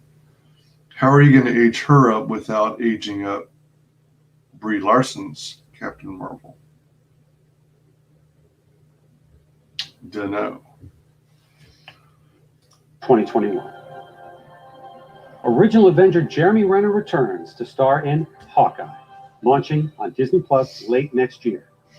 In our series, Hawkeye teams up with another well-known archer from Marvel Comics, Kate Bishop. And I'm very pleased to confirm that Kate will be played by the amazing Haley Steinfeld. Rounding out that cast are Vera Farmiga, Fra Fee, and newcomer Alakwa Cox, playing Maya Lopez. The episodes are being directed by Rhys Thomas and the directing duo of Bert and Birdie. Debuting for the first time in the MCU, She-Hulk is coming to Disney Plus. It's a series about a woman trying to navigate the world and be taken seriously as a working professional, despite the fact that she's well over 6'7" and green. It's a very funny series being directed by Kat Coiro and Anu Valia. And I can officially confirm that She-Hulk / Jennifer Walters will be played by the talented and Emmy Award-winning Tatiana Maslany. I'm also pleased to reveal that the brilliant Tim Roth is returning as the Abomination, a character we first introduced to the MCU in 2008's The Incredible Hulk. And if that's not enough, I can confirm that the Hulk himself, Mark Ruffalo, will be appearing in the series as well. And since Jennifer Walters is a lawyer who specializes specifically in superhero-oriented legal cases, you never know what Marvel characters are going to pop up from episode to episode. Bringing a whole new different vibe to the MCU, Moon Knight. I don't know. An action-adventure, Indiana Jones-type story coming to life is a Disney Plus series directed by Mohammed Diab. The character Moon Knight is a complex vigilante who suffers from dissociative identity disorder, and these multiple identities that live inside him are very distinct characters in the series. The backdrop of our story is incredible Egyptian iconography. Egyptology is something the world's always been fascinated by, and we're going to tap into it in a fun and bold way in Moon Knight. Now I want to talk about a couple of projects that we haven't announced yet. The first of which is Secret Invasion, coming to Disney+. Samuel L. Jackson is back as Nick Fury, and Ben Mendelsohn from Captain Marvel returns as the Skrull, Talos. Next to Civil War, Secret Invasion is arguably the biggest crossover comic event in the last 20 years, and we're bringing it to Disney+. It's about a sect of Skrulls who have infiltrated every level of life on Earth. Ironheart will be a series for Disney Plus about genius inventor Riri Williams, who has the most advanced suit of armor since Iron Man's. Dominique Thorne will play the title role. And as we like to do, both Secret Invasion and Ironheart will tie directly to MCU feature films. We're also well underway on a series for Disney Plus based on Armor Wars, a classic Marvel story about Tony Stark's worst fear coming true.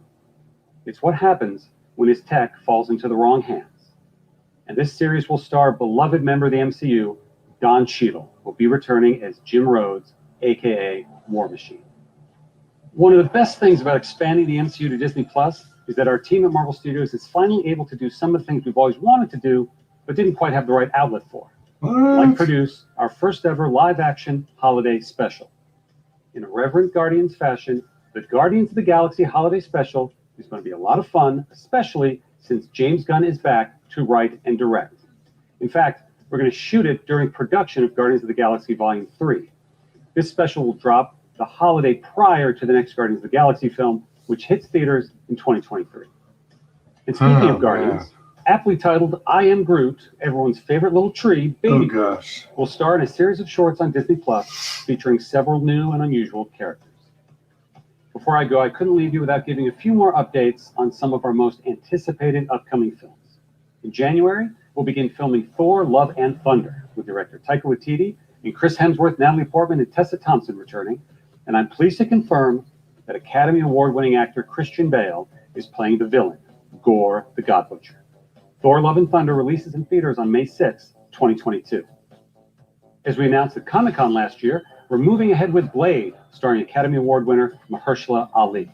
The development and storylines are coming together, and we'll have announcements very, very soon.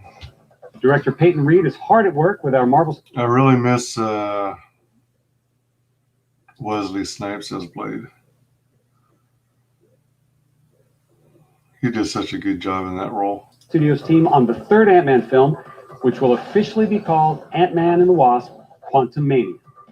Paul Rudd, Evangeline Lilly, Michael Douglas, and Michelle Pfeiffer are all returning. Oh, good. Catherine Newton is joining the cast and playing Cassie Lang. And in the role of Kang the Conqueror, we have a great actor, Jonathan Majors. Kang the Conqueror. And Catherine Newton is joining the cast and playing Cassie Lang. Quantumania. Paul Rudd, Evangeline Lilly, Michael Douglas, and Michelle Pfeiffer are all returning. And Catherine Newton is joining the cast and playing Cassie Lang. And in the role of Kang the Conqueror, we have a great actor, Jonathan Majors. Michelle Pfeiffer are all returning.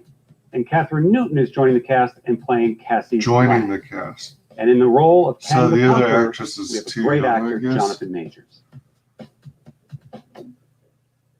I wanted to acknowledge the devastating loss of a dear friend and member of the Marvel Studios family. Chadwick Boseman was an immensely talented actor and an inspirational individual who affected all of our lives professionally and personally. His portrayal of T'Challa the Black Panther is iconic and transcends any iteration of the character in any other medium from Marvel's past. And it's for that reason that we will not recast the character.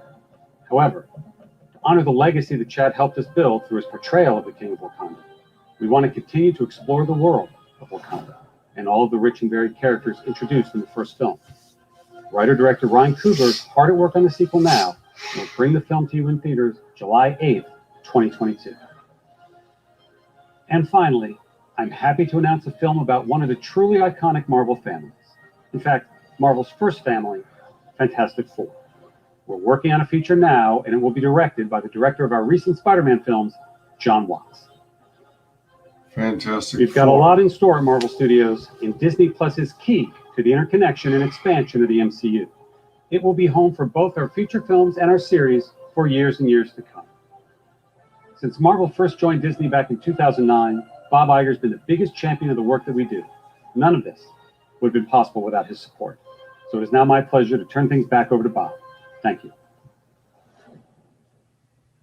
What an amazing presentation by Kevin and all of our creative executives. Truly astounding.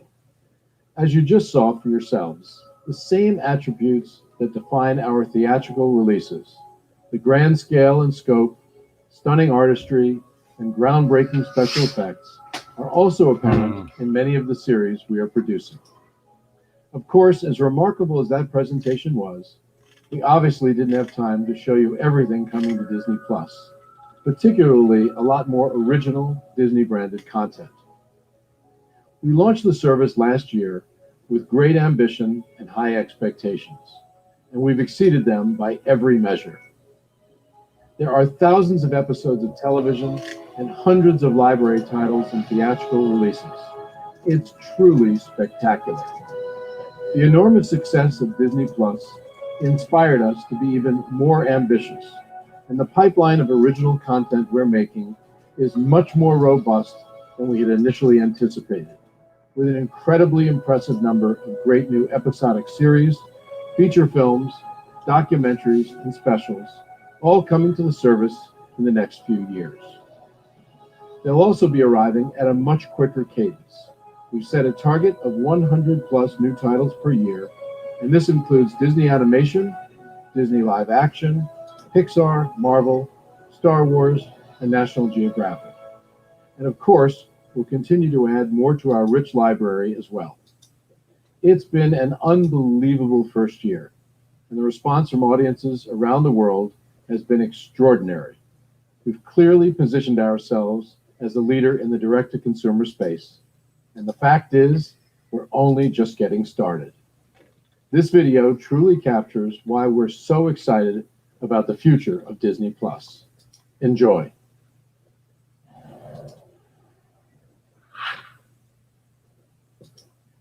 I assume you now understand why we are so excited about our direct-to-consumer opportunity. And you now probably want to know how our business plans and content lineup translate into our subscriber and financial expectations. Well, I just happen to know the person who can address those topics.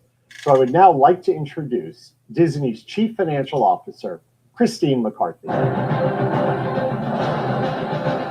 Thanks, Lowell, and thanks to all of you for joining us. We are so proud of what we've been able to share with you today, and I hope it has reinforced why we continue to see such tremendous opportunity in the direct-to-consumer space. Here's how we pad the numbers. As you have heard throughout the day, our more aggressive direct-to-consumer business plans, supported by our new organizational structure, will allow us to further increase the value that our services deliver to consumers. We'll also continue to be responsive to our investors, as we are aligned in our goal of maximizing long-term shareholder value. We will continue to be transparent with all of you about our direct-to-consumer businesses, and we will continue providing the key metrics that help you best understand our progress. We will also provide incremental disclosures when appropriate. We plan to begin reporting results under our new structure in Q1 of fiscal 2021. Going forward, our operations will be organized under our two primary businesses, Disney Media and Entertainment and Disney Parks Experiences and Products. While we are still working through the details of our new financial reporting approach, our goal is to provide recast financials in advance of, but close to, our Q1 earnings call in February of 2021. As we look ahead to reporting this new structure, one item I would like to highlight is that we will change how we attribute film and television costs to the various distribution platforms. Rather than having an inter-segment markup, we will allocate the cost plus a share of overhead. Now, I'll share with you how we expect our plans to drive growth and impact our direct-to-consumer financial results. Today, I'm going to provide guidance across our services for fiscal 2024 to be consistent with the time frame we guided to at our last Investor Day. Let me start with Disney Plus, which, as you heard earlier today, had 86.8 million total paid subscribers as of December 2nd, approximately 30% of which were Disney Plus Hotstar subscribers. When we discuss Disney Plus subscriber guidance, here is some further context on what we mean. In most international markets, Star will be part of Disney Plus with a combined price point to consumers. This includes Disney Plus Hotstar markets, as well as markets where Star will be a sixth tile within the Disney Plus app. So, in these markets, our Disney Plus subscriber outlook reflects the inclusion of Star. Latin America requires a little more explanation. As Rebecca discussed earlier, consumers will have three options: Disney Plus on its own, Star Plus on its own, or a bundle of the two services. We intend to price the bundle in an attractive manner, and as a result, we anticipate relatively few Star Plus standalone subscribers. So for simplicity, we will include these in our Disney Plus subscriber count, and bundled subscribers will only be counted once. If you recall, last year, we said that we expected Disney Plus to have between 60 and 90 million subscribers by the end of fiscal 2024. But as you know, our subscriber growth to date is well ahead of our original expectations.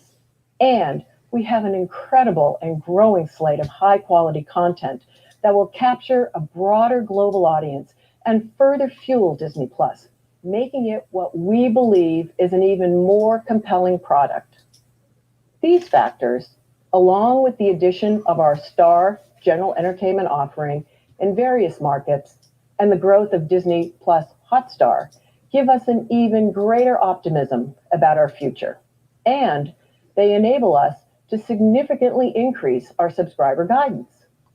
We now expect that by the end of fiscal 2024, we will have between 230 and 260 million total paid Disney Plus subscribers globally, compared to the 60 to 90 million we shared last year. I'll note that our prior outlook did not anticipate the launch of Disney Plus Hotstar, which we now expect could be between 30 and 40% of our subscriber base by the end of fiscal 2024. We clearly have an incredible opportunity to build a substantial global subscriber base. But we also believe we have the opportunity to increase Disney Plus pricing, given the additional value we will be adding to the service. So, in March of 2021, we will be increasing the US price of Disney Plus by $1 to $7.99 per month. And as Rebecca mentioned earlier, we will be increasing the price of Disney Plus in continental Europe by €2 to $8.99 per month, with similar adjustments in other markets. These price increases reflect an increase in the underlying value of the Disney Plus product offering, as well as the inclusion of Star general entertainment content in many markets. As you've seen and heard today, this incredible trajectory of our subscriber growth will be fueled by our continued and increased investment in high-quality content. This includes incremental investment in the international general entertainment offerings we create and the local content we create or acquire. At our last Investor Day, we said we expected fiscal 2020 Disney Plus content amortization expense of approximately $2 billion. And we expected that to grow to the mid-$4 billion range for fiscal 2024. In fiscal 2020, our content expense was roughly in line with that outlook. Looking forward, our revised outlook for subscriber growth is fueled in part by an increased level of output for Disney Plus, including the addition of Star. This will drive higher fiscal 2024 content expense on our P&L than we previously expected. We now expect our content expense to be between $8 and $9 billion in that year. This increase reflects several factors, including increasing investment in original content under the 5 core brands with which we launched Disney Plus, particularly Marvel and Star Wars, making a significant incremental investment in our production of original general entertainment content that will drive our Star and Star Plus offerings, producing and acquiring local content in international markets, which will increase our relevance and subscriber penetration in those markets, and the inclusion of Disney Plus Hotstar in our revised outlook, which includes both entertainment content and sports rights costs. We previously stated that we expected Disney Plus would reach its peak year of losses between fiscal 2020 and fiscal 2022. Consistent with this range, our expectation today is that Disney Plus will reach its peak year of losses in fiscal 2021. Given the value of growing our subscriber base, as you've seen today, we plan to reinvest revenue generated from our better than expected subscriber growth back into content investment. Thus, we continue to expect Disney Plus to achieve profitability in fiscal 2024. Again, I'll note that this guidance includes Disney Plus, Star, Star Plus, and Disney Plus Hotstar. As viewing habits and trends evolve further over the coming years, we will calibrate and adapt our content creation, distribution, and pricing, all while maintaining a strong value proposition for our consumers. The guidance we are providing reflects our plans as of today, but we operate in a dynamic world, and we are certain consumer expectations and preferences will continue to evolve. We will remain flexible in our approach with a keen focus on serving consumers and maximizing shareholder value. Switching gears, Hulu has a 12-year track record of growth, which has accelerated in recent years, and the service continues to perform well. 12-year track record of growth and to inform our yet outlook. It still isn't profitable. We told you last year that by the end of fiscal 2024, we expected Hulu's domestic paid subscriber base to grow to between 40 and 60 million. Looking forward, we are refining our outlook, and we now expect Hulu will have between 50 and 60 million subscribers by the end of fiscal 2024. This includes subscribers to the live TV product, which includes Hulu's SVOD content. We now expect Hulu to achieve profitability in fiscal 2023, compared to the range we provided last year of fiscal 2023 or fiscal 2024. Turning to ESPN Plus, we are very pleased with the performance of the service. When we last met, we said that we expected ESPN Plus to have between 8 and 12 million subscribers by the end of fiscal 2024. We have evolved our business model since then, and today we are going after mass market penetration to reach an even broader audience of sports fans. As a result, we've seen the successful uptake of our domestic streaming bundle. This, alongside ESPN Plus's exclusive live events, original programming, and editorial content that you heard about earlier today, has led us to change our outlook. We now expect ESPN Plus will have between 20 and 30 million subscribers by the end of fiscal 2024. Oh, really? This strategy leads to a substantially larger ESPN Plus Wait, subscriber hold opportunity on. than we expected at the time of our last Investor Day. While this we now expect ESPN Plus will have between 20 to 30 million.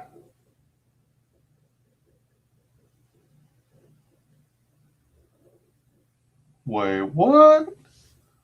Paid subscriber outlook by the end of fiscal year 2024. Wait, so are they saying they're at 20 to 30 million now? 20 and 30 million subscribers by the end of fiscal 2020, our outlook. We now expect ESPN Plus programming And editorial content that you heard about earlier today has led us to change our outlook. We now expect ESPN Plus will have between 20 and 30 million subscribers by the end of fiscal 2024. While this strategy leads to a substantially larger ESPN Plus subscriber opportunity than we expected at the time of our last Investor Day, they really think it's going to take off. A lower ARPU than we previously expected. Thus, we continue to believe ESPN Plus will reach profitability in fiscal 2023 in line with what we said last year. We clearly have incredible entertainment properties and content engines that will drive the growth we talked about today.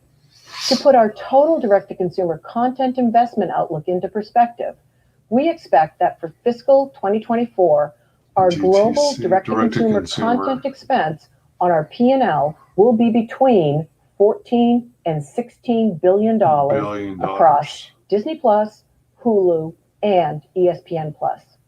This excludes Hulu Live's programming costs for networks on its digital MVPD service. This level of content investment demonstrates our commitment to pivoting and accelerating our strategy. Putting this all together, when you add up our subscriber outlook across the three services, we expect to reach between 300 and 350 million global subscriptions across our services by the end of fiscal 2024, compared to the 137 million we had as of December 2nd. It is clear that our strategy has already firmly positioned us as a leading global streaming service provider, and that is within just 1 year of launching Disney Plus. Looking forward, we have the utmost confidence in the trajectory of our direct-to-consumer businesses and in our ability to continue to create significant shareholder value. With that, I will hand things back over to Bob Chapek. Thanks, Christine. After what you've seen today, you can surely understand why we are so excited and so optimistic about the future of the Walt Disney Company. The vast collection of content we showed you from our team of world-class creatives truly is unparalleled, and we are delivering it to audiences across our unique portfolio of streaming services in a way only Disney can. In just its first year, Disney Plus has vastly exceeded all of our expectations. And now, with the strategic vision that we just illustrated for you that puts the consumer in charge, we're incredibly confident that we will achieve the long-term guidance that Christine outlined. How does it put the giving consumer fans in the charge? wide array of great, high-quality entertainment they want, delivered when and how they want it. We believe the combined strength of all of our efforts will fundamentally transform the Walt Disney Company, create significant long-term value for our shareholders, and position us to achieve even greater success as we enter our second century. And with that, I'll turn it back over to Lowell for our investor Q&A session. Thanks, Bob. We're now going to transition to an analyst Q&A session. But in order to do that, we need to give our analysts an opportunity to dial in to ask their questions. These are probably staged questions. Welcome back, everyone. As you can see, I am joined by Bob Chapek and Christine McCarthy, and we are going to spend the next few minutes answering some of your questions. We'd like to welcome a group of analysts who are joining us by Zoom. Good to see you all. And I would like to ask each analyst that in order to help us to get to as many of your questions as possible, please limit yourself to one question per person. Additionally, we'd encourage you to ask questions germane to today's presentation. Now, for those of you asking a question, please remember to unmute your mic when you are called upon. And unless you are asking a question, please make sure your line remains muted. They're probably all set up questions that had to be approved by Disney to begin with. And because most of what they discussed was fluff and they didn't address any of the drama that caused Disney to be in the news, like Mulan being filmed where there were concentration camps, and how the execs of these properties are disenfranchising pissing all over the fandoms, and not acknowledging the ultimate failure of the Star Wars Disney trilogy, and how that led to the cause of lackluster box office sales of Solo, and also the Rise of Skywalker. Yeah, they're not going to address that kind of stuff, obviously. They're just going to focus on all the fluff. And with that, we are ready to take our first question, and it comes from the line of Ben Swinburne from Morgan Stanley. Ben, it's good to see you. Please unmute yourself and go ahead with your question. Sure, can you hear me? We can, Ben. Great. I'll follow the rules and stick with one. Bob, you talked a lot about flexibility in distribution decisions, which is clearly an advantage you have with all these different options.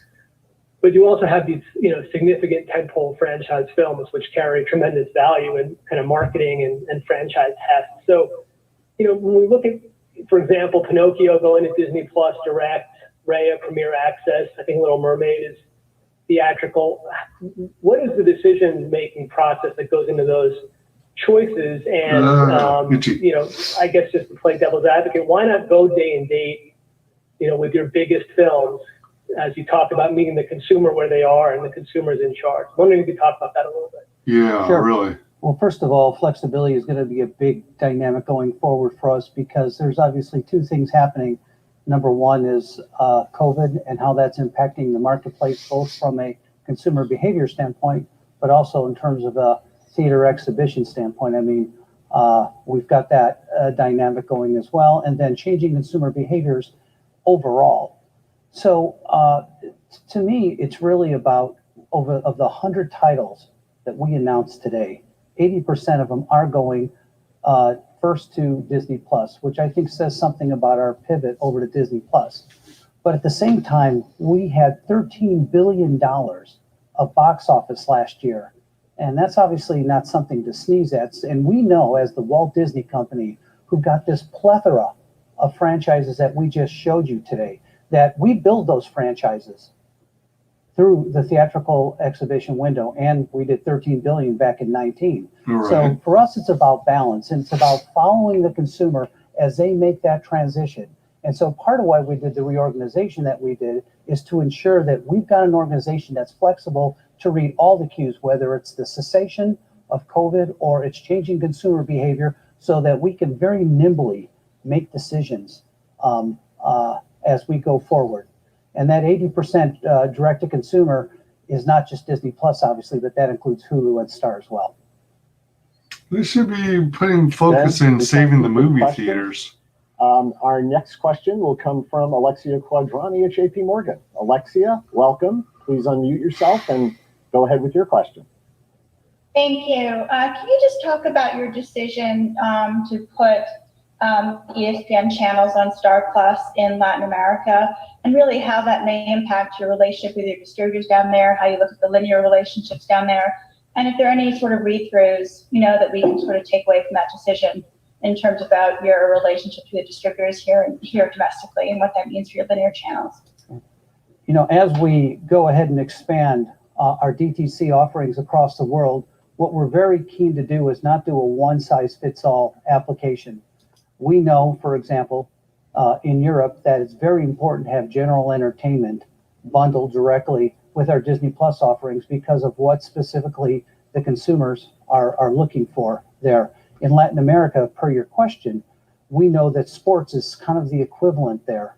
And what we're trying to do is come up with a really nice combination of general entertainment, local content, as well as sports. And so it's really following the consumer as we move there. And in terms of the relationships to the MVPD partners that we have, we're going to make the evolution that the consumer's looking for, but at the same time, we understand that our partnerships are important, particularly those that are spinning off large amounts of cash for us. Now, that would always be a consideration, but particularly a consideration as our parks are obviously under duress from COVID. So it's really a balancing act, and it goes back to the first question. That's why we're all about flexibility right now. Okay, Alexia, thanks so much. Maybe it's because of those different markets and the different audiences and what they're used to in terms of consuming content. That is why they're doing all these like general entertainment things with Star and Star Plus and Disney Star Plus. Our next question comes from Doug Michelson with Credit Suisse. Doug, good to see you. Please unmute and go ahead and ask your question. Nice to see you as well. Thank you. I guess my question's on the content spend. When I look at your new subscriber guide, even notwithstanding 75 million or so of those coming from Hotstar, it looks like a pretty big revenue increase for Disney Plus when you look out to fiscal 24, something like maybe 10 billion, and you raise your programming expense guide by 4.5 billion. So you say possibly by fiscal 24. I guess curious to see other cost buckets, but overall, are you spending substantially more, that incremental 4.5 billion as a company, or are there offsets elsewhere? Thanks. Christine, you want to? Yeah, thanks, Doug. We're definitely still in launch mode as it relates to Disney Plus. We're still going into new markets. Some of the expenses are things like marketing, just going outside of the U.S. where the brand is very well known. Some of the markets we'll be in, the brand is known. Some others not as well known. So looking at just how we can best get our direct-to-consumer businesses more broadly distributed over this initial few years going into the launch is also part of that profitability guidance that we've given. But we feel really good about, I think you saw today, the content and the range of content. So we feel really good about what we have under development, what's on the list of to be developed over the next few years. So, and once again, this is, as I said, towards the end of my prepared remarks, this is where we are at this point in time. So I would say this is a minimum amount of content that you will be seeing. Doug, thank you. Okay, our next question will come from Michael Nathanson with MoffettNathanson. Michael, good to see you. Yep. Make sure you're unmuted and go ahead. It didn't seem like she said that How are much. you? Question for Bob Christine. Given the importance to the forecast from India and Hotstar, and then Latin America that's coming on in June, can you talk a bit about the ARPU strategies, the pricing strategies in those markets, and what role does advertising play to maybe drive growth in those markets longer term? Well, I'll take that. Hi, Michael. It's great to see you. Haven't seen any of you in a long time, so this is quite a nice engagement today. ARPU, as we all know, is lower in India than in the other markets that we have launched Disney Plus. Your question around advertising is a really good one. I don't know what ARPU is. I'm guessing Advertising it's is on some kind of Hulu. You can either get the product acronym. with or without advertising. But when you look at the Disney brand, the Disney Plus product, we have a very high volume of films on our service. And we don't believe that the consumer experience would be a particularly good one if we had advertising on Disney Plus. That doesn't mean that we couldn't look at some other things related to advertising, but in terms of having advertising in the stream for Disney Plus, our intention is not to do that. But we look at pricing also, which is going to be impacting ARPUs throughout the world on a region or country by country basis. So as we showed today, we're increasing the price in continental Europe by €2. It's a different product because it includes Star General Entertainment, but in domestic US, we'll be increasing it by $1 starting in March. So there is a combination of things going, but we are going to be very focused on ARPU because it is part of the revenue equation. Yeah, and I would just add, Michael, the one place where you will see advertising is on sports. So Disney Plus Hotstar and obviously Star Plus and LATAM. If there are live events, we obviously have commercial breaks and you'll see advertising there. Michael, thanks. Good to see you. Our next question will come from the line of Jessica Reif-Ehrlich with Bank of America. Jessica, good to see you. I don't believe you're unmuted. I think can you hear me? Yeah, we can now, yes. Okay. Hi, everybody. Uh-oh. And you froze. All right. And in the ESPN... Jessica, you froze. If you could start over, that would be great. Yeah. What do you anticipate for longer-term operating margins for each of the services? And in your ESPN guidance, does that encompass major sports shifting over? Major sports shifting over. So Jessica, great to see you as well. Long term, we are in the first innings of this direct-to-consumer business of ours. We're most focused on launching the service, getting engagement, having consumers really enjoy all of the content that we have to offer.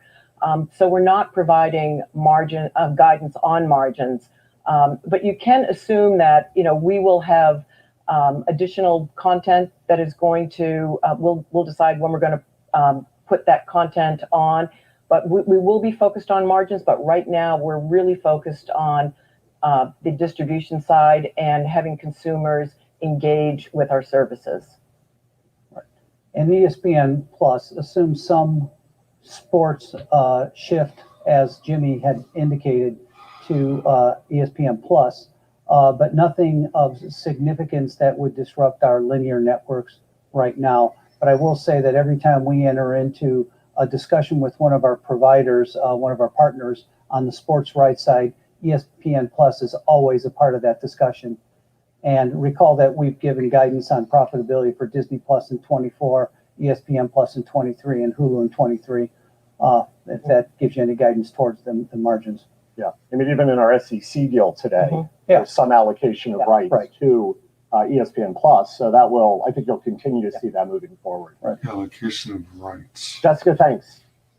Our next question will come from Jason Bazinet with Citi. Jason, good to see you.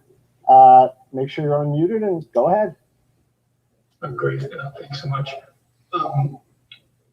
You guys didn't say anything about sort of the syndication revenues that you generate today.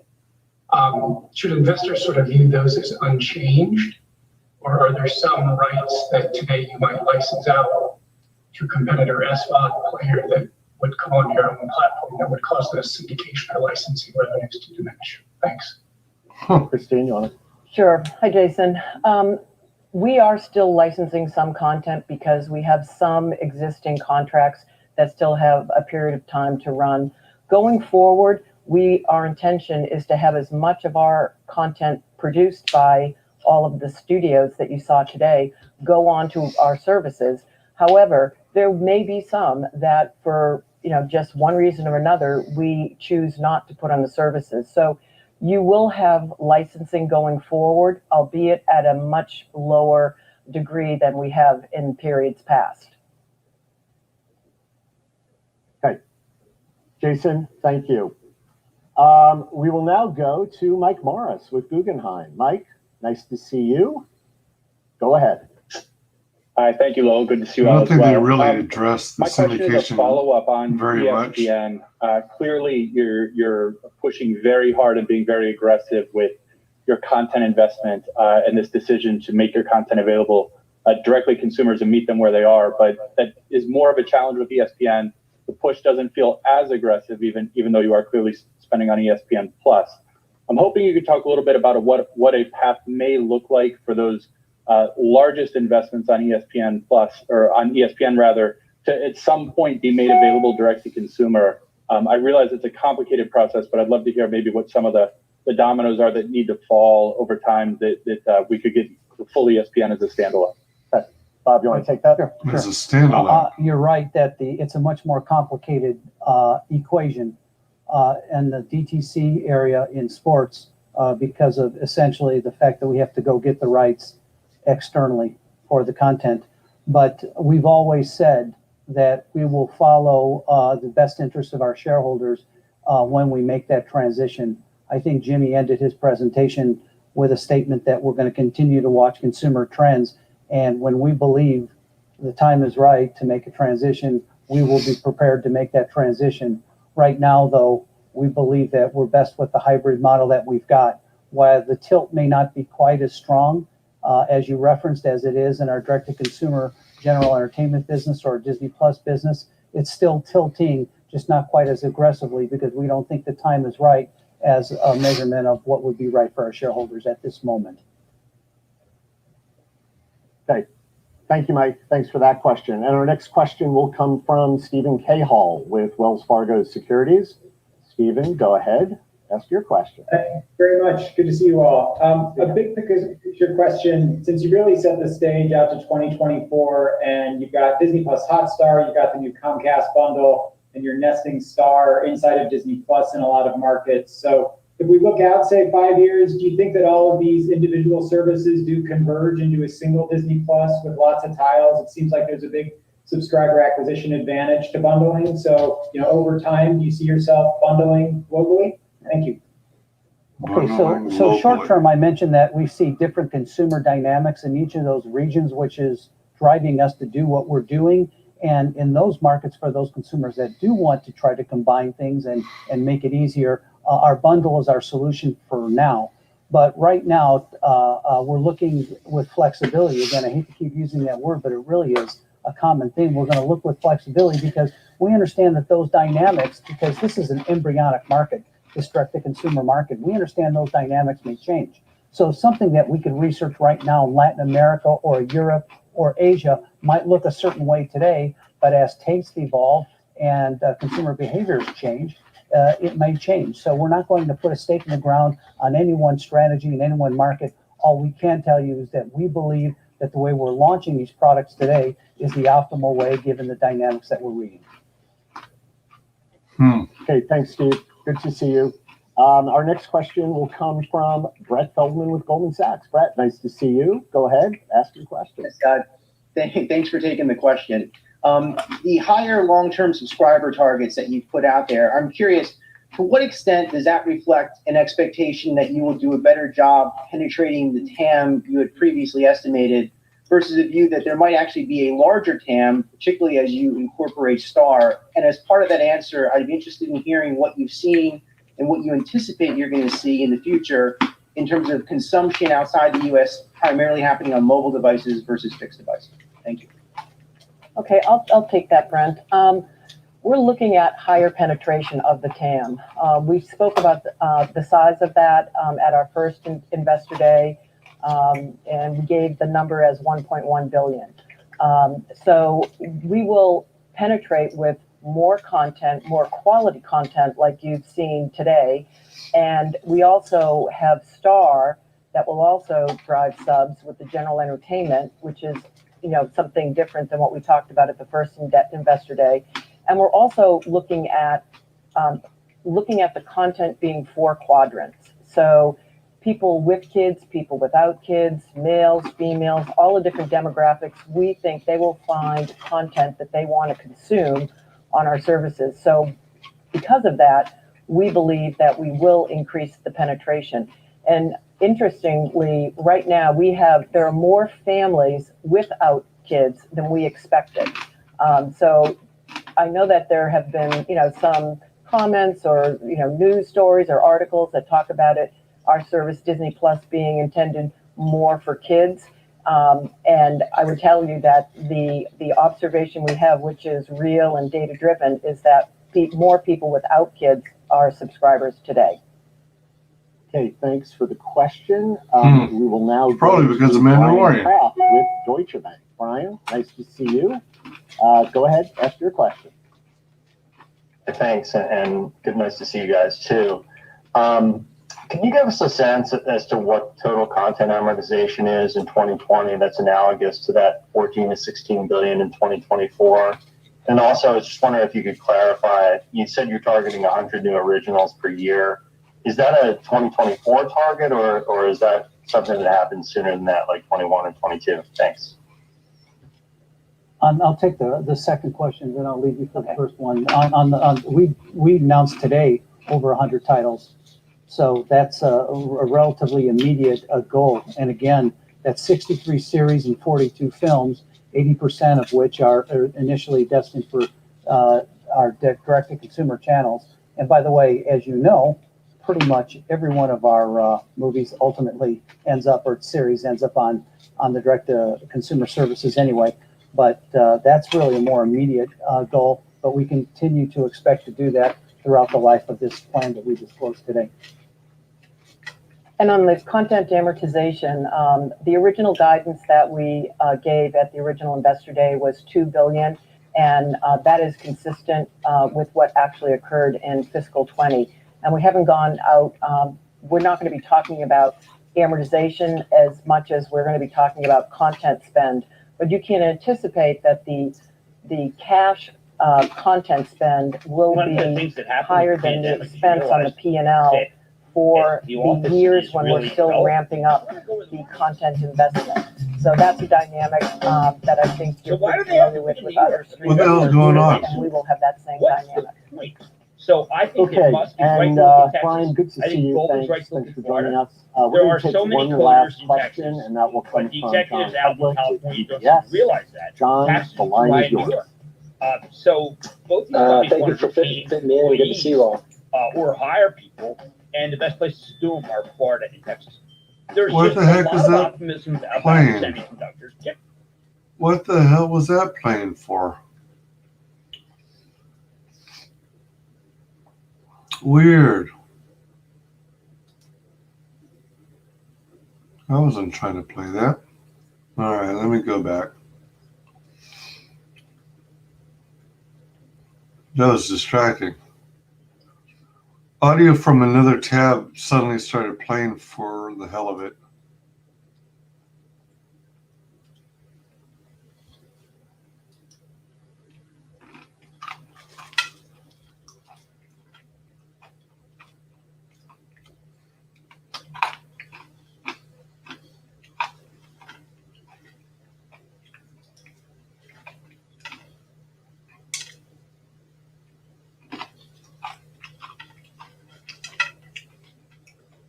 Uh-oh, is it messed up? Let me see. I want to go before or around 3 hours, 25 minutes.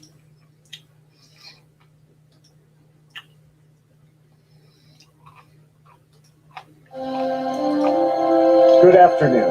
I'm Lowell Singer, Senior Vice President of Investor Relations at the Walt Disney Company, and it's my pleasure to welcome you to Disney Investor Day. We will penetrate with more content, more quality content like you've seen today. And we also have Star that will also drive subs with the general entertainment, which is, you know, something different than what we talked about at the first Investor Day.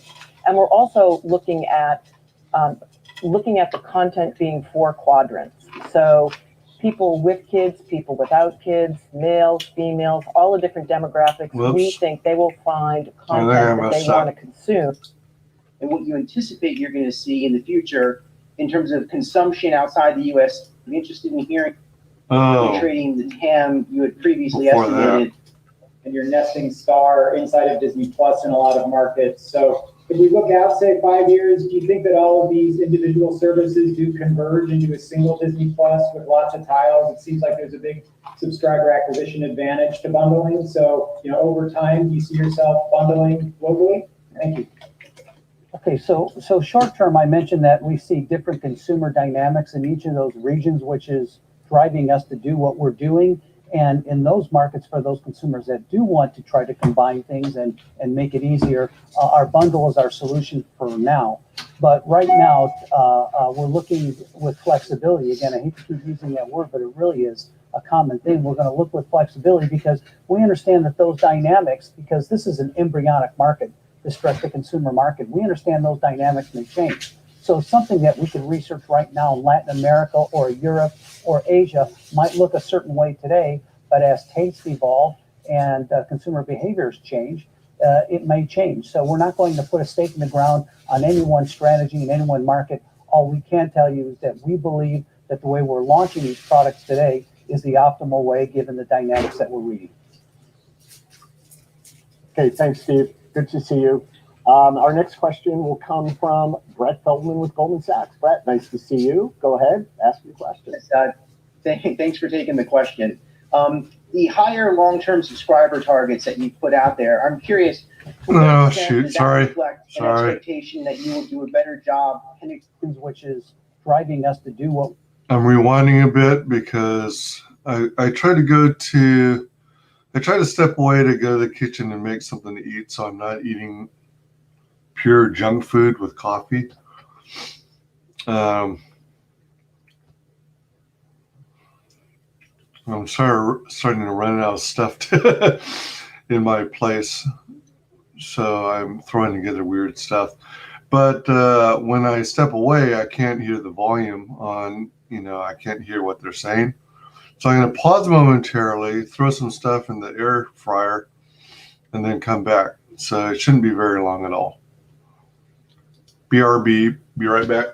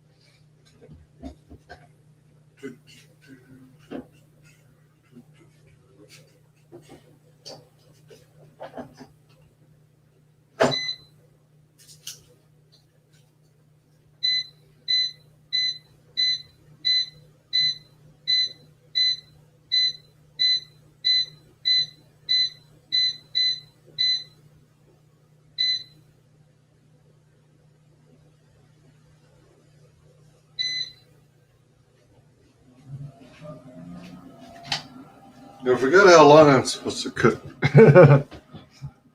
it. All right. Bush.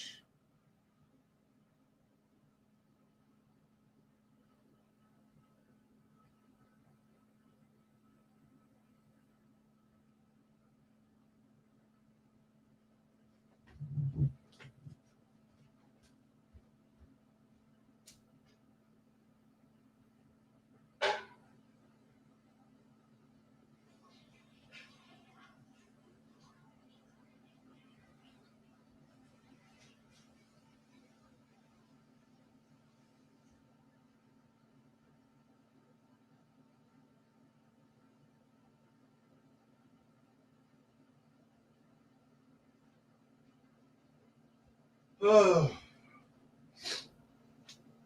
I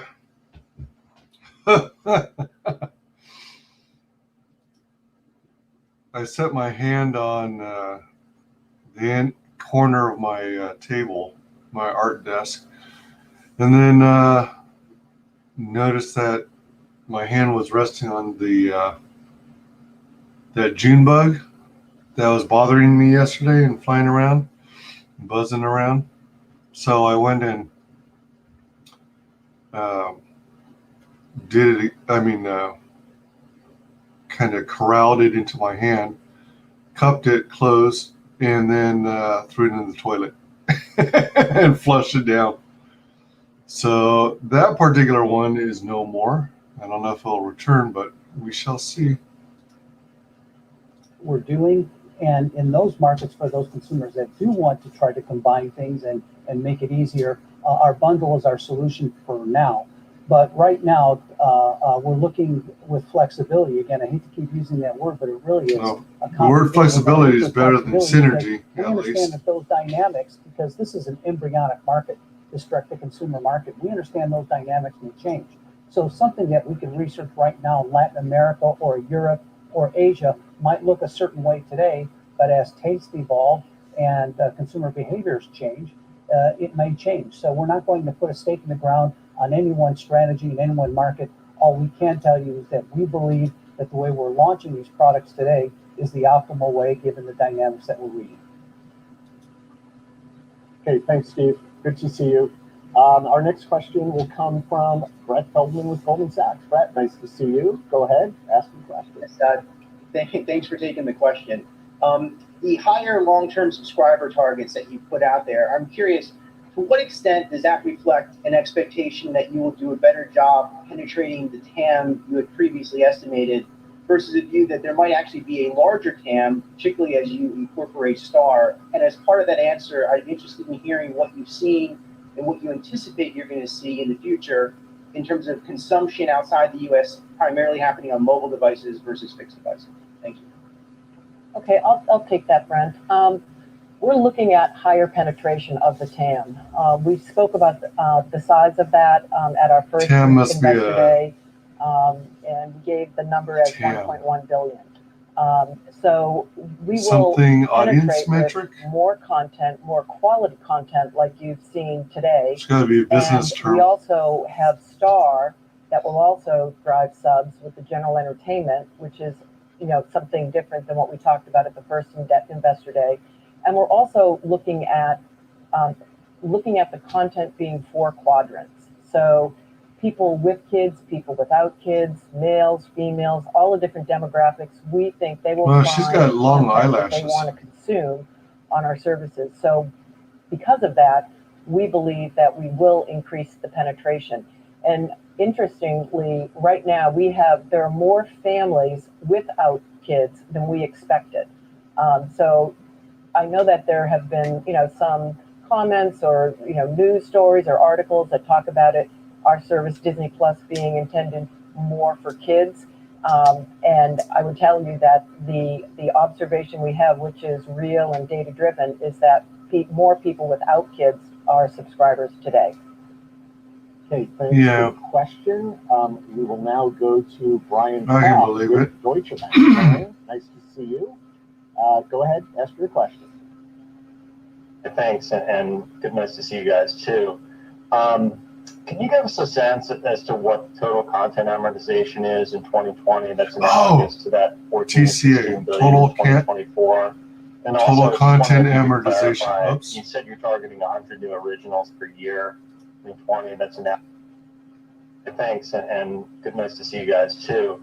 Can you give us a sense as to what total content amortization is in 2020 that's analogous to that 14 to 16 billion in 2024?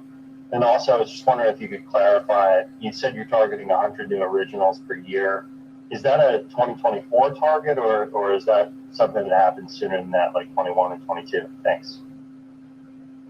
I'll take the second question, then I'll leave you for the first one.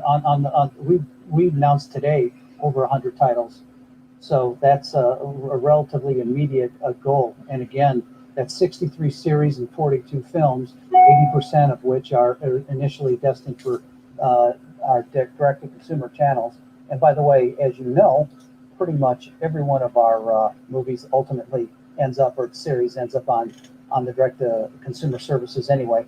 But that's really a more immediate goal, but we continue to expect to do that throughout the life of this plan that we disclosed today. And on the content amortization, the original guidance that we gave at the original Investor Day was $2 billion, and that is consistent with what actually occurred in fiscal 20. And we haven't gone out, we're not going to be talking about amortization as much as we're going to be talking about content spend. But you can anticipate that the cash content spend will be higher than the expense on the P&L for the years when we're still ramping up the content investment. So that's a dynamic that I think you're pretty familiar with other streaming services, and we will have that same dynamic. Okay, and Brian, good to see you. Thanks for joining us. We're going to take one last question, and that will come from John Public with UBS. John, the line is yours. Excuse me. Thank you for fitting me in, and good to see you all. Is the premium access product just a function of the pandemic, or do you expect it to extend, once we're past all this? And have you guys found the right pricing with the Elon release? Right. In terms of the premium access strategy, that is, as I think Kareem shared in the presentation, the offering, the DTC offering when we're day and date with theatrical. Obviously, right now that works fairly well as we have a theatrical business that is being very, very challenged. That enables us not to have the title stacking up, if you will, by being able to encourage us to go ahead and release the title in the theatrical market maybe before we're back up to 100% penetration. So to your point, it really works really well now during the pandemic. We're going to see as we get more and more experience whether we think that's a strategy that can go forward as a business model. That piece of it, though, goes to the second change dynamic. As we mentioned, there's COVID, but there's also changing consumer demand. And we're going to read every single title. We're doing Raya in March. This is totally off topic, but you ever look at Bob Chapek's face and head and look at how his face and at least 2/3 of his forehead looks pretty good, but it almost like he's been in some kind of burn accident. And that might be a 5 o'clock shadow, I'm not sure, but it looks significantly darker on the back of the jaw and on the neck, and even on the scalp. Almost like venom is consuming him. I know, goofy. It was just a thought. Just a goofy thought. Be a data point for us to better understand what Premier access can be, both in a COVID world and in a post-COVID world. John, thanks for that question. And thanks to Bob and Christine. And this brings to a close our Investor Day. I want to thank all of you for Let me go back to that question and answer the last one of the excuse me, the last one of the night. I wanted to hear that again. I got distracted by my own goofy thoughts. We're going to see as we get more and more experience with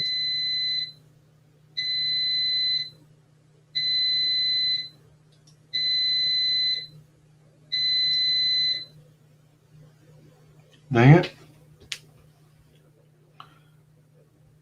It's around 3:24. Let me refresh this.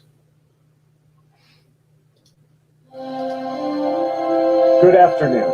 I'm Lowell Singer, Senior Vice President of Investor Relations. $2 billion, and that is consistent with what actually occurred in fiscal 20.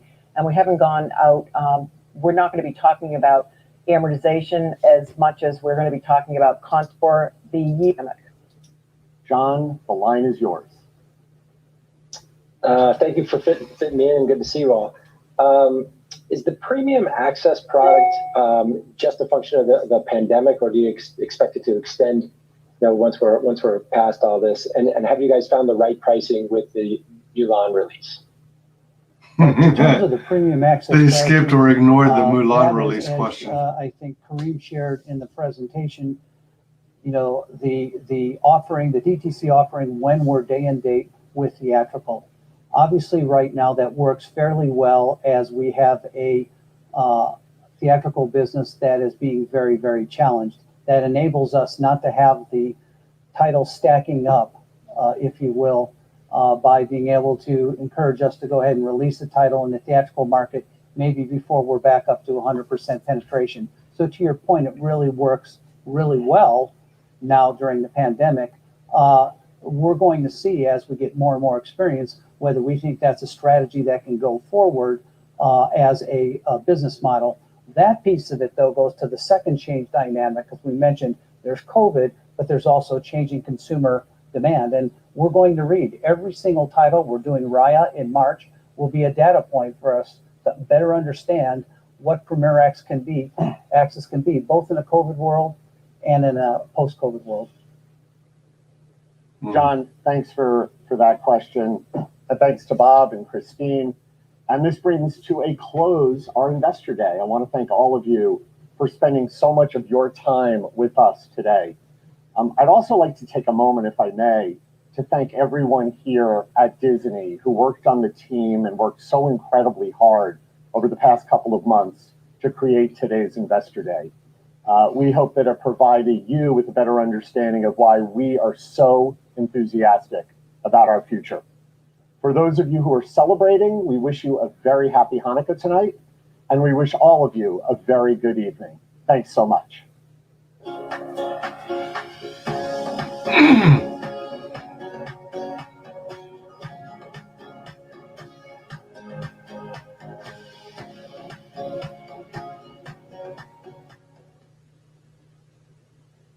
All right, it's finally over. All right, yeah, so thoughts, conclusions. Yeah, it's clear Disney's not going away anytime soon. They're rich as heck, at least on paper, and nobody's going to deny Disney alone if if they act like they're hurting so bad that they needed to survive. They're gonna back the investment because long term Disney's good for it. I would think. As far as the newest content there, I mean, as for their strategy, it seems reasonable, and I think they, in their own way, basically answered my question as to why they don't do a one-size-fits-all approach and just sell Disney Plus to everyone. I still think there's an argument to selling the same thing to all markets and just including the facets that make each region unique. Incorporate that into Disney Plus. So that everything is a single brand, more or less, instead of being all these different separate brands. But then people are used to brands. People are resistant to change. So I can see why they are doing what they're doing. As for the content that they've got in the pipeline, I'd say meh overall. I like bits and pieces. I was initially, all right, so let's take, for example, Star Wars. I'm kind of interested in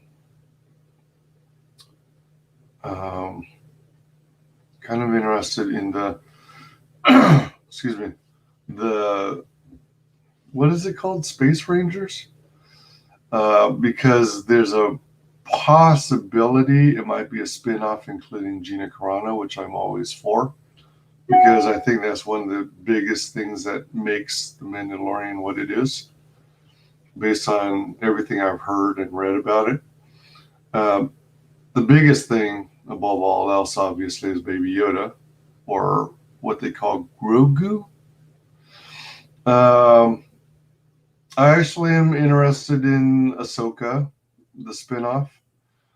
I'm curious as to, what they do in that kind of series. I'm kind of interested in, I'm still interested in Obi-Wan. And I wonder just how much involvement Christian Hayden, is it Christian Hayden? Why does that sound wrong? I'm curious as to how much involvement he will have in such a series if he's being Vader. I mean, are they going to do cutscenes back and forth between maybe Obi-Wan on Tatooine, watching over a baby Luke, and then cut to Anakin as a newly minted Darth Vader and getting used to his new metal robotic appendages, and a day in the life of Darth Vader? Is that what they're going to do? Is the focus going to be heavily on Obi-Wan, since that series itself will be called Obi-Wan? Manui says, I'm not buying Disney Plus to find out if any of these are any good. Yeah, I have, even despite this Disney Investor Day, I don't have any plans to subscribe to Disney Plus.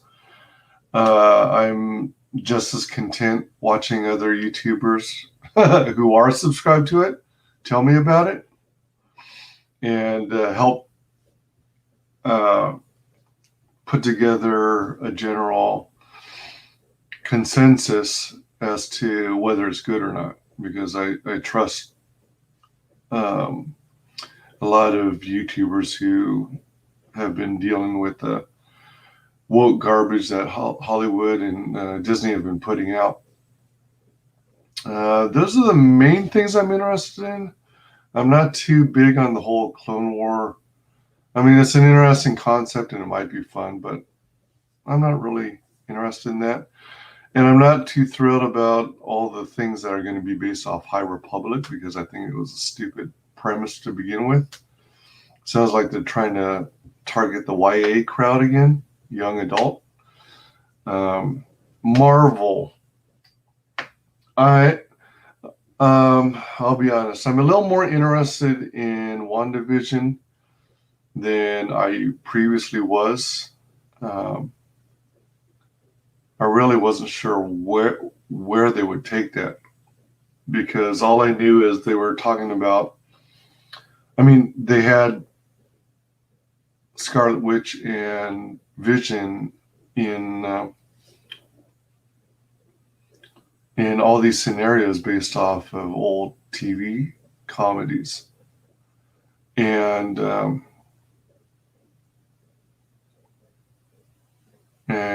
it just kind of threw me for a loop, and I couldn't understand what they could possibly be doing with a series like that. This new trailer is a little more interesting and appealing, and it's starting to feel more like MCU material.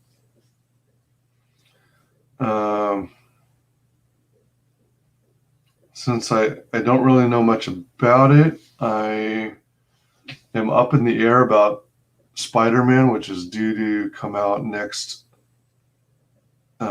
year, late 2021, as I recall. I'm curious as to who the big villain will be. I'm not interested in Ms. Marvel, because I I'm not into Kamala Khan. I'm not interested in Riri Williams in Ironheart. I think they're basically just ripping off other characters. The whole funny thing about Captain Marvel is that in the comics, it's never really garnered much of an audience. I mean, there were some fans of Monica Rambeau as Captain Marvel, and of course, prior to her, Captain Marvel, who was a guy before he, through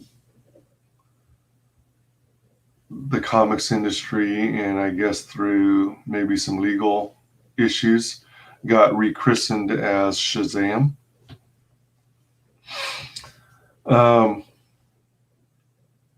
So I'm not.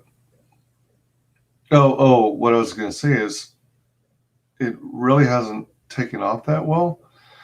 And consequently, Captain Marvel as a comic, I mean, I think there were fans of the Carol Danvers version of Captain Marvel as well, but it never was big enough to garner a huge audience and sell lots of books. So they've been rebooting it over and over again. I think they're on their 9th iteration. So that kind of tells you something.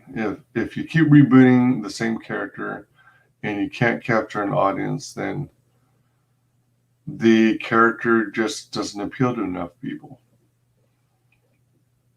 She-Hulk, I don't know.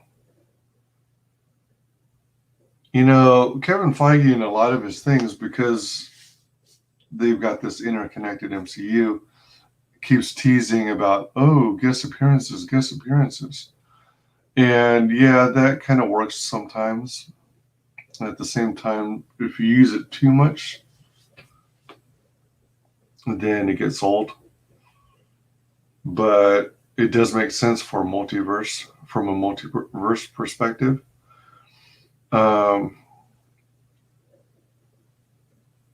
So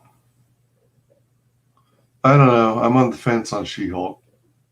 Multiverse of Madness, I was interested in somewhat because of Scarlet Witch and Doctor Strange.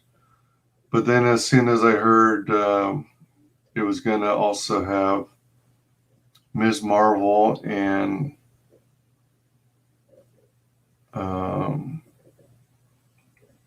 American Chavez, I lost interest. It's all that forced diversity. It's such a turnoff. Trying to think of what else they were. Shang-Chi, sort of interested, but I see that Awkwafina's in so many movies that I'm getting kind of tired of her being in movies. Almost like it's overkill, too much overexposure, kind of like The Rock.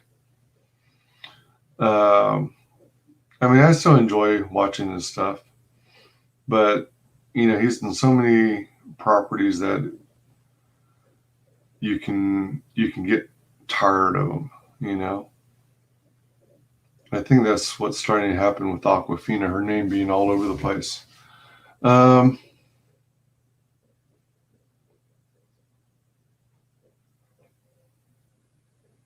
Again, I have no clue what's going to happen with Captain Marvel. I mean, they're going to keep Brie Larson,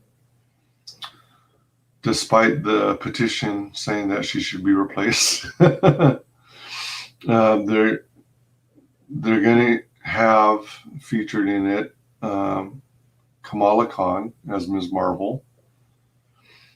And they're also going to have an adult version of Monica Rambeau. And as I commented earlier, I'm not sure what they're going to do to explain the older version of Monica Rambeau when, you know, Captain Marvel, I'm sure they're not going to age her up.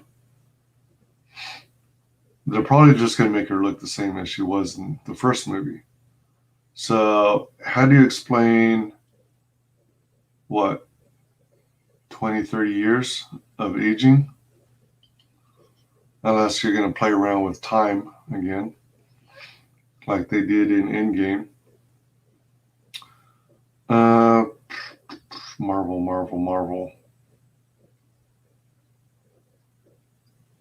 A lot of their titles seemed forgettable. I'm kind of interested in What If, because they're going to have some of the actors do the voiceovers. But I'm afraid that they're going to do too much virtue signaling, replace too many common characters with African American, blacks. I'm kind of digging the Peggy being the super soldier instead of Steve Rogers concept. I don't understand what the heck is going on with the Doctor Strange and why he's like fighting an evil version of himself.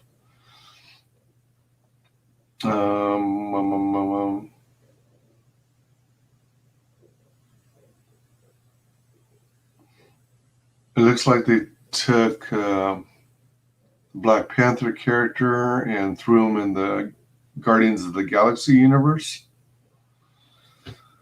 And then, let's see. I'm having trouble remembering all the other titles. Let's see. National Geographic might be among those I'm most excited about. I mean,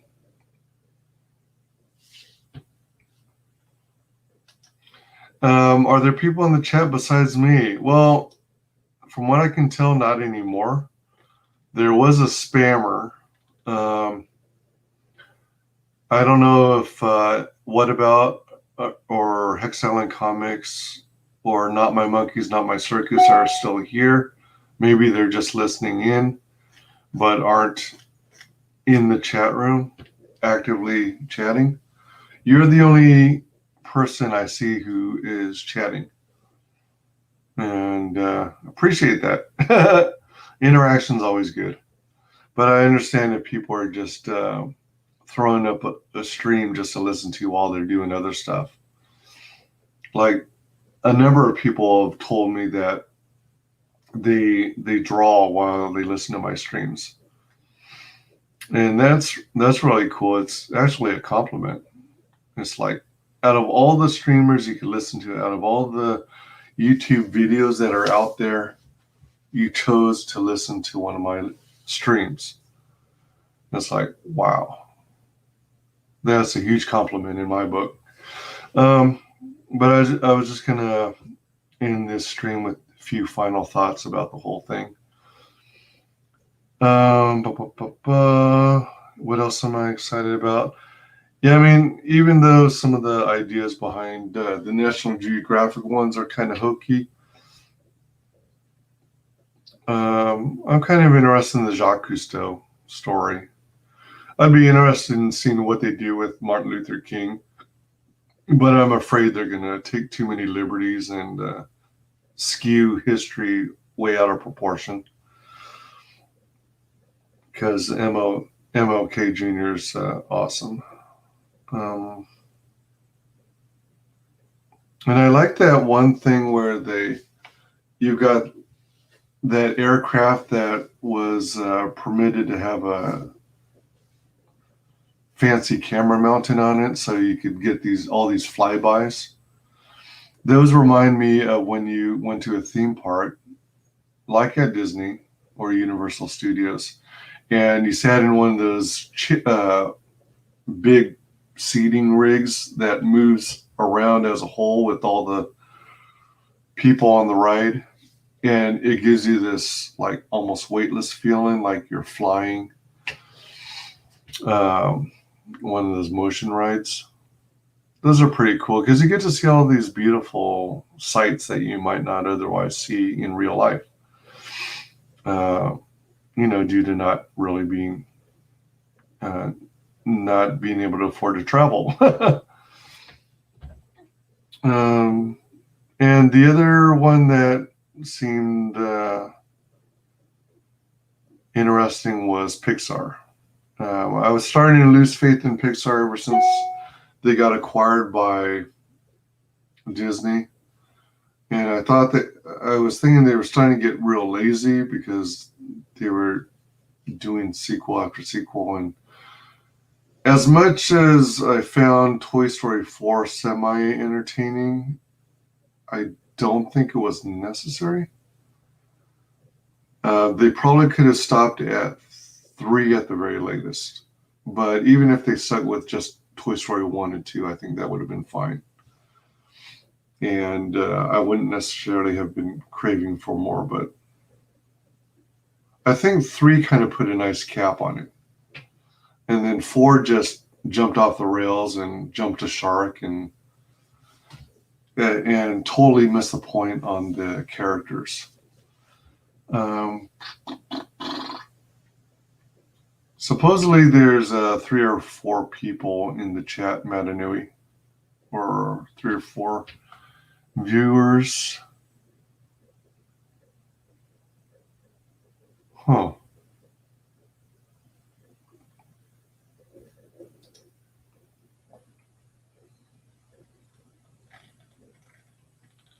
One from Twitch and 3 from YouTube. Oh, well, you know what? I wonder if it's counting my having the stream open in.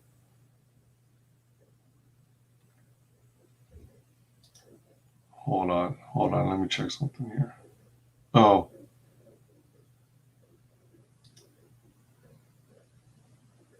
Oh. What message retracted? What did I miss? What did I miss? Oh, I just thought you were replying to people. Oh no, I was just sharing some thoughts.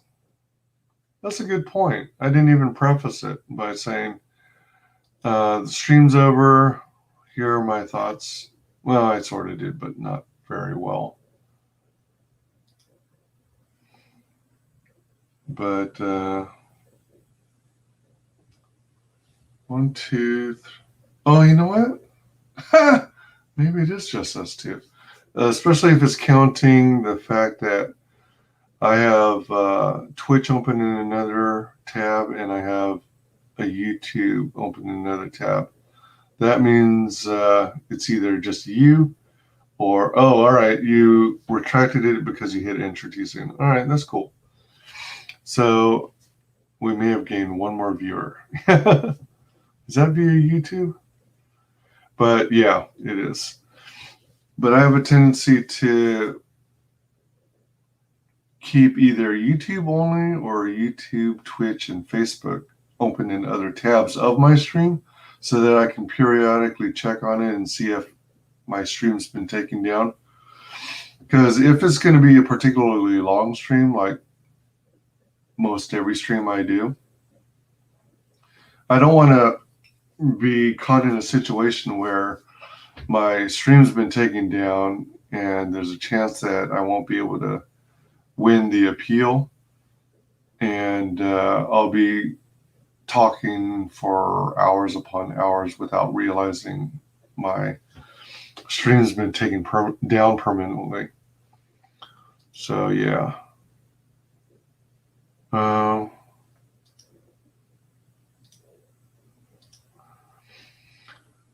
Yeah, what else?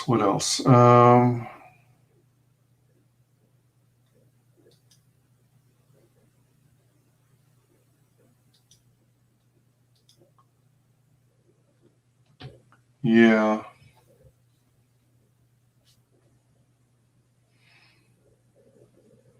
What else? Those are the main things that were of interest to me, at least. Does anyone have any comments on the Investor Day, Disney Investor Day? Anyone in particular have anything they're particularly excited about or something you weren't expecting to see in the investor call. I hadn't heard of some of the titles on some of the platforms. Well, not platforms, but I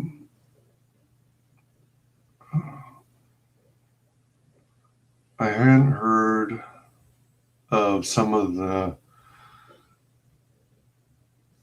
series that they were going to be launching. So, yeah. Well, I guess that's it for now. We've been on live for nearly 6 hours. I was thinking of trying to come up with something to kill another 10 minutes, so I have exactly 6 hours, but maybe not. Yeah, so, I meant to say Pixar, originally I was on the fence about Soul. Now I'm a little more interested in it since they showed some more, a longer clip, so I can kind of get the personality, the feel, what they might be going for. Now it seems more intriguing.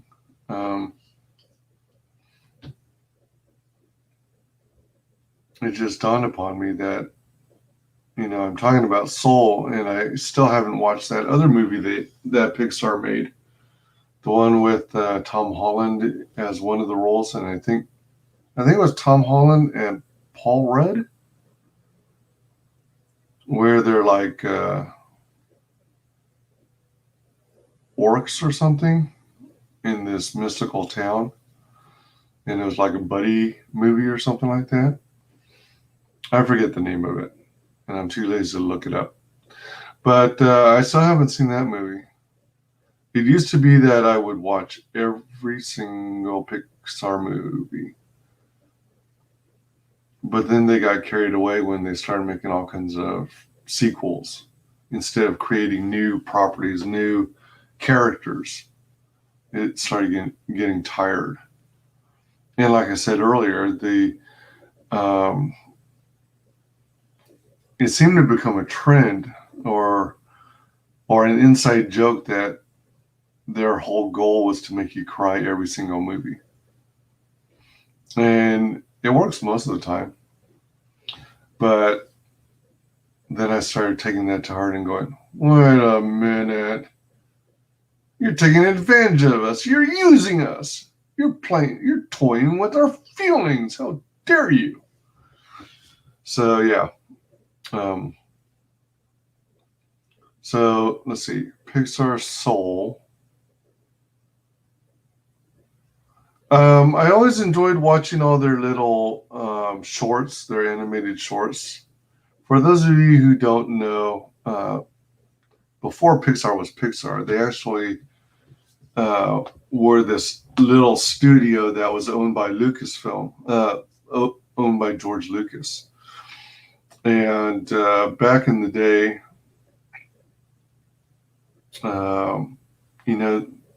they were trying to push the boundaries.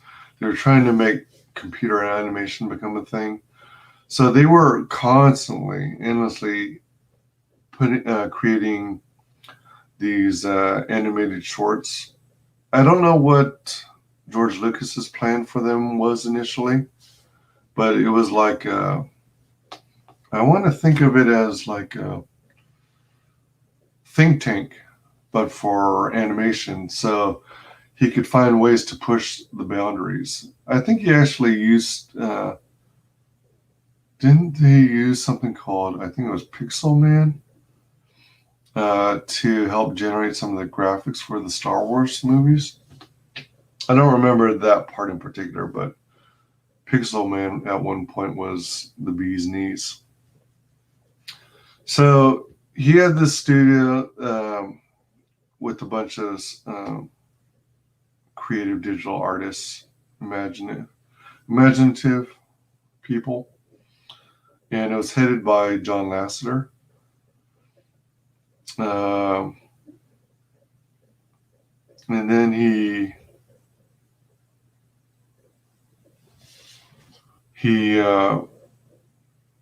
I guess, I don't know if he really forgot about it or what, but somewhere along the line, Steve Jobs happened upon them and saw what they were doing, and one day offered Lucas, "Hey, I see you got this this team working on this animation stuff. If you're ever interested one day, if you're ever interested in selling, I'll buy it off for you for like 15 million." And I think that was somewhere around the time where George Lucas was having a divorce and having financial issues, I guess. So since he wasn't doing anything with it, he later sold it to Steve Jobs. Steve Jobs later renamed it to Pixar, and they continue doing animated shorts, entering those animated shorts into into like animation. What are they called? What are those things like Sundance? Movie. I'm so out of it. I'm blanking out on the term. Where you show all these like indie projects. Film festival. All right. Yeah, film festival. Sundance Film Festival. So they put in entries for all these different film festivals and whatnot, and they actually get awards, and I think they even did some stints helping with advertising, the advertising industry.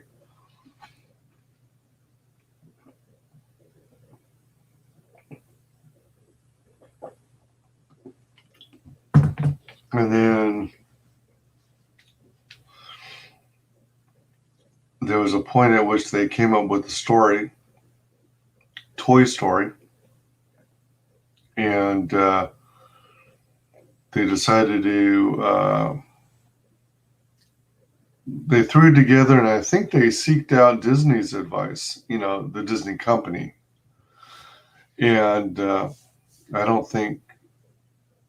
I think Walt was long dead by then. I could be wrong. So the Walt Disney Company helped give them input and feedback on what they were doing wrong, because it was the first iteration of Toy Story, I think, was like 3.5 hours long. And they learned through a collaboration with Disney on how you clean it up and how you make it more impactful. And I think around that time, Steve Jobs christened it Pixar Studios. And then Steve Jobs, being the marketer that he was,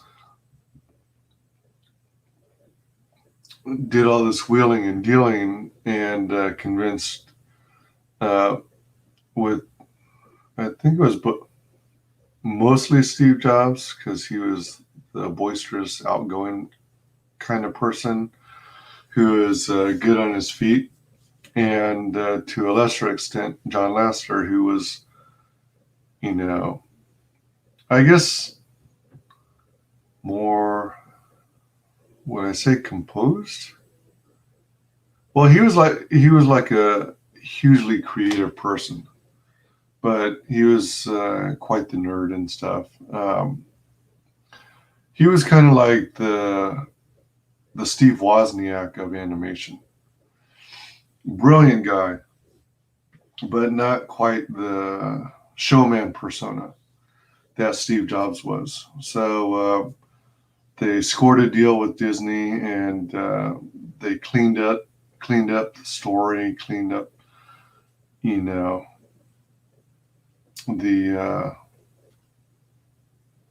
the movie, and I guess Disney was their distributor.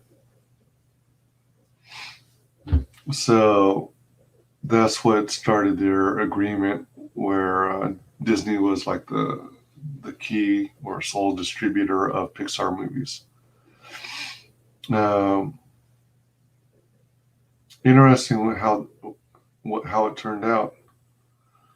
They started beating Disney's butt at their own game. Well, actually, 3D animation took off. It was beating traditional cell animation. Then Disney stopped making cell animation, and then 3D animation took over. And then Disney was like, well, if you can't beat them, join them. And then they bought up Pixar from Steve Jobs under the condition that John Lasseter was permitted to be Disney's chief creative officer, I guess, at Pixar, in the Pixar division under. Oh wait, hold on, no, he was like the chief creative officer of Disney Animation as a whole, I think is how it worked out. And then in the process, Steve Jobs got a huge chunk of stock options in Disney and became a board member. But anyway, I find some of this, technology stuff, computer industry history and the beginnings, the origins of it, quite fascinating. So I just wanted to share that. But yeah, I went off on a huge tangent. Huge tangent. Wow. So let me see. One viewer in Twitch, which is probably me. And wow, 3 people from YouTube. The 4th one is probably me. If YouTube is classifying it correctly. But again, it's because I'm trying to prevent myself from going off on wildly long streams, only to find out later that my stream that I dedicated so much time to inevitably got permanently banned or blocked, removed. Speaking of which, I'm trying to figure out if there's going to be a way for me to recover my Christmas 2019 stream, which was 11 hours long. I got hit for copyright infringement, like 6 or 8 counts of copyright infringement. So it was blocked globally, and the video was, I think it was removed or what was it? Or it was just blocked globally. I was thinking if I could find a way, if I can find software that'll let me extract the audio and separate my speaking track from the audio track, then I can clip out the sections of audio track that have that music that they're all griping about. And maybe I'll be able to re-upload it just for the helms of it, for posterity, for history. Because I thought it was fun. I thought it was decent. But what did I want to say about it? Shoot. They just text that the bloody thing was done. The reason it was blocked globally is because of I was using Christmas songs, Christmas music, and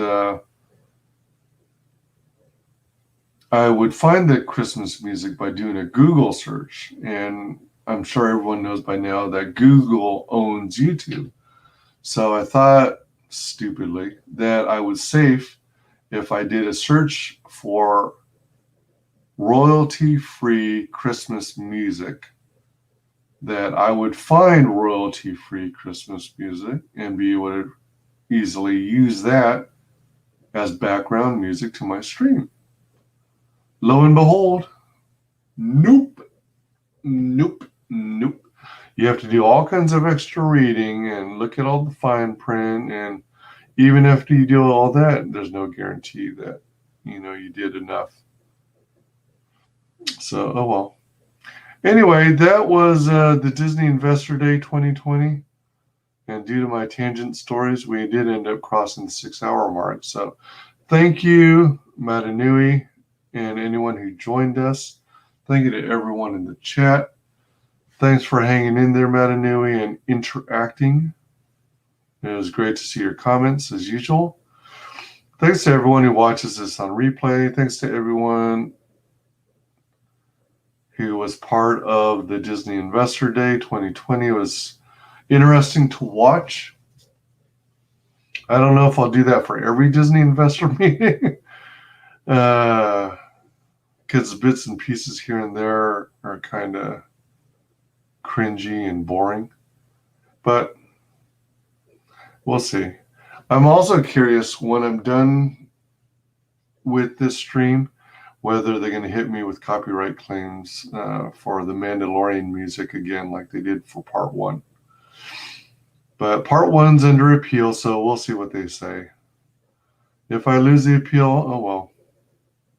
I don't particularly mind that it's not monetizable, but since my channel is not monetizable, but at the same time,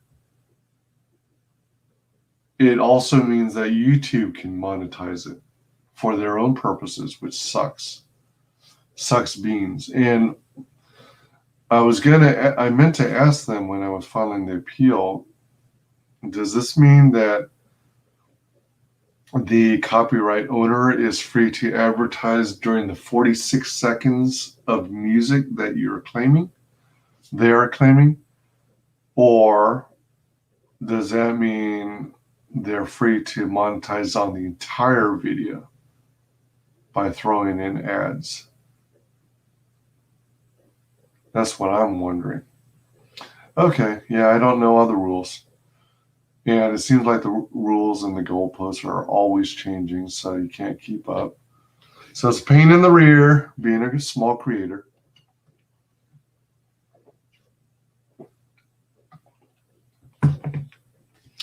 So thank you everyone for joining in chat. Thanks to everyone who watches us on replay. Please check out my Facebook and YouTube channel, WyzGyz Entertainment. Please check out my Twitter at WyzGyz Tweets, Twitch at WyzGyz Twitches. I'm working on trying to get my previous content uploaded to Twitch to see if it garners any more followers, because I'm stuck at 5 followers with an average average number of viewers of 0.1. So just trying different stuff, trying to grow the channel. Yes, check me out on social media. I broadcast to Facebook, YouTube, and Twitch simultaneously. So check me out on all those platforms. And thank you again for hanging with me. I appreciate all of you. You guys rock. And away we go. Final guest that is the only person below White Holiday in the ComicsGate phone book. It's my favorite failed clone of Peter Sameti. The YouTube WyzGyz. How you doing? Welcome to the show.